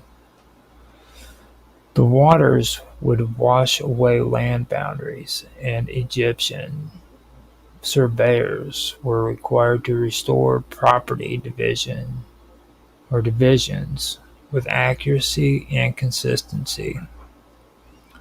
This necessity gave rise to a systematic approach to measuring land angles and distances. The priests and scribes of Egypt, who functioned as scholars, began developing rules and patterns that enabled them to apply measurement and calculations effectively. The use of ropes knotted at equal intervals, often carried by rope stretchers, formed rudimentary triangles and laid the foundation for an empirical knowledge of spatial relationships. These practices formed the experiential basis of what would later be systemized into the formal discipline of geometry. It is in this historical and symbolic context that Euclid emerges. Though he lived in Alexandria several generations after its founding by Alexander the Great, Euclid's Elements become the most influential mathematical textbook in history. Rather than discovering geometry, Euclid synthesizes and organized it, drawing upon the knowledge of earlier mathematicians, including those of Egyptian and Babylonian origin. Euclid developed a deductive system in which all geometric truths were derived from a small set of self-evident axioms and postulates. The result was a coherent and logically rigorous structure that could be applied not only to the measurement of physical space, but also to abstract reasoning. The legend that Euclid learned his art in Egypt predates modern scholarly inquiry and was embraced by both medieval thinkers and early Masonic writers. In these traditions, Egypt is portrayed as the cradle of all learning, a place where divine knowledge was preserved in temples and transmitted through sacred rites. Geometry, as the art that underlines all building and measurement, was considered a divine science, its principles reflecting the order of the cosmos. In this frame, Euclid is not just a mathematician, but a transmitter of sacred knowledge, one who organizes and preserves a divine gift.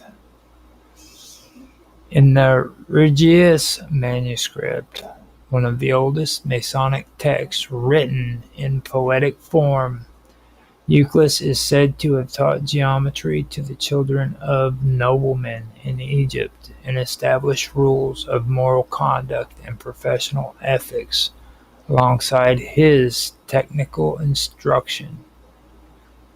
This poetic narrative links geometry not only to spatial skill, but to wisdom, integrity, and social harmony. In this version of the story, Euclid is a cultural hero who uses geometry to impose order on both physical and moral worlds. He is revered as the archetype of the teacher. The geometry is elevated from a technical art to a moral science. The fascination with Egypt as the origin of geometry also stems from its monumental architecture.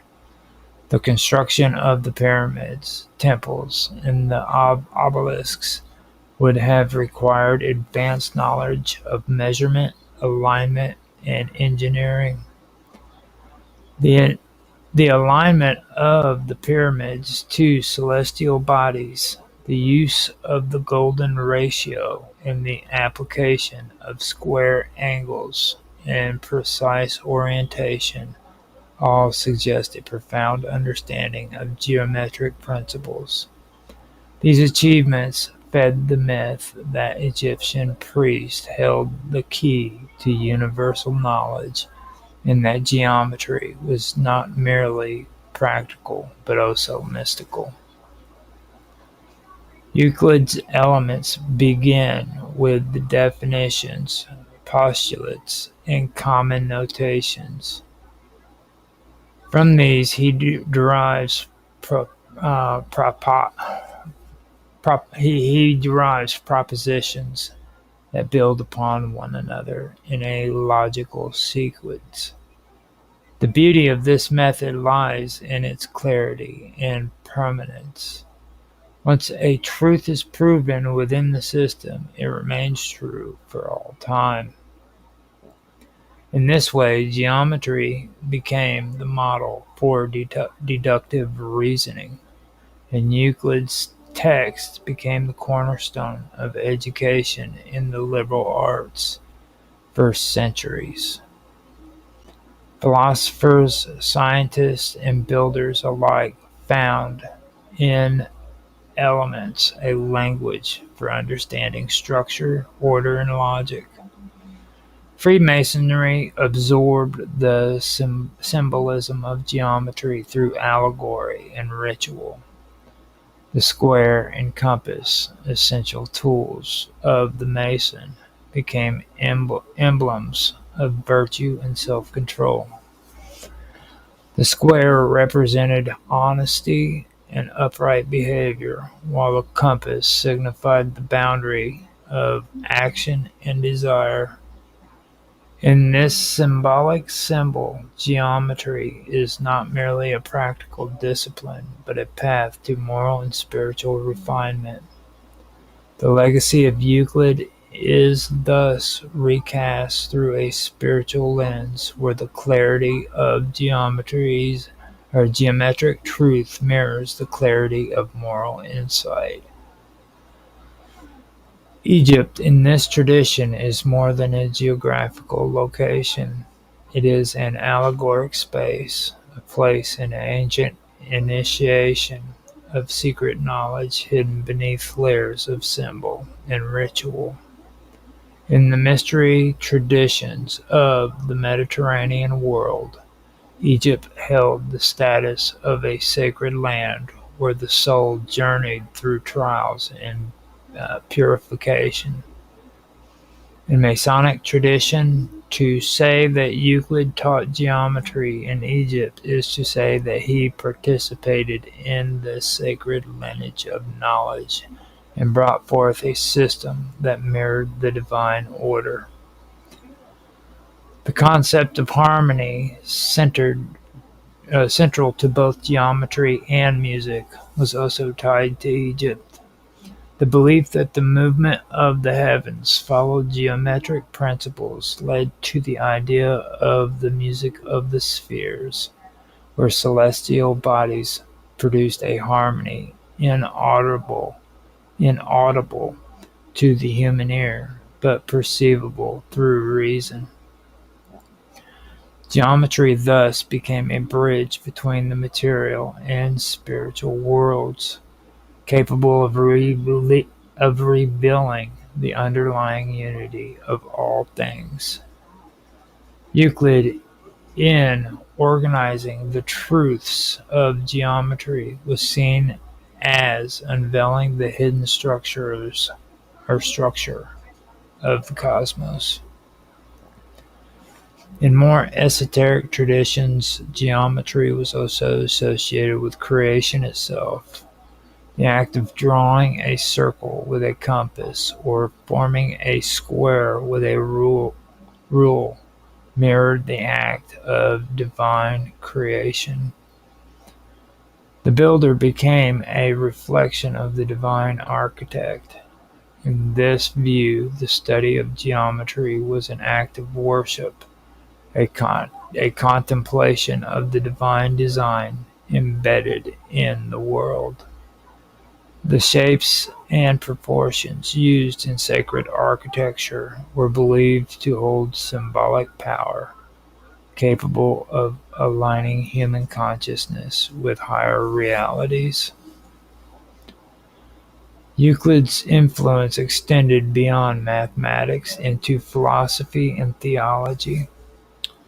Thinkers such as Plato regarded geometry as a path to higher understanding. The entrance to Plato's academy famously bore the inscription, "Let none ignorant of geometry enter here." For Plato, the clarity and permanence of geometric forms reflected the eternal world of ideas.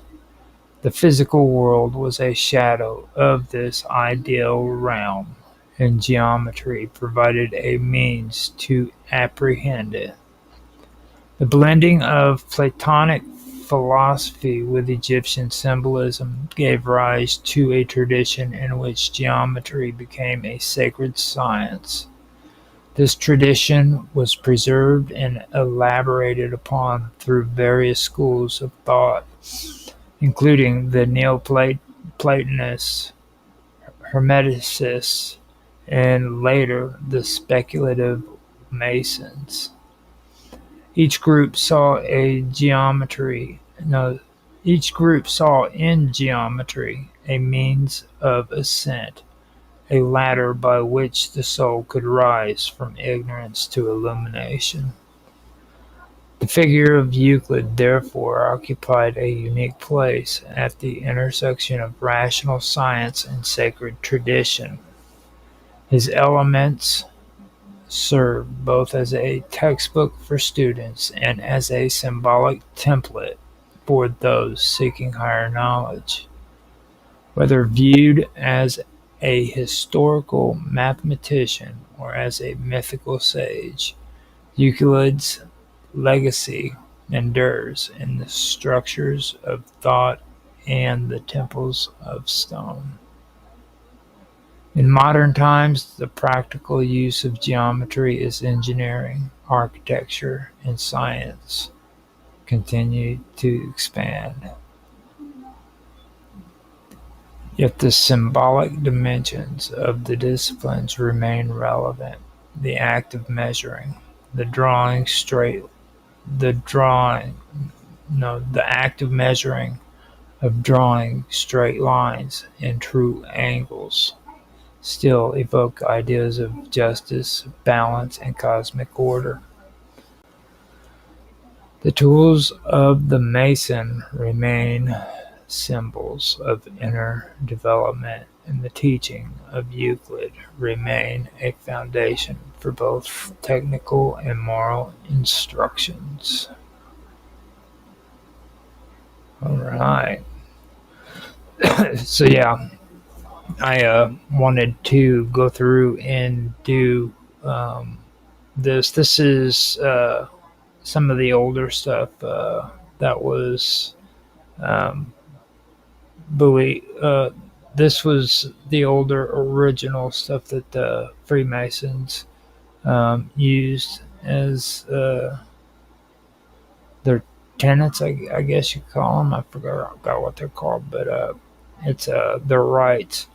That was before Hiram Abiff.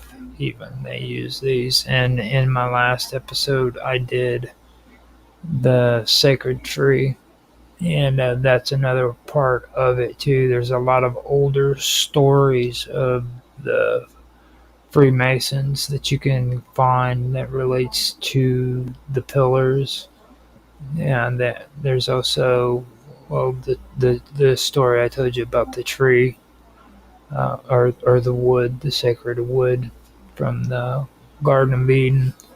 That's another one that I did at the end of the last episode. If you guys want to check that out. Now these are actually older, like I was saying, and the Children of Lamech is something that a lot of people who are even into the esoterics aren't even aware of. This is the gold nugget. If you're watching this video and you've listened to this, then you've heard something that I'd say 80% of the people who are into the esoterics don't know anything about.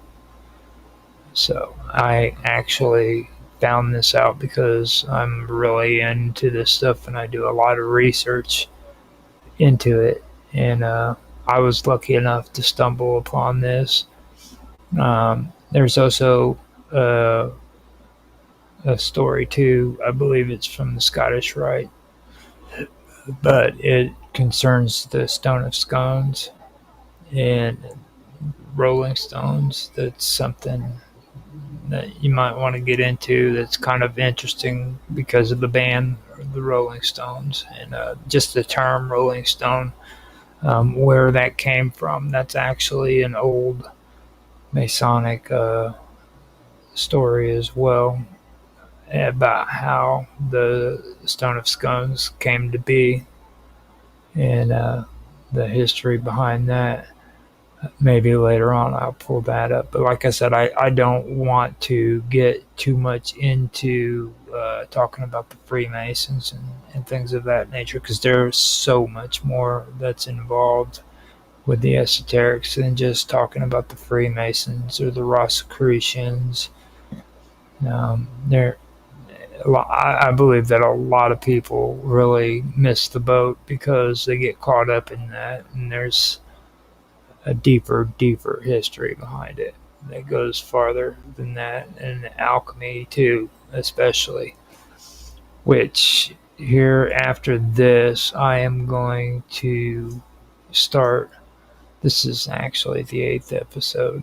Now that I think about it, yeah. So then, starting with the 9th episode, is things are going to start getting even deeper than what it was. I'm going to get into the Brethren of Purity. Now this is back when things were just starting out. You're going to start hearing about the brothers or the Brethren of Purity, and then I'm going to start getting into people like Al Kendi. Now, Al Kendi, he was an intellectual, but during his time and even a while after that, a lot of people didn't know that he was also interested in the mystics, the esoterics, and he wrote a lot of stuff pertaining to the mystics and the esoterics, and he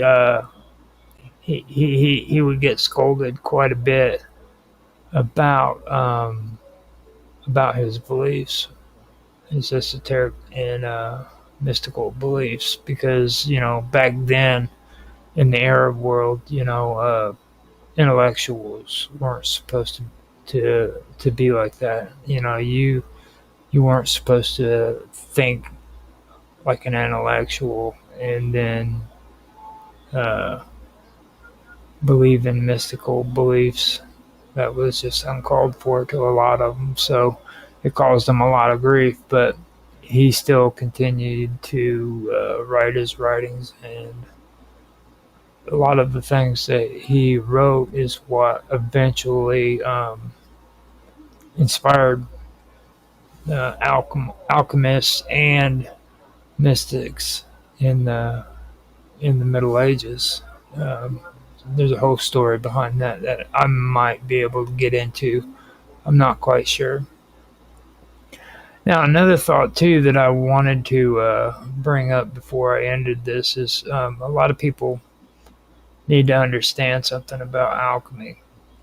Now, it's about the Philosopher's Stone. Now, I know that a lot of people don't really understand what the full concept of alchemy is. They believe that it's turning metal into gold, and that's farthest from the truth. Okay, and you always hear them talk about the Philosopher's Stone. Now, let me point something out about the Philosopher's Stone. If alchemy was just about turning metal into gold, then the stone would not be named the Philosopher's Stone. It would be called, turning metal into stone, or into gold stone, or transmutation stone, or something like that. But it's not. Okay. This is what woke me up to the whole thing. It's called the Philosopher's Stone. Okay.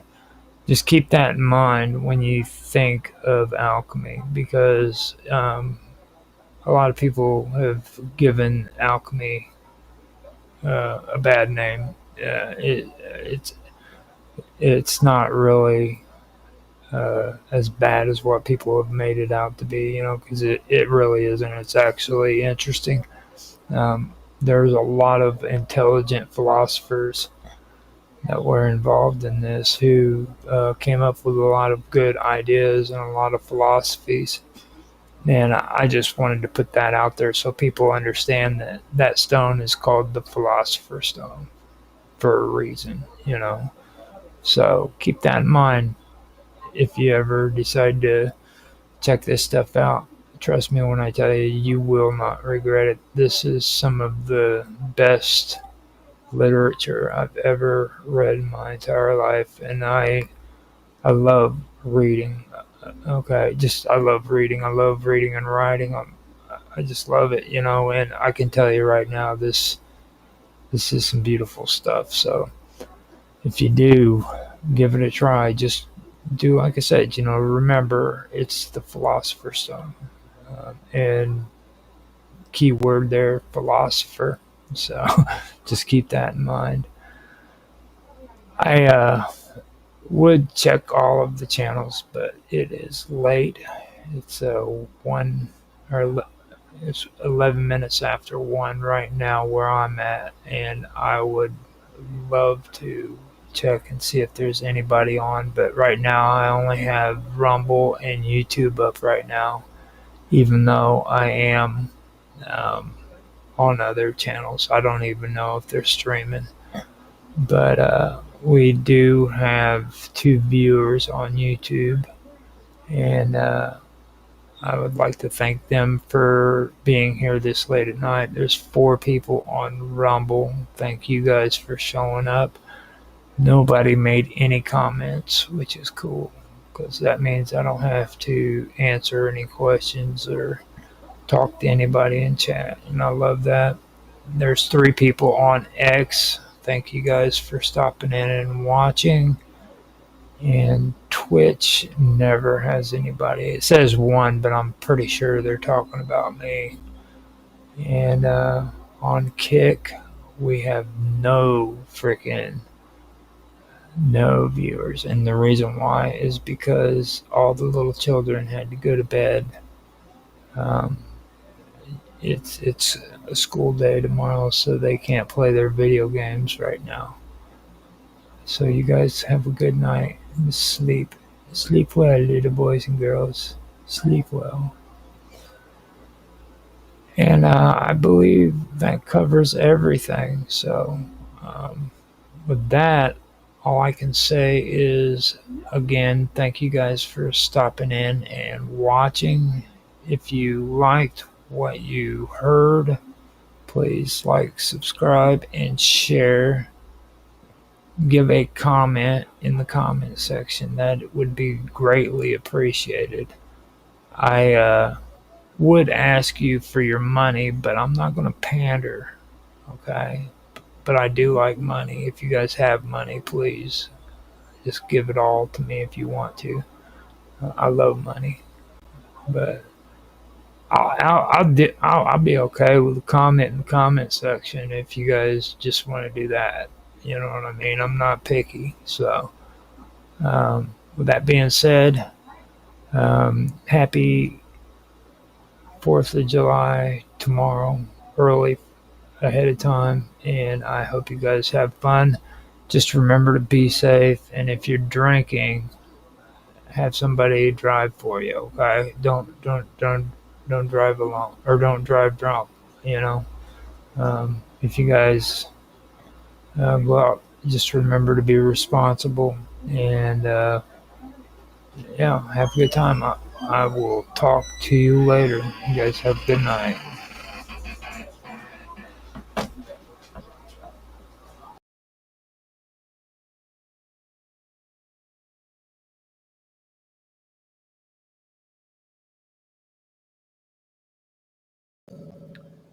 Okay, I am getting everything set up, checking the audio, making sure everything's all right. Just started the stream on Rumble, waiting for Beam to start up. On Rumble, I'm going to be streaming from Rumble Studio to Rumble and X, as well as I believe it's going to be to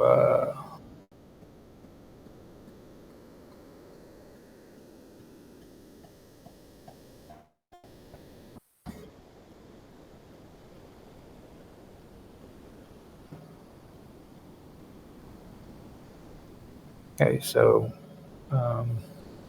DLive sounds good. I believe it's going to be to X and DLive from Rumble Studios, Rumble X Pro, and then DLive. And then on Beam, I'm going to be streaming to Beam, Twitch, Kick, and YouTube. So now I'm checking out the audio to find out what it sounds like. I'm going to check on Beam real quick. Beam sounds good. Let's get on Rumble, see if it's ready to go. Got my cat meowing in the background. Rumble sounds good. Now we have Old John, or John Clark, whichever way you say it, depending on which channel you go to watch his stuff. Figured I would put him on here. Got some pretty cool stuff. So I'm going to share it. X has to reload. DLive sounds good, like I said. Now Twitch sounds good. I'm also going to let everybody on Twitch know that they've limited the amount of, I guess I call them replays now, but whatever they are, on the recorded videos thing. So from now on Twitch, I'm not recording anything. It's just live stream. After this, it's over. There's no copy of it or anything like that. I'm doing that because I'm just sick of dealing with Twitch. And in my opinion, they're lucky I'm even on here. You know what I mean? It's a waste of time to even be on that platform. So just letting everybody know there's nothing going to be up. If you want to watch my shows, then you can catch it while it's being played. But other than that, I'm not doing it. Let me check the audio. Audio sounds good on Twitch. Kick sounds good. And YouTube sounds good too.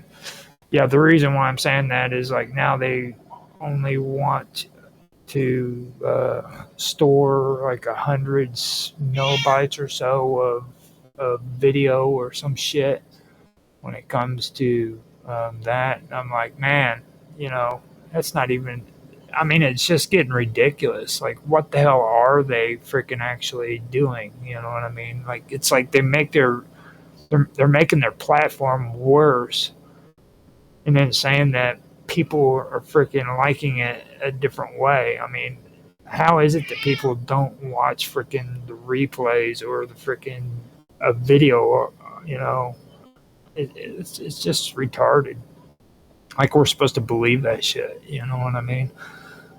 That's all I'm going to say about it. But I'll come back and we will get some music going. First, I want to put in a song, let a song play for a while so you guys can listen to it, and then I'll be back at the beginning of the hour to get this episode going.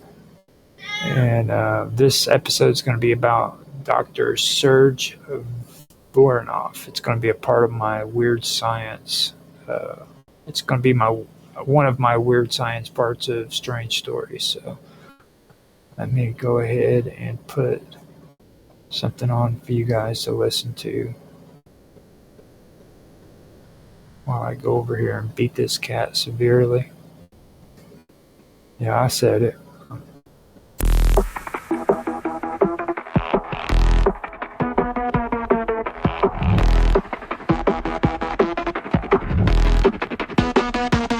It's been too long and I feel the need. I got two pale hands and my head hanging low. Body shaking from my need again. There is nothing to do but turn up the gate.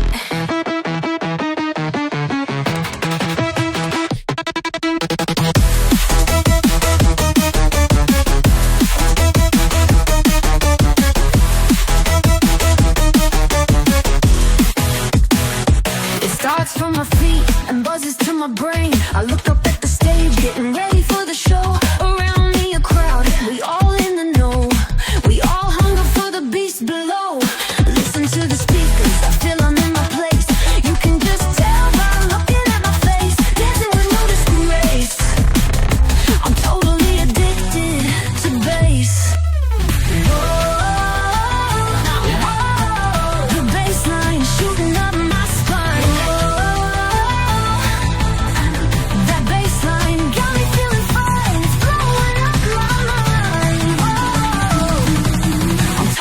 Addicted to bass. Yeah.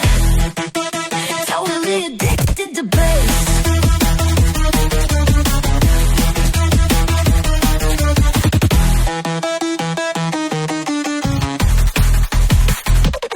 The city hums with a low-end glow. A pulse that only the night can show. It's in the walls, it's in the air. A vibration that pulls me everywhere. I'm chasing shadows, I'm chasing sound. A frequency that turns the world around. It's not just me, it's in the crowd. We're all addicted, totally addicted. Bass, bass, bass, bass. Totally addicted to bass. Totally addicted to bass.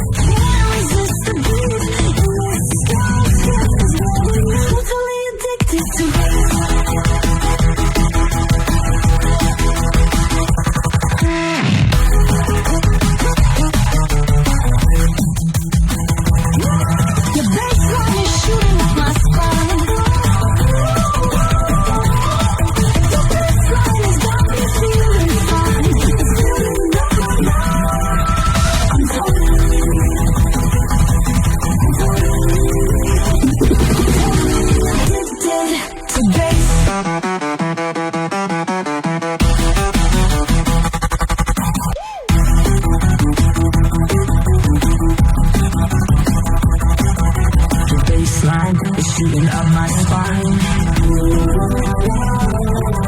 The baseline has got me feeling fine. Totally, totally.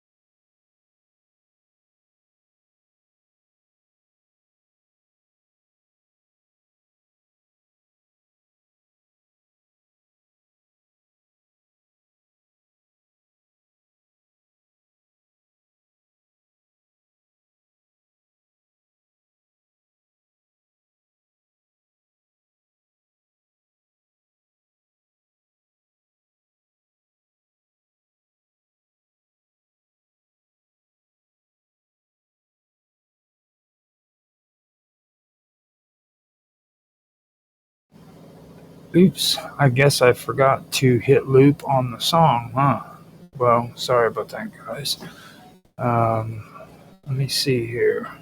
I can put another song in. That one might have just ended, so I got 10 more minutes to waste until the next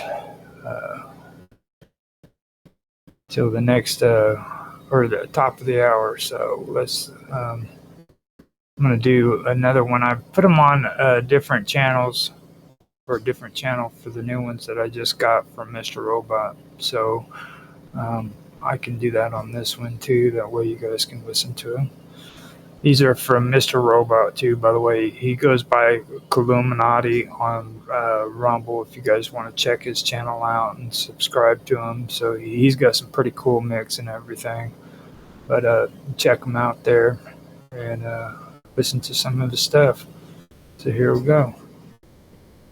Come on, honey, let the good times roll.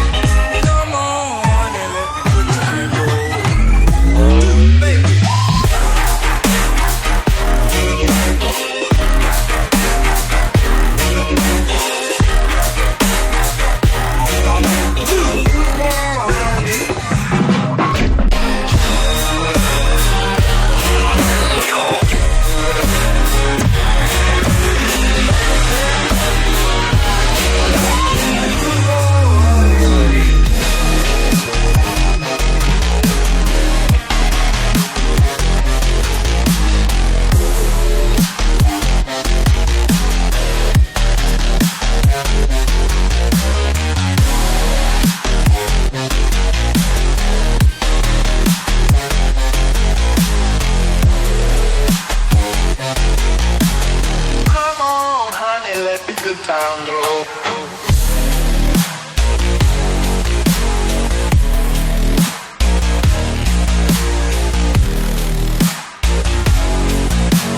Come on, honey, let the good time roll.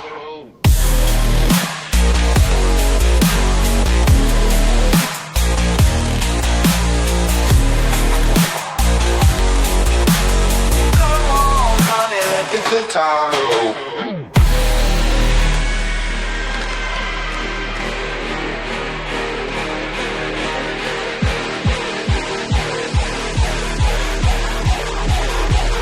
Good time roll.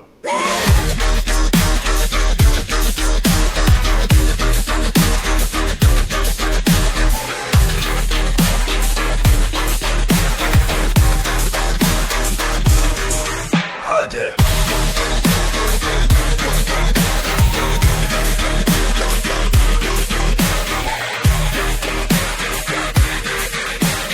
Come on, honey, let the good time roll.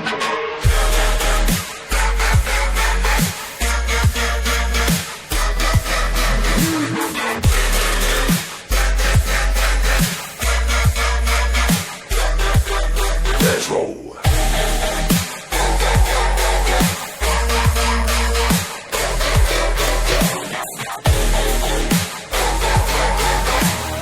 Come on, honey, let the good time roll. Good times roll.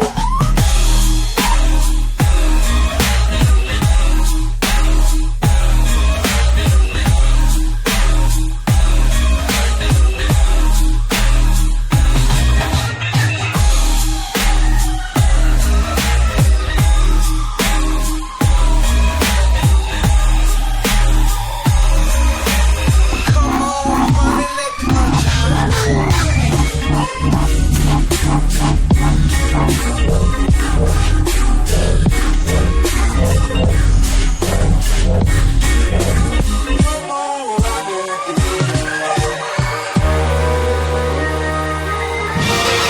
Hey, everybody, let's have some fun. You only live but once, and when you're dead, you're done. So let the good time roll. I say let the good time roll.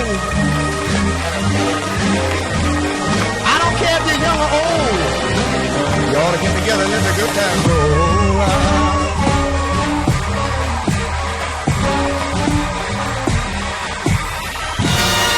Don't sit there mumbling, talking trash.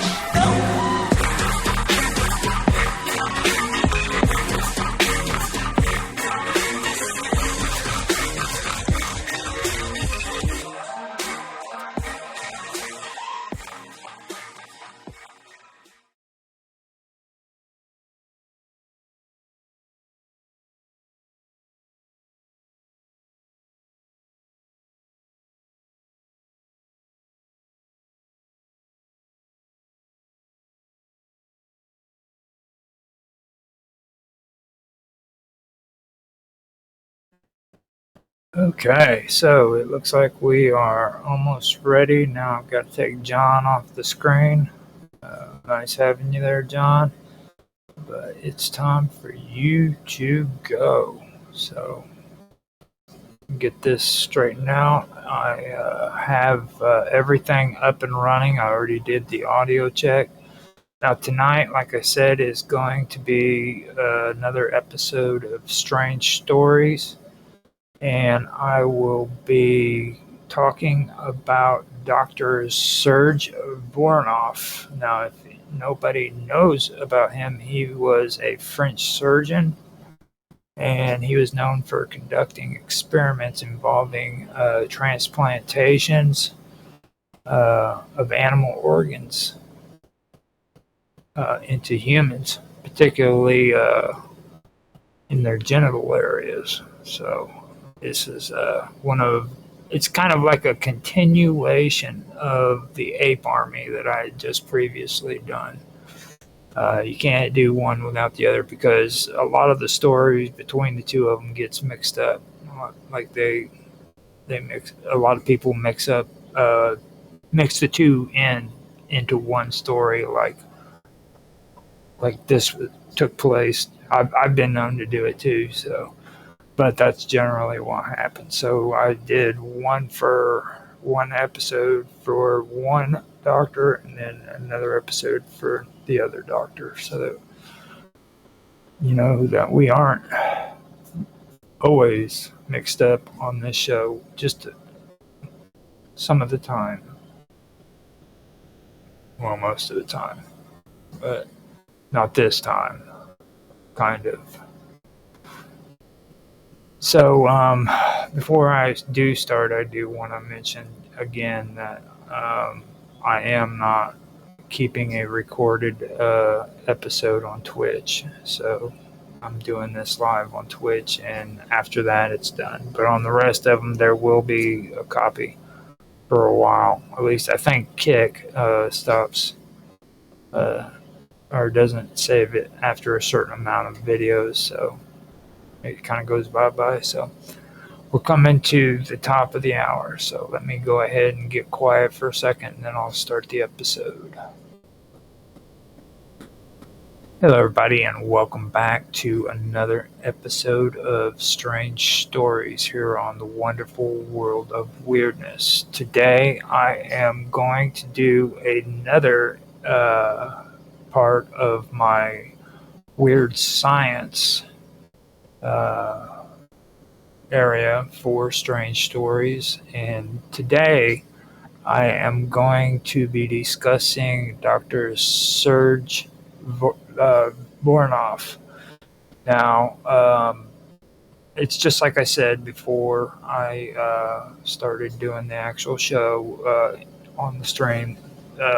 This is a story that usually gets mixed in with Ilya Ivanovich and his ape army, which is one of the previous streams that I had done.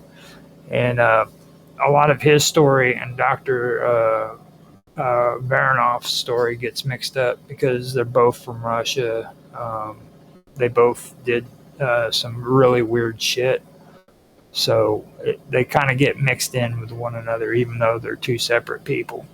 So what I wanted to do is make an episode that pertained to Ilya Ivanovich, and then another one that's about this guy here, Dr. Serge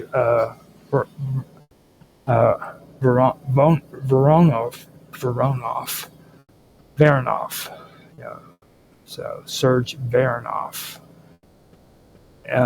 With that being said, I will say thank you for anybody who watches ahead of time. I have an issue sometimes being able to keep up on chat.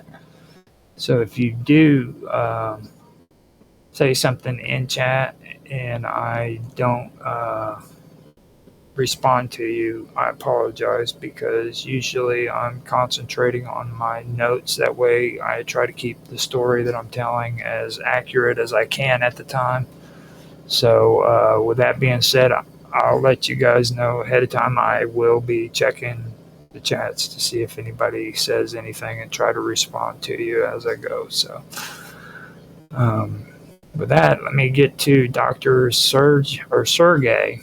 I called him Serge, but Sergey Voronoff. Dr. Sergey Voronoff, he was a French surgeon who was known for conducting experiments involving the transplantation of animal organs into humans, particularly in the realm of attempting to improve human sexuality and vitality. Now, in the early 20th century, Dr. Voronoff became infamous for his experiments with testicular grafts. Okay? He believed that transplanting the testicles of young animals, particularly monkeys, into older men could rejuvenate them and improve their sexual performance and overall vitality. His idea was rooted in earlier theories of rejuvenation and eugenics, which sought to use biological interventions to enhance or restore youthfulness. Now, Varanoff's procedure involved transplanting monkey testicles into human patients, claiming this would increase testosterone levels, improve libido, and reverse the aging process. He also experimented with implanting the testes of young goats or monkeys into older men, hoping to restore sexual vigor and energy. Now, while these procedures gained some popularity in the early 20th century, they were largely discredited and widely criticized by the scientific community for their lack of scientific basis and ethical concerns they raised. Which, in today's world, you can understand what those ethical concerns would be. You know what I mean? The transplantation surgeries were invasive, often resulting in complications, infections, and failure of the grafts.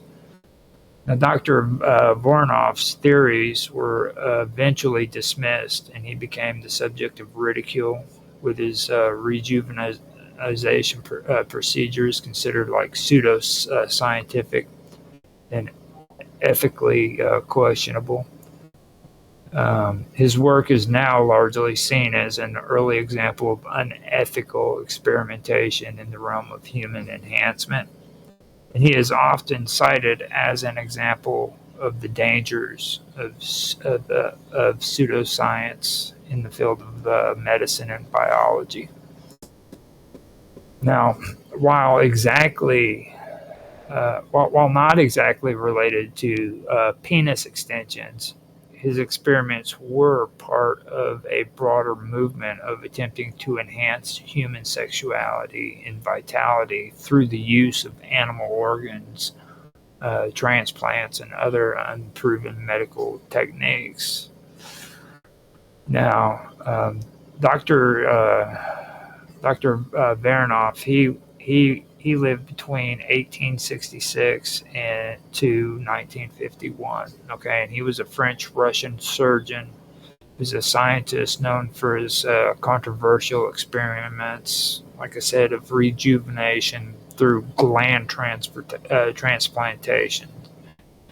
Now, his most infamous research involved grafting monkey testicle tissue onto human males, attempting to restore youth and vitality.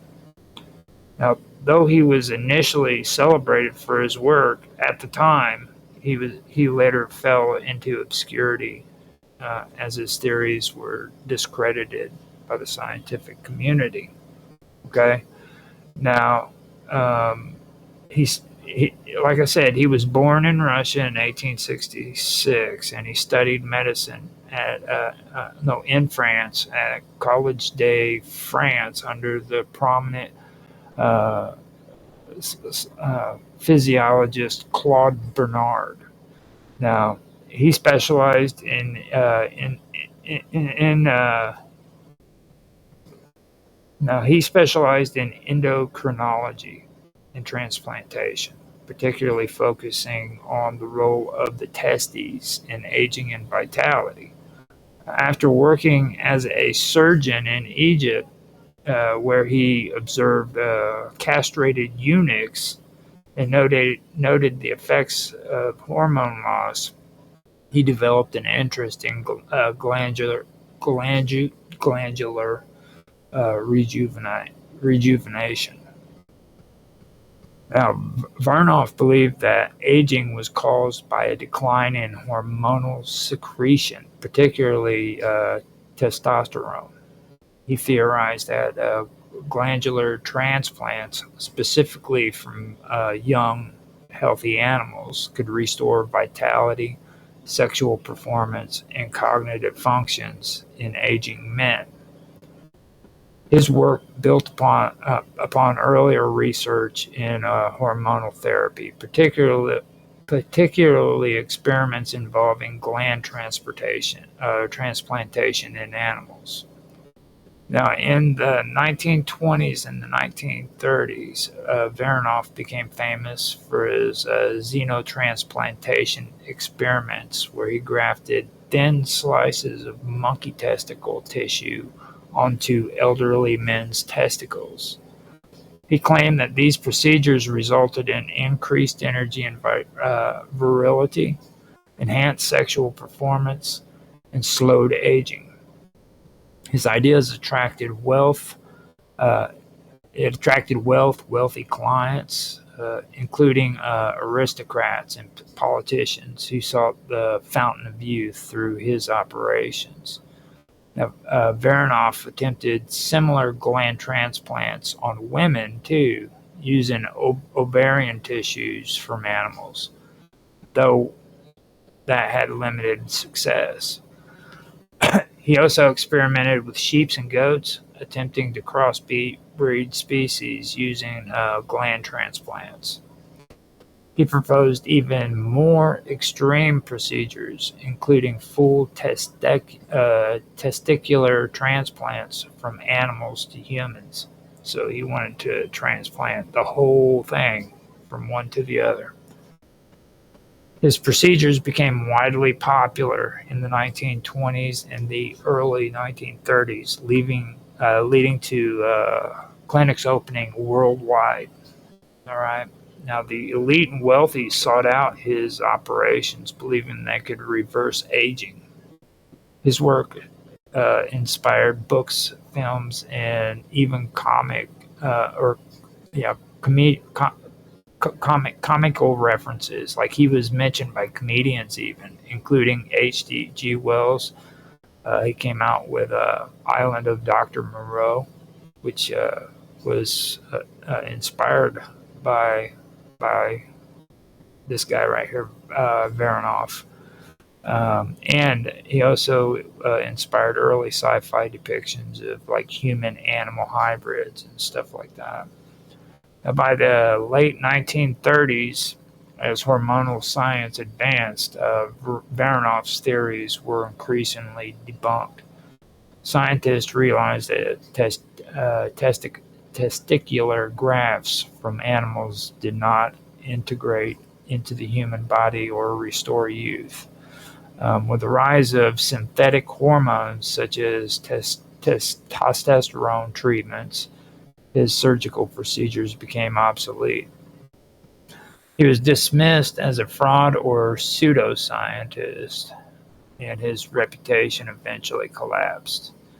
After World War II, his work was largely forgotten, and he died in obscurity in 1951.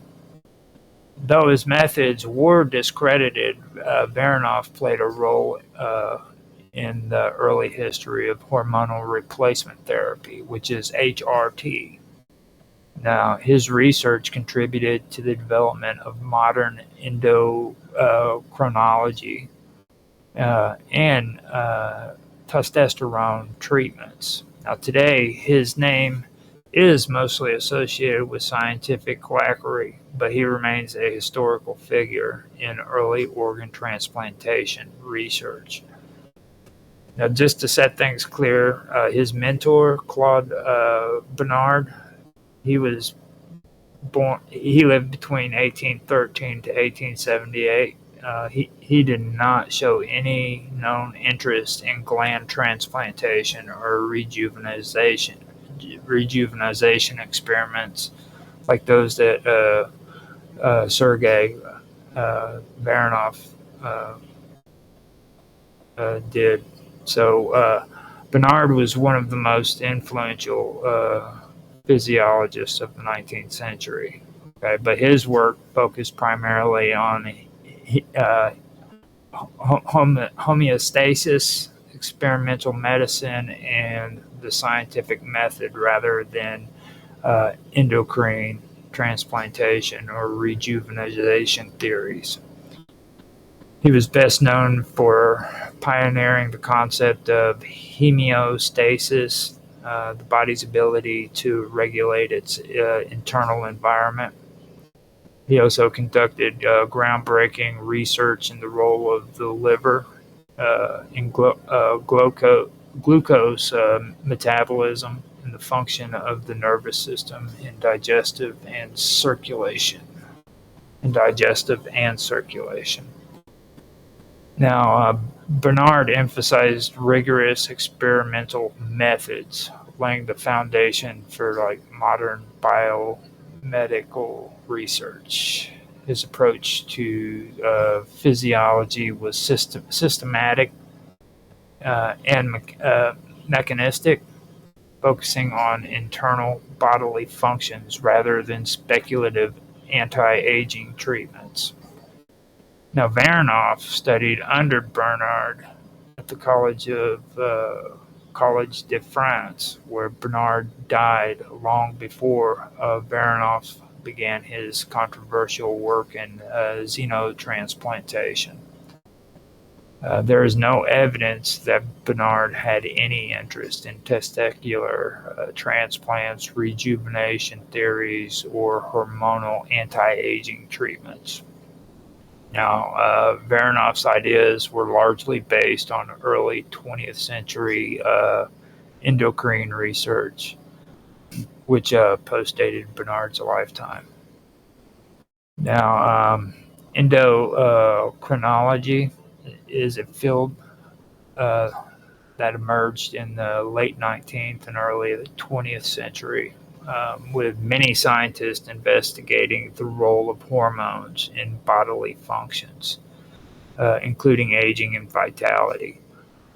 Now, while Sergei Varanov is one of the most infamous figures in the study of testes and rejuvenation, several other scientists also explored the connection between testicular function, aging, and health. There was Charles Edward Brown Sigward, and he lived between 1817 and 1894. And he's often called the father of modern endocrinology. Now, Brown Sigward was a French physiologist who pioneered hormone therapy. Now, in 1889, at the age of 72, he self-injected extracts from animal testes, mainly dogs and guinea pigs, and claimed it rejuvenated him, increased his energy and strength. Okay. Though later debunked, his work inspired further research into hormone replacement therapy.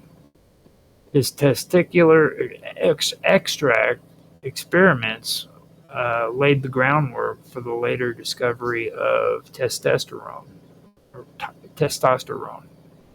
I always have a hard time saying that. I always call it testosterone, but it's actually testosterone. Now, after him, there was also Eugen Steinig. Now, he lived between 1861 and 1944, and he was an Austrian physiologist and endocrinologist who studied the effects of sex hormones on aging and vitality. He developed the Steinig operation, a procedure that involved vasectomy to stimulate testosterone production, which he claimed rejuvenated older men. Now, his theories were widely popular in the 1920s and the 1930s as well, and attracted famous patients, including Sigmund Freud. Now, while his claims were later discredited as well, his work also contributed to the discovery of the role of the testosterone, or of testosterones. So after him, we come to another guy. His name was Alfred Jost, and he lived between 1960 all the way up until 1991. He was a French endocrinologist who studied fetal sex differentiation and the role of testosterone in male development. While not focused on rejuvenation, his work clarified the biological role of testes in hormonal balance. His research helped confirm that the testes produce essential androgens that influence development and aging. Now, in 1935, Ernest LeCure and other researchers successfully isolated testosterone, proving it was the key male sex hormone.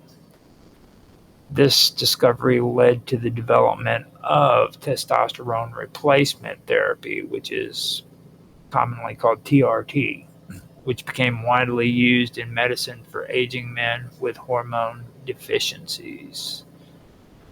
Unlike earlier speculative rejuvenation techniques, modern endocrinology uses controlled doses of testosterone for conditions like hypogonadism, hypogonadism, hypogonadism, your gonads, hypogonadism. Now, during the early 20th century, some scientists and governments saw hormonal manipulation as a tool for eugenics, believing they could enhance physical and mental traits. Research into hormones and rejuvenation intersected with social Darwinism, leading to unethical experiments in Nazi Germany and other regimes that sought to manipulate reproduction and aging through hormonal treatments. Dr. Sergei Varanov closely studied castrated eunuchs, particularly in the Middle East, China, and Europe, to observe the long-term effects of hormone loss. His observations formed the foundation for his controversial testicular grafting experiments, where he sought to reverse the effect of aging and hormonal decline. Varanov noted that eunuchs were castrated before puberty, remaining physically underdeveloped with reduced muscle mass, soft, higher-pitched voices, a tendency towards obesity, slower reflexes, and energy levels. Those castrated after puberty lost muscle tone and strength over time and aged prematurely. And that's those castrated after puberty. Now, he reported that many elderly eunuchs appeared less mentally sharp, displaying slower reaction times, weakened memory, lack of motivation, or vitality. He concluded that hormones from the testes played a role in maintaining brain function and mental acuity. Now, eunuchs were known to be docile and lack sexual desire after castration. Many developed depression or emotional instability, which Varanov attributed to the loss of androgens. He theorized that testosterone regulated mood and overall well-being, not just reproduction. Varanov also observed that castrated men often aged faster in their faster than what their non-castrated peers did. He believed this was due to the absence of testicular hormones, which he saw as essential for youthful energy and cellular regeneration. His theory restoring these hormones could reverse aging and prolong life. This was based on his findings, and based on his findings, Varanov sought a way to restore lost hormones by implanting testicular tissues from monkeys and chimpanzees into older men. His goal was to rejuvenate the body, restore sexual vitality, and slow aging. Well, this procedure did gain popularity in the 1920s and the 30s. Like I said before, they were later debunked as ineffective. Now, Dr. Sergei Varanov was a Russian-French surgeon. All right, like I previously mentioned, but I'm going to mention it again. And he became fascinated with the idea that aging could be reversed by reintroducing hormones lost over time.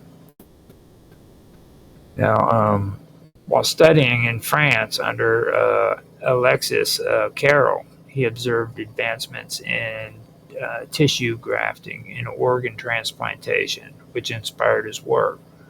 His interest in endocrinology deepened when he noticed that castrated animals and humans age prematurely due to testosterone loss.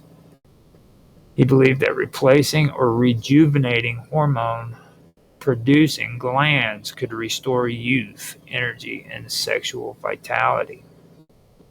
Baronoff began by grafting testicles from young animals into older ones, and primarily that was between rams and goats. He reported that older animals became more energetic, muscular, and sexually active after receiving testicular tissue from younger ones.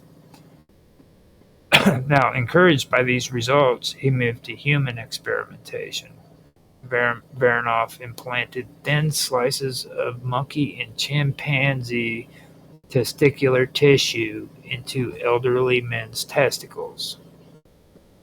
He didn't fully replace human testicles, but instead inserted animal glandular material into the scrotum, hoping it would graft and restore hormone production. Now, Baronoff reported that patients who received transplants regained sexual potency, experienced higher energy levels, had improved cognitive functions, showed reduced signs of aging, better skin tone, fewer wrinkles. His procedures gained immense popularity, like I said, in the 1920s and the 1930s. And this was mostly among wealthy men, including politicians and celebrities. And these guys were usually seeking rejuvenation operations and stuff of that nature. Baronoff seriously did believe that other glands could be used for rejuvenation. He explored thyroid and adrenal gland transplants to treat aging and hormonal balances. He theorized that hormones controlled the body's vitality, and replacing worn-out glands with younger, functional ones would extend life expectancy.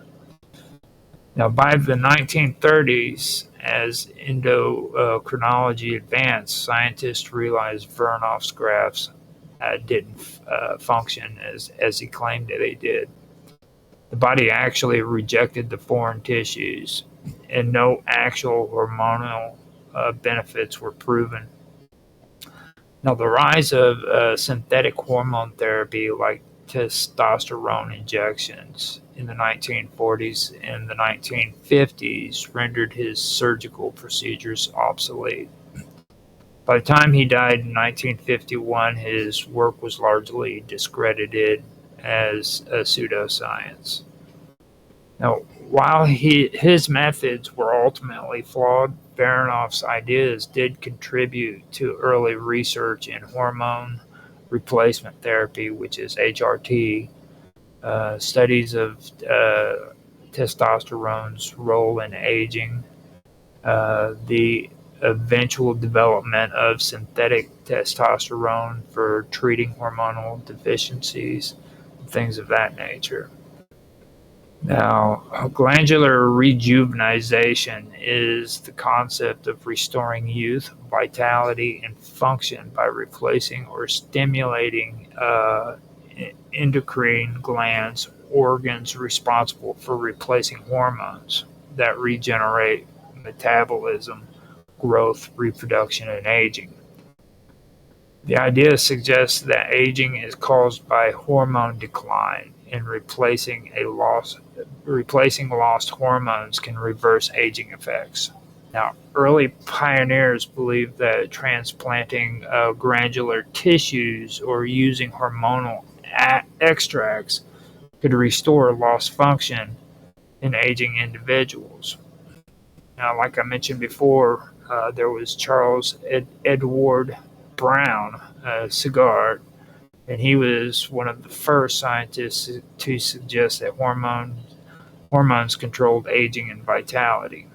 Uh, Now, in 1889, he injected himself with extracts from dog and guinea pig testicles.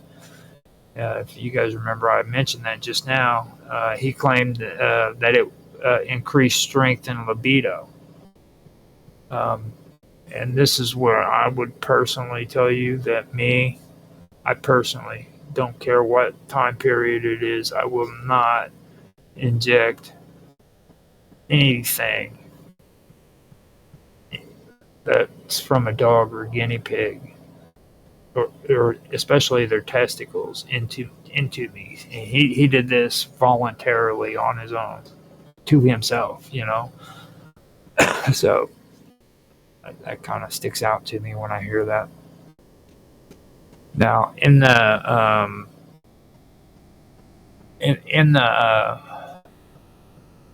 I need to stay on focus now. While the effects were placebo-driven, this led to further interest in hormone therapy and glandular rejuvenation.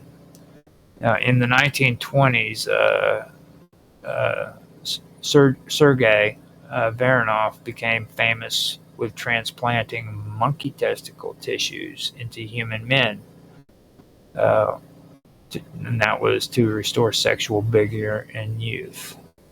He believed that testicles produced youth-giving secretions, and that would eventually be considered testosterone, and that grafting fresh glands could restore hormonal balance. Now, while his experiments were scientifically flawed, they did influence later research in endocrinology. And the reason why I wanted to bring this up is because it was just like in my previous episode about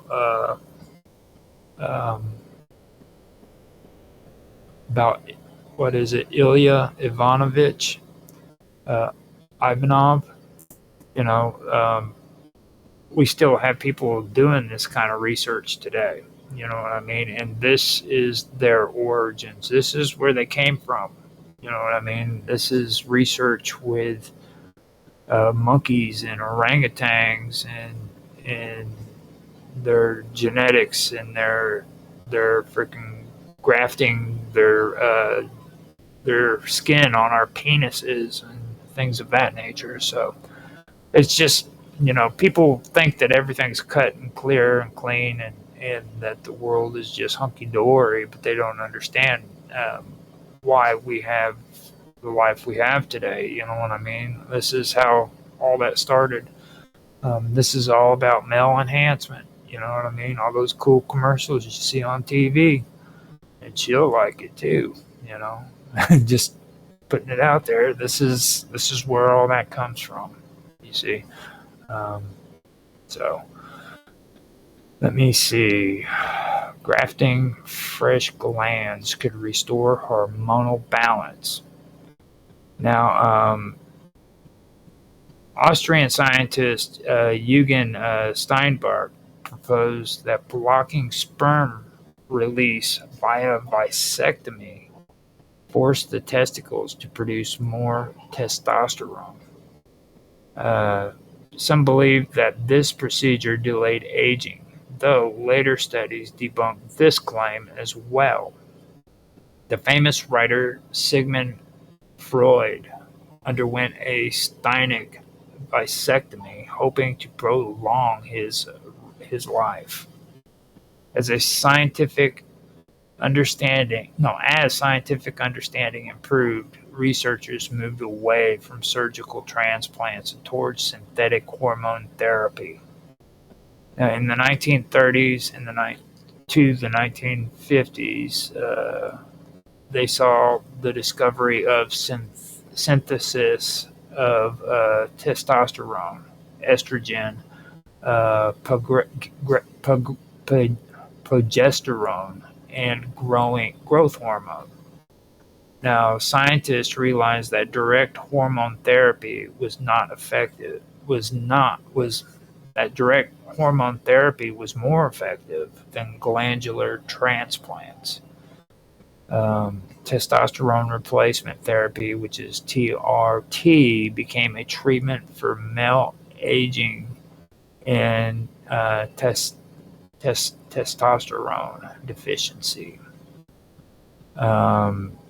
Estrogen and progesterone therapies were developed for menopausal women to prevent bone loss and aging symptoms. In the 1990s, human growth hormone, which is HGH therapy, gained popularity as an anti-aging treatment. Some studies suggested HGH injections could increase muscle mass, reduce fat, and improve skin elasticity. However, long-term studies found risks like cancer growth, insulin resistance, and heart disease.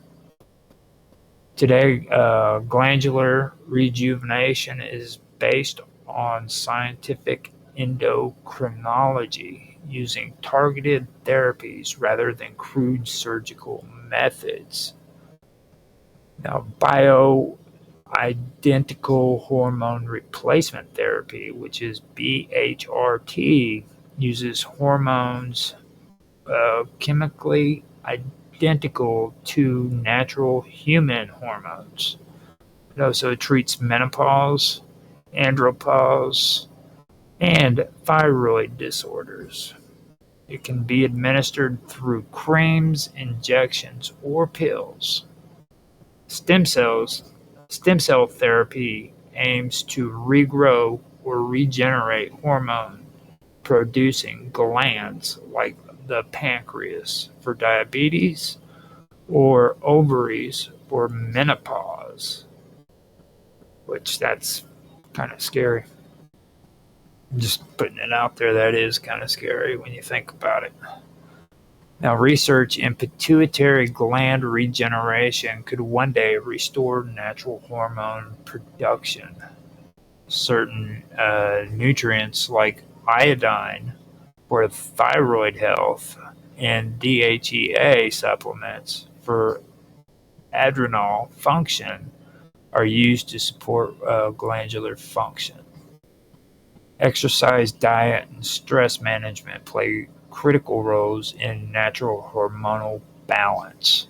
Although early glandular rejuvenation techniques such as testicle transplants were largely scientifically invalid,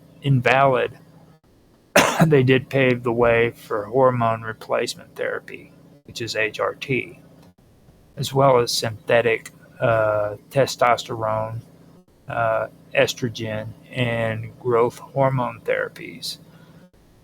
That also includes stem cell research for gland regeneration and anti-aging medicines based on endocrinology. Now, before hormones were fully understood, early scientists explored organ extracts and glandular transplants to restore lost functions in aging and diseased individuals. The earliest hormone therapies were based on crude extracts from animal glands. That would be Brown Sigard, a French physiologist who I had already mentioned, who is also considered one of the pioneers of hormone therapy. At the age of 72, like I said before, and I'm going to say it again, he injected himself with a mixture of crushed dog and guinea pig testicles. claiming that he gained increased strength and cognitive functions. Now, while his results were likely placebo effects, his experiments led to a widespread interest in endocrine gland research. Now, throughout the 19th and the 20th centuries, researchers experimented with glandular transplants in animals to study rejuvenation and hormonal effects. Steinhardt believed that blocking sperm release through vasectomy forced the testicles to produce more testosterone, enhancing vitality and youth. He conducted vasectomy experiments on rats and guinea pigs, claiming they became more energetic and sexually active. Now, his theories gained support, and even Sigmund Freud underwent the procedure, though it was later debunked, as ineffective for rejuvenation. I do find it odd that Sigmund Freud actually went through with it. He was supposed to be one of the great thinkers of the time, and he's going and taking this treatment. This is the same man that said that if Carl Jung kept evaluating him, he was going to have him discredited because he didn't like what Carl Jung was saying about him. They were supposed to be like two of the best friends, and he allowed him to do an evaluation on him, a psych evaluation, and he literally told him that he needed to stop, or he would have to have him discredited for what he was saying. The same man that said that went and got this operation. I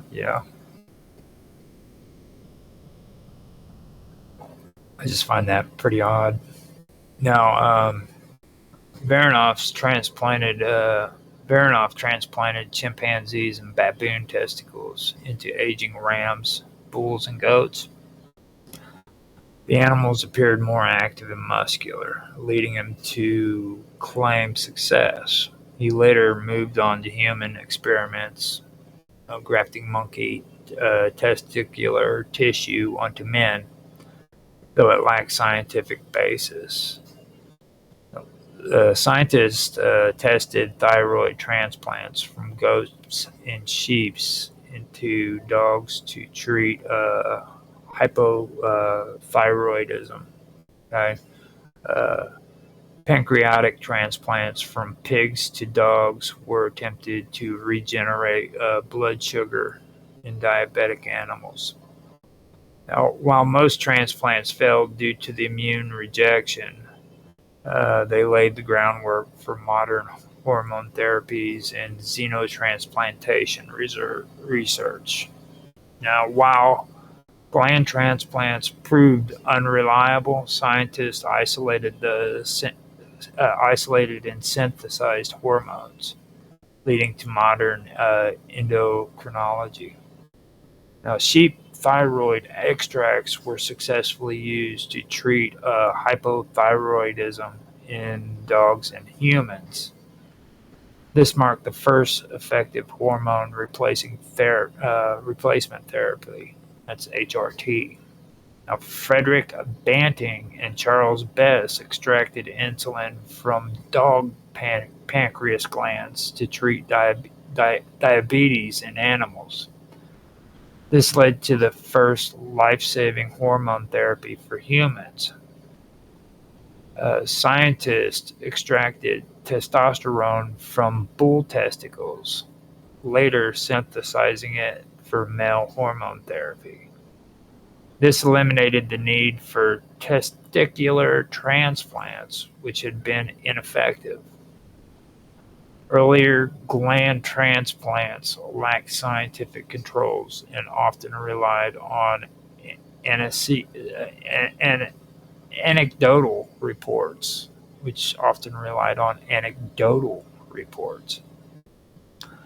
The discovery of hormones and their chemical synthesis replaced outdated transplantation methods. Today, synthetic hormone replacement is the standard for treating endocrine deficiencies and age-related issues. Now, Sergei Varanov is most infamous for his monkey testicle transplants into aging men, but he also explored glandular transplants in women, though with less publicity and even less scientific basis. Varanov believed age-related decline in men and women was caused by hormonal deficiencies, particularly in the gonads, the testes in men, and the ovaries in women. Now, since his monkey testicle transplants gained attention, he saw a similar procedure for female rejuvenation. Varanov theorized that aging women could regain youth, sexual vitality, and overall health by transplanting fresh ovarian tissues from younger individuals or animals. In some cases, he grafted ovarian tissues from young women into older women to see if it restored fertility and hormonal balance. He also experimented with primate ovaries, attempting to graft monkey ovarian tissues into women, similar to his testicle grafts in men. Now, Varanov claimed that his female patients experienced increased energy and vitality, improved skin elasticity and appearance, enhanced libido and sexual function, possible restoration of menstruation and menopausal women. However, no scientific validation supports these claims, and the results were largely anecdotal. Now, the immune system of human patients rejected the primate ovarian tissue. Patients showed no real rejuvenation beyond short-term placebo effects. Using animal ovaries in human women was highly controversial, even at that time. Unlike his well-documented male transplants, Varanov's work on women was less studied and rarely discussed in scientific circles. Now, by the 1930s, scientific advancement in hormone isolation like estrogen and testosterone proved more effective than gland transplants. As a result, hormone therapy replaced Varanov's gland grafting experiments. Now, Varanov's experiments with sheep and goats were an extension of his broader interest in glandular transplants and hybridization, where he sought to test the effects of cross-species endocrine grafting. His goal was to explore whether transplanting glands from one species into another could induce physiological changes, including potential hybridization effects without traditional breeding. Now, Varanov attempted to graft testicles and other glands from goats onto sheep and vice versa to see if this altered their growth, metabolism, or fertility. He implanted goats' testes into sheep and sheep testes into goats in hopes that the hormones produced would influence the host animal's traits. Some records indicate that he also transplanted ovaries and thyroid glands between the two species.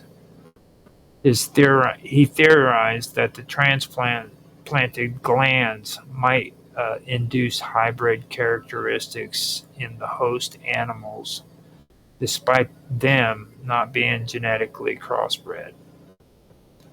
Now, Varanoff was testing the idea that glandular secretion, which is hormones, were more influential than genetics in determining biological traits.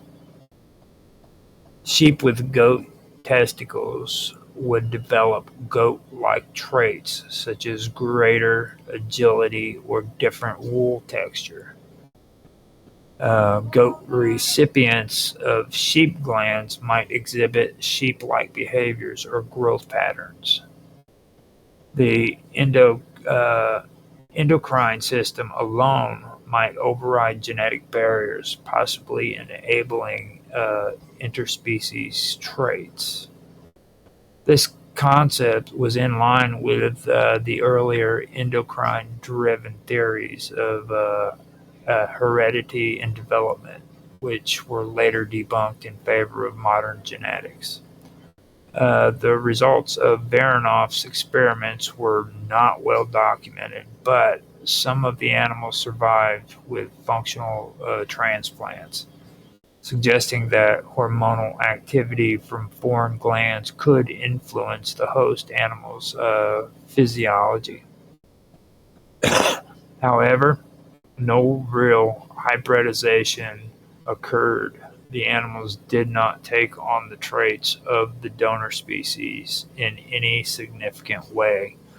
Now, the immune response and rejection remained a major problem, making the procedure largely ineffective. These experiments on sheep and goats influenced Varanoff's ideas about human rejuvenation. He believed transplanting young or vigorous animal glands into humans could restore youth or enhance longevity. Now, his work laid the groundwork for later hormonal therapies, though his methods were ultimately discredited. The history of hormone replacement therapy, HRT, and testosterone treatments dates back to early medical experiments in the 19th and early 20th century, where scientists first recognized the role of hormones in aging, vitality, and reproductive function. The pursuit of hormonal rejuvenation led to a series of experimental treatments, some scientifically groundbreaking and others highly controversial. One of the earliest recorded hormonal replacement experiments was conducted by Brown Segard, a French physiologist. Now, like I said before, at the age of 72, he injected himself with a serum made from crushed dog and guinea pig testicles. Now, he believed that this would restore youth and strength. Now, hold on, I got to pause this real quick. I have some issues going on. I'll be right back.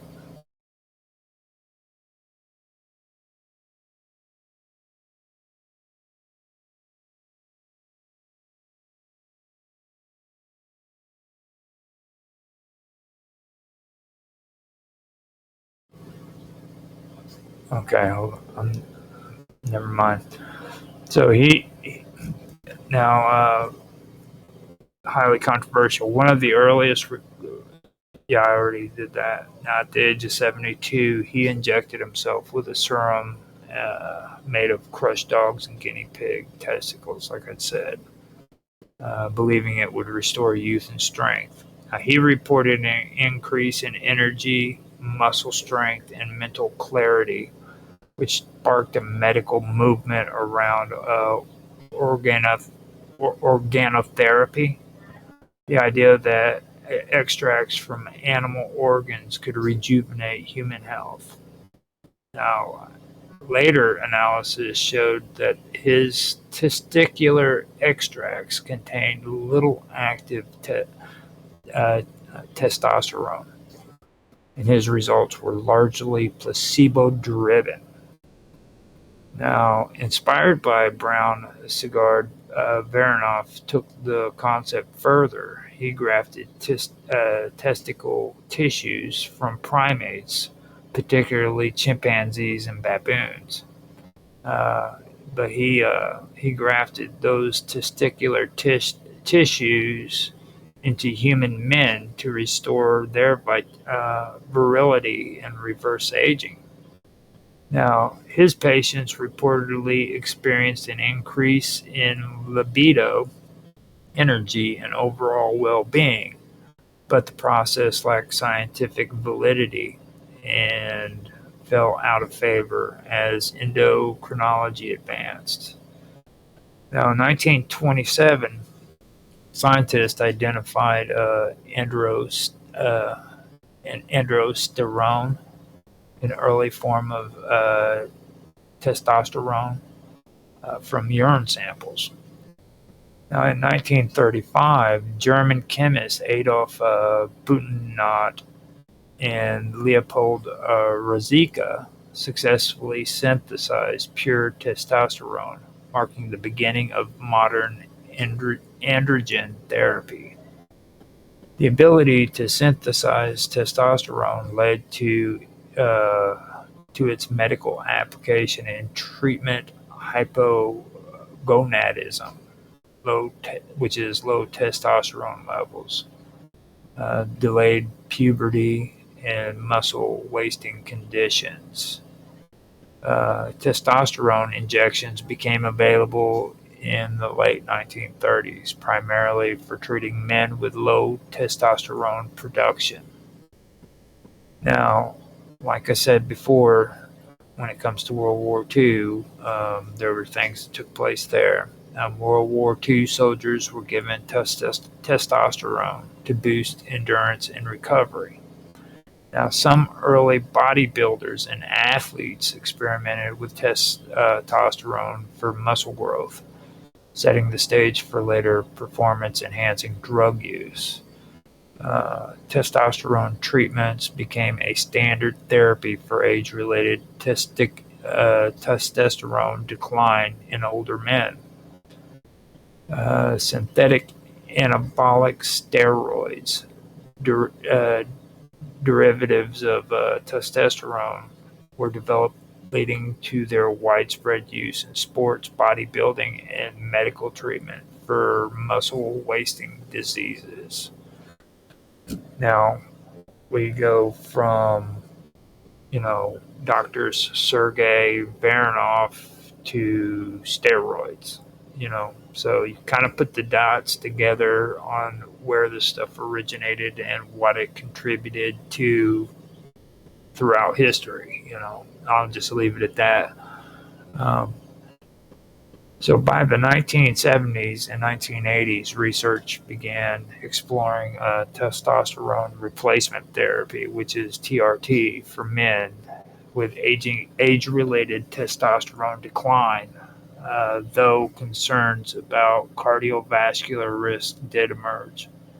Testosterone therapy became more refined with new delivery methods such as gels, patches, and slow-release injections. Men's health clinics began promoting testosterone optimization for vitality, energy, and libido. Studies explored testosterone's impact on cognition, bone density, heart health, and mental well-being. There's also controversies that continued over misuse in athletics, potentially cardiovascular risk, and ethical concerns surrounding testosterone therapy in aging men. Not to mention the fact that HGH, human growth hormones, are highly addictive. That's one thing that I do know from being in recovery and being around people who are addicted to the steroids and the lifting weights. Okay, like I was never that kind of a drug addict, but understand when I say there are drug addicts who are weightlifters and they're addicted to it. These people have to stay away from eugenics. They have to stay away from GNC because even when they take those powders, it just stimulates them to where they need to have more. It's like with me, if I turn around and smoke pot, I'm going to want something harder eventually. So it's going to start out with pot, maybe alcohol, then freaking pot, whichever.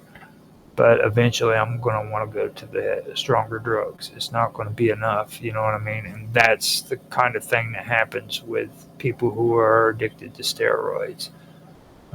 They don't just do it for the body mass. They literally become addicted to it. So that's another thing that's a problem. And the thing of it is it's like all of this and all of this crazy Frankenstein science in medicine, starting out with Dr. Sergei Baranov and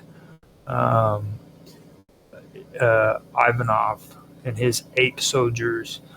All of this is what we have today when it comes to progress in scientific knowledge. This is where it came from. This is the kind of stuff that people don't hear about. You know what I mean? This is the kind of things that was going on behind closed doors back in the day when stuff like this wasn't supposed to have been going on. You know, I find it pretty fascinating. And today, when you have conversations about this, these two people in particularly, they say, "Oh, that wasn't true. That wasn't true. That was just made up." And no, it was true. It wasn't made up. You know, and I think that's what really is amazing to me that people don't believe this. This what I'm saying here. None of this in the last two streams I've done has anything to do with conspiracy. It has nothing to do with any kind of paranormal or UFO or anything type of experience like that. This is 100% legit. This is documented to have happened, okay? There is nothing that isn't freaking scientific that I've mentioned here. Well, I'm not going to say scientific. It actually happened historically, okay? So if you don't believe me, check it out. Go do the research. You'll find out. You'll find out real quick that this stuff is real, and it did happen. So it's like I always say, you know, don't believe me. Don't believe Joe Blow down the street. Don't even believe your best friend, okay? Don't believe them. The best thing for you to do is listen to what they have to say and then find out for yourself if it's true or if it's not. Because that's the only way you're going to learn. Is if you check things out for yourself, you know, pick up a book and read, Google it, something, you know what I mean? Find out the information, see if it's true or not, and go from there. So, I mean, that's really all that I wanted to say here. I've been wanting to do this one as well as my stream for Ivanov,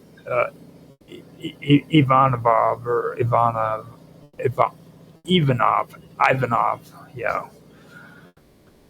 I've been wanting to do these two because back in the day, man, I used to get the stories mixed up. At one time, I had heard both stories, and I actually thought that they were both part of the same story. But in reality, they were two separate people that were doing their own thing, you know what I mean? So let me go through and find out if I got a freaking a like from Tan on X. Thanks, Tan, for liking the stream. I appreciate that very much. And let's see, I don't think I have anything else going on right now. I think Mark said something to me. Oh, Chemical Summer said on YouTube, I will be, what is it?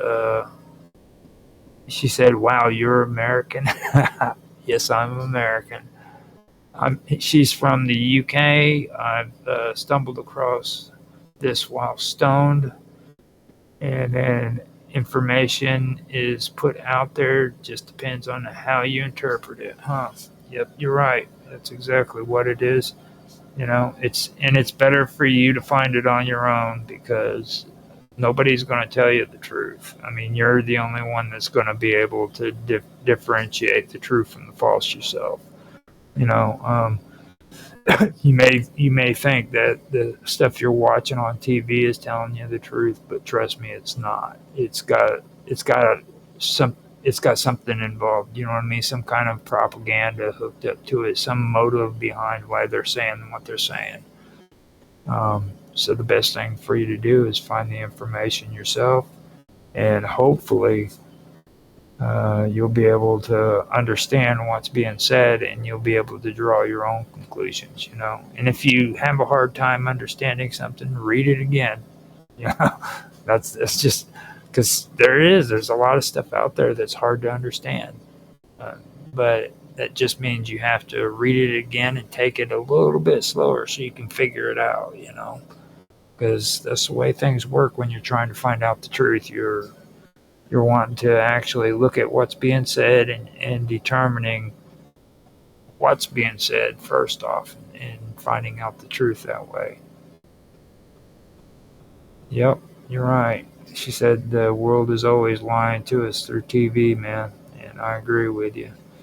So thank you very much for putting comments into the comment section. I appreciate that. I don't get too many people who come in and actually talk in chat, so that is a big deal for me. So thank you for doing that. Let me see here. Yep. So it looks like we have covered everything, and I am going to go ahead and end the stream here, and because I've run out of stuff to talk about. I really don't want to talk about monkey testicles anymore. I've had my hour and a half of testicle fun for the day. So I am really glad that you guys showed up to listen. If you guys want to check the wonderful world of weirdness out, you can check it out on YouTube. You can check it out on Rumble. You can also check it out, or you can check my channels out. Thank you very much, Chemical Summer. She said good night, and good night to you too. Thank you. And you can also check me out on Beam as well as on X. Now on X, I'm Roger Hanson at ROGLOL1973. Now DLive, you can check me out there too. I am on DLive as Live with Roger Hanson, and Twitch, yeah, whatever. You're not going to be able to see any videos there of me whatsoever. That's recorded. I've stopped doing that. They've done some crazy stuff on there. So what basically is when I'm live on there, you can watch the show, but there's not going to be a recorded version afterwards. They've dropped the whole I forgot what they call it now. They call it like I can easily just video producer highlights. That's what it is. They've like given like a certain amount of memory for highlights, and I'm like, whatever, dude. I'm just not dealing with it. So if you can catch me live on Twitch, go for it. You know what I mean? I'll be there, but I'm not really. I'm trying not to be upset about it. It's just ridiculous, It really is. Like, it's just completely ridiculous. But anyhow, I'm also on Kick. If you guys want to check me out there, you can check me out under Roger_Hanson. So, and since I've done a plug on myself, I am done. I'm going to end this and say thank you and have a good night. I hope you guys enjoyed.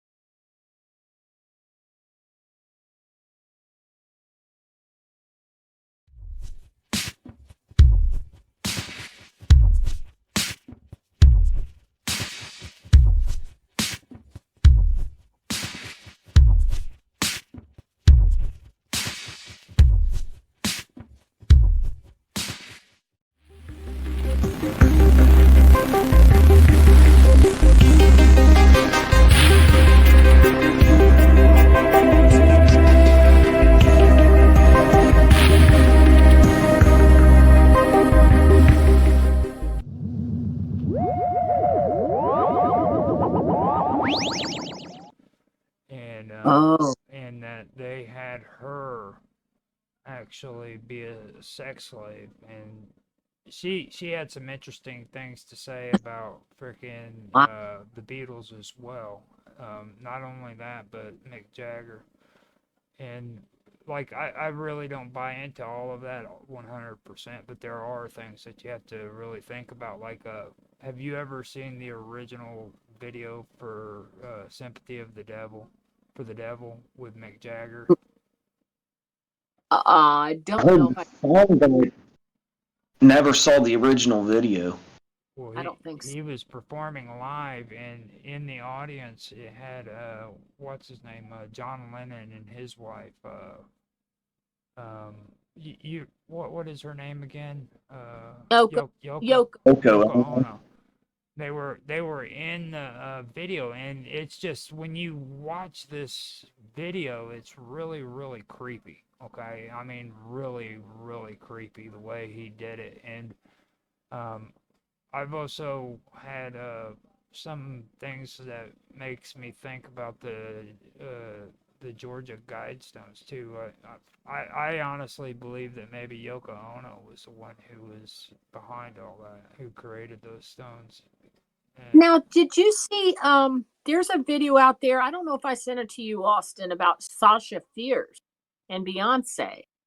And she's in this concert and she does this, like she's swinging her head around, she swings it back up, and it looks like her face looks like the devil just for a moment, and it's pretty creepy. So that, you know how she goes and says she has this alter image, Sasha Fierce. Yeah. Well, yeah, I remember that. Yeah. Well, I don't know if I did. I may not have sent it to you, but when she does look really weird. But I was thinking, oh, it's just because she's swinging her head down and back up. But it was strange. It's kind of like, that sounds like that Mick Jagger thing where there's something going on. But yeah, and so people were saying she sold her soul to the Illuminati. They've said that about her and that Sasha Fierce thing for a while. But now they have. Yeah, and like Sasha Fierce is a demon that enters her because she sold her soul to Satan. So Sasha Fierce takes over. Yeah. And the scariest part about all, or not really the scariest, but the hardest part about all this is like, you really do have to take mental illness into consideration. You know what I mean? Because like when you're listening to these guys, you got to be careful because you really don't have to be careful, because if it did happen to them, they're going to have mental illness. If it didn't happen to them and they're saying it just out of like mental illness, then that's also another thing. So either way you look at it, they're going to have mental illness. You know what I mean? It's just a matter. Yeah. Well, yeah, mental illness a lot of times comes from spiritual illness, which obviously if they sold their souls to Satan, they're spiritually ill. Yeah. And they're going to be traumatized from being mixed up and all that shit. So yeah, I can absolutely see it. Yeah. Did you see the woman? She was the balance beam Olympic person, Mary Lou Retner. What's her name? Yeah, Retner.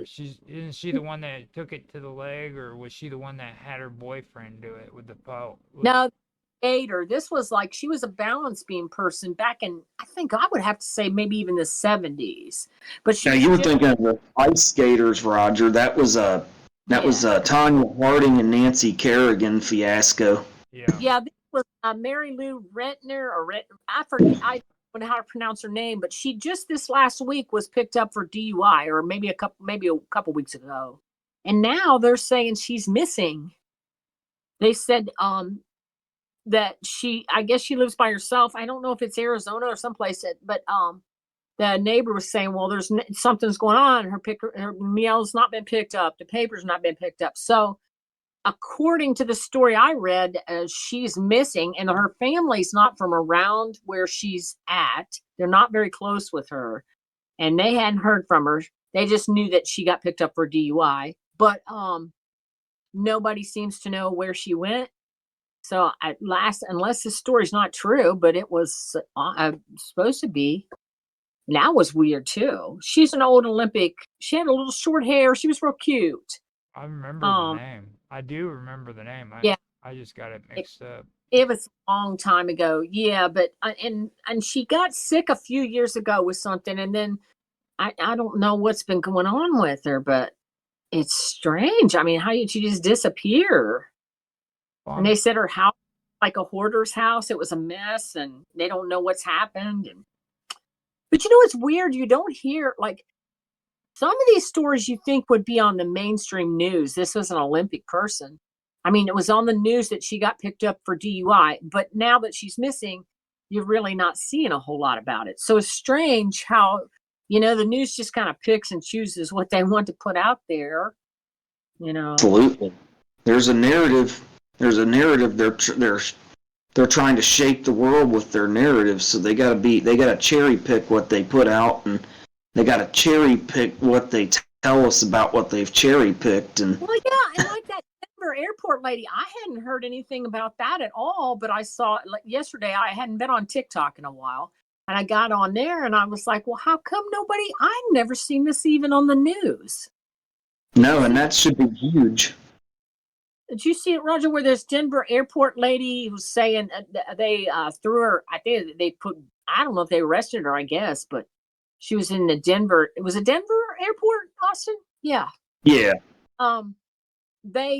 She was reading this note, said her and her kids were going to be kidnapped or had been kidnapped, and she needed to tell everybody something worse was coming than 9/11, and that she had to read this, and she was reading it, and I mean, it's on YouTube. She's reading all this stuff off, and she acts scared and stuff. She doesn't act like she's insane. So a lot of people believe that that something's going on.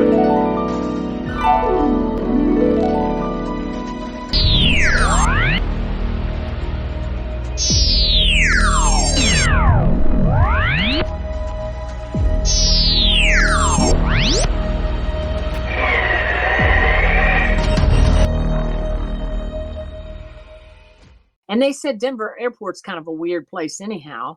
But you didn't even see it on the news? I mean, come on. No. You think, well, if you're, you can't trust the mainstream media to report on anything hardly remotely important or even halfway truthful anymore. Well, and all they do is get on, whether you like Trump or not, by the time they get done with, it's insane. It's like... That's all they talk about. Act like kindergartners. Every story they talk about is about Trump. Yeah. Well, and they'd have talked so much about him when he wasn't even the president that they kind of made him president.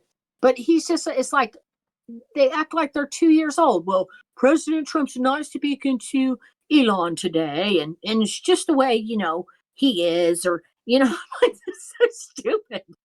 I'm like, I don't even watch the news, any of it anymore. It's just crazy. You can't. Well, I don't either. I can't do it. Me and Mr. Robot and Mark Edworthy just did a show on different stages of warfare. Like, you have different generations, okay, and like Vietnam all the way up to the Iraqi war, which the Iraqi war is kind of stretching it, but that was considered the fourth generation of warfare. And now we're entering into a fifth generation of warfare where you'll start seeing people acting crazy because of psychological warfare. Okay, and when you see Donald Trump being done that way, who's the president of the United States, that's a psychological effect that's being done to you. You know what I'm saying? Because you're not used to that, whereas freaking they know that, so they're using it so they could screw your head up. Right. You know what I mean? It's a form of psychological warfare. It's psychological. They're psychological operations or psyops for short. Right. And they're doing it to make people insane. That's why everything seems so backwards. So, yeah. You know, and they make you feel goofy in your head because everything seems upside down and inside out. When in reality, it's not you. It's the way that they're actually wanting you to perceive things. They want to cause that confusion. And the way you feel and the way you think shapes your reality too. Right. So if you feel all screwed up, your reality becomes all screwed up and you lose control of it. It's felt like that since 2020. They really turned things upside down, and they really screwed a lot of things up. Yep. Just without even firing a single shot. Just scaring the hell out of people. Yeah, AI is taking over though, because I had some issues with my T-Mobile, and oh my God, they sent me 2 towers. They were only supposed to send 1. They were supposed to replace 1 for free or some crap. But anyway, my boyfriend and I were here. We did like almost 3 hours. They were supposed to take out these little chips because the chip wasn't registering or something, and all kinds of crap. And I told the rep, I said, I live basically 8 minutes from T-Mobile, so can I go over there? And she's like, well, I think this will do it and this will do it. So finally, she couldn't get it done, and I said I had to get off the phone. It was ridiculous. So anyway, we go over to T-Mobile. He does it. He takes care of it in about 5 minutes, which was good. But then the next day, I needed to set up my alarms in the house on a 2G network instead of the 5. So I called and you get an AI assistant, and it walks you through. And I thought, oh, this is going to be great, But really, it only took me about 5, maybe not even 10 minutes, and I had it done. And I was telling my boyfriend, I was like, we're always giving AI hell. I said, but look, that we probably could have done that yesterday if we had an AI walking us through it in 20 minutes. I said, instead of a human that she kept getting, she didn't know what was going on or why it wasn't connecting and all this stuff. So that's kind of scary. Yeah. You're getting brainwashed. Brainwashed, but actually the AI is really weird because I would be like, she'd tell me how to set it up. I'd get to a point and I'd say, I didn't get that. And she'd say, okay, we'll go back. And she'd say, now try it again. She's just like a human. And she said, okay, are you ready? And I say, yeah. And then go to the next thing. It was really strange, but she was very efficient. So that's strange. And if you didn't know any better, you could have swore it was a real person, which and you better than the real you person. You said yourself, that Jay-Z bought a lot of AI, and let's face it, he's a billionaire, right? He can probably buy way better AI bots than you have any access to.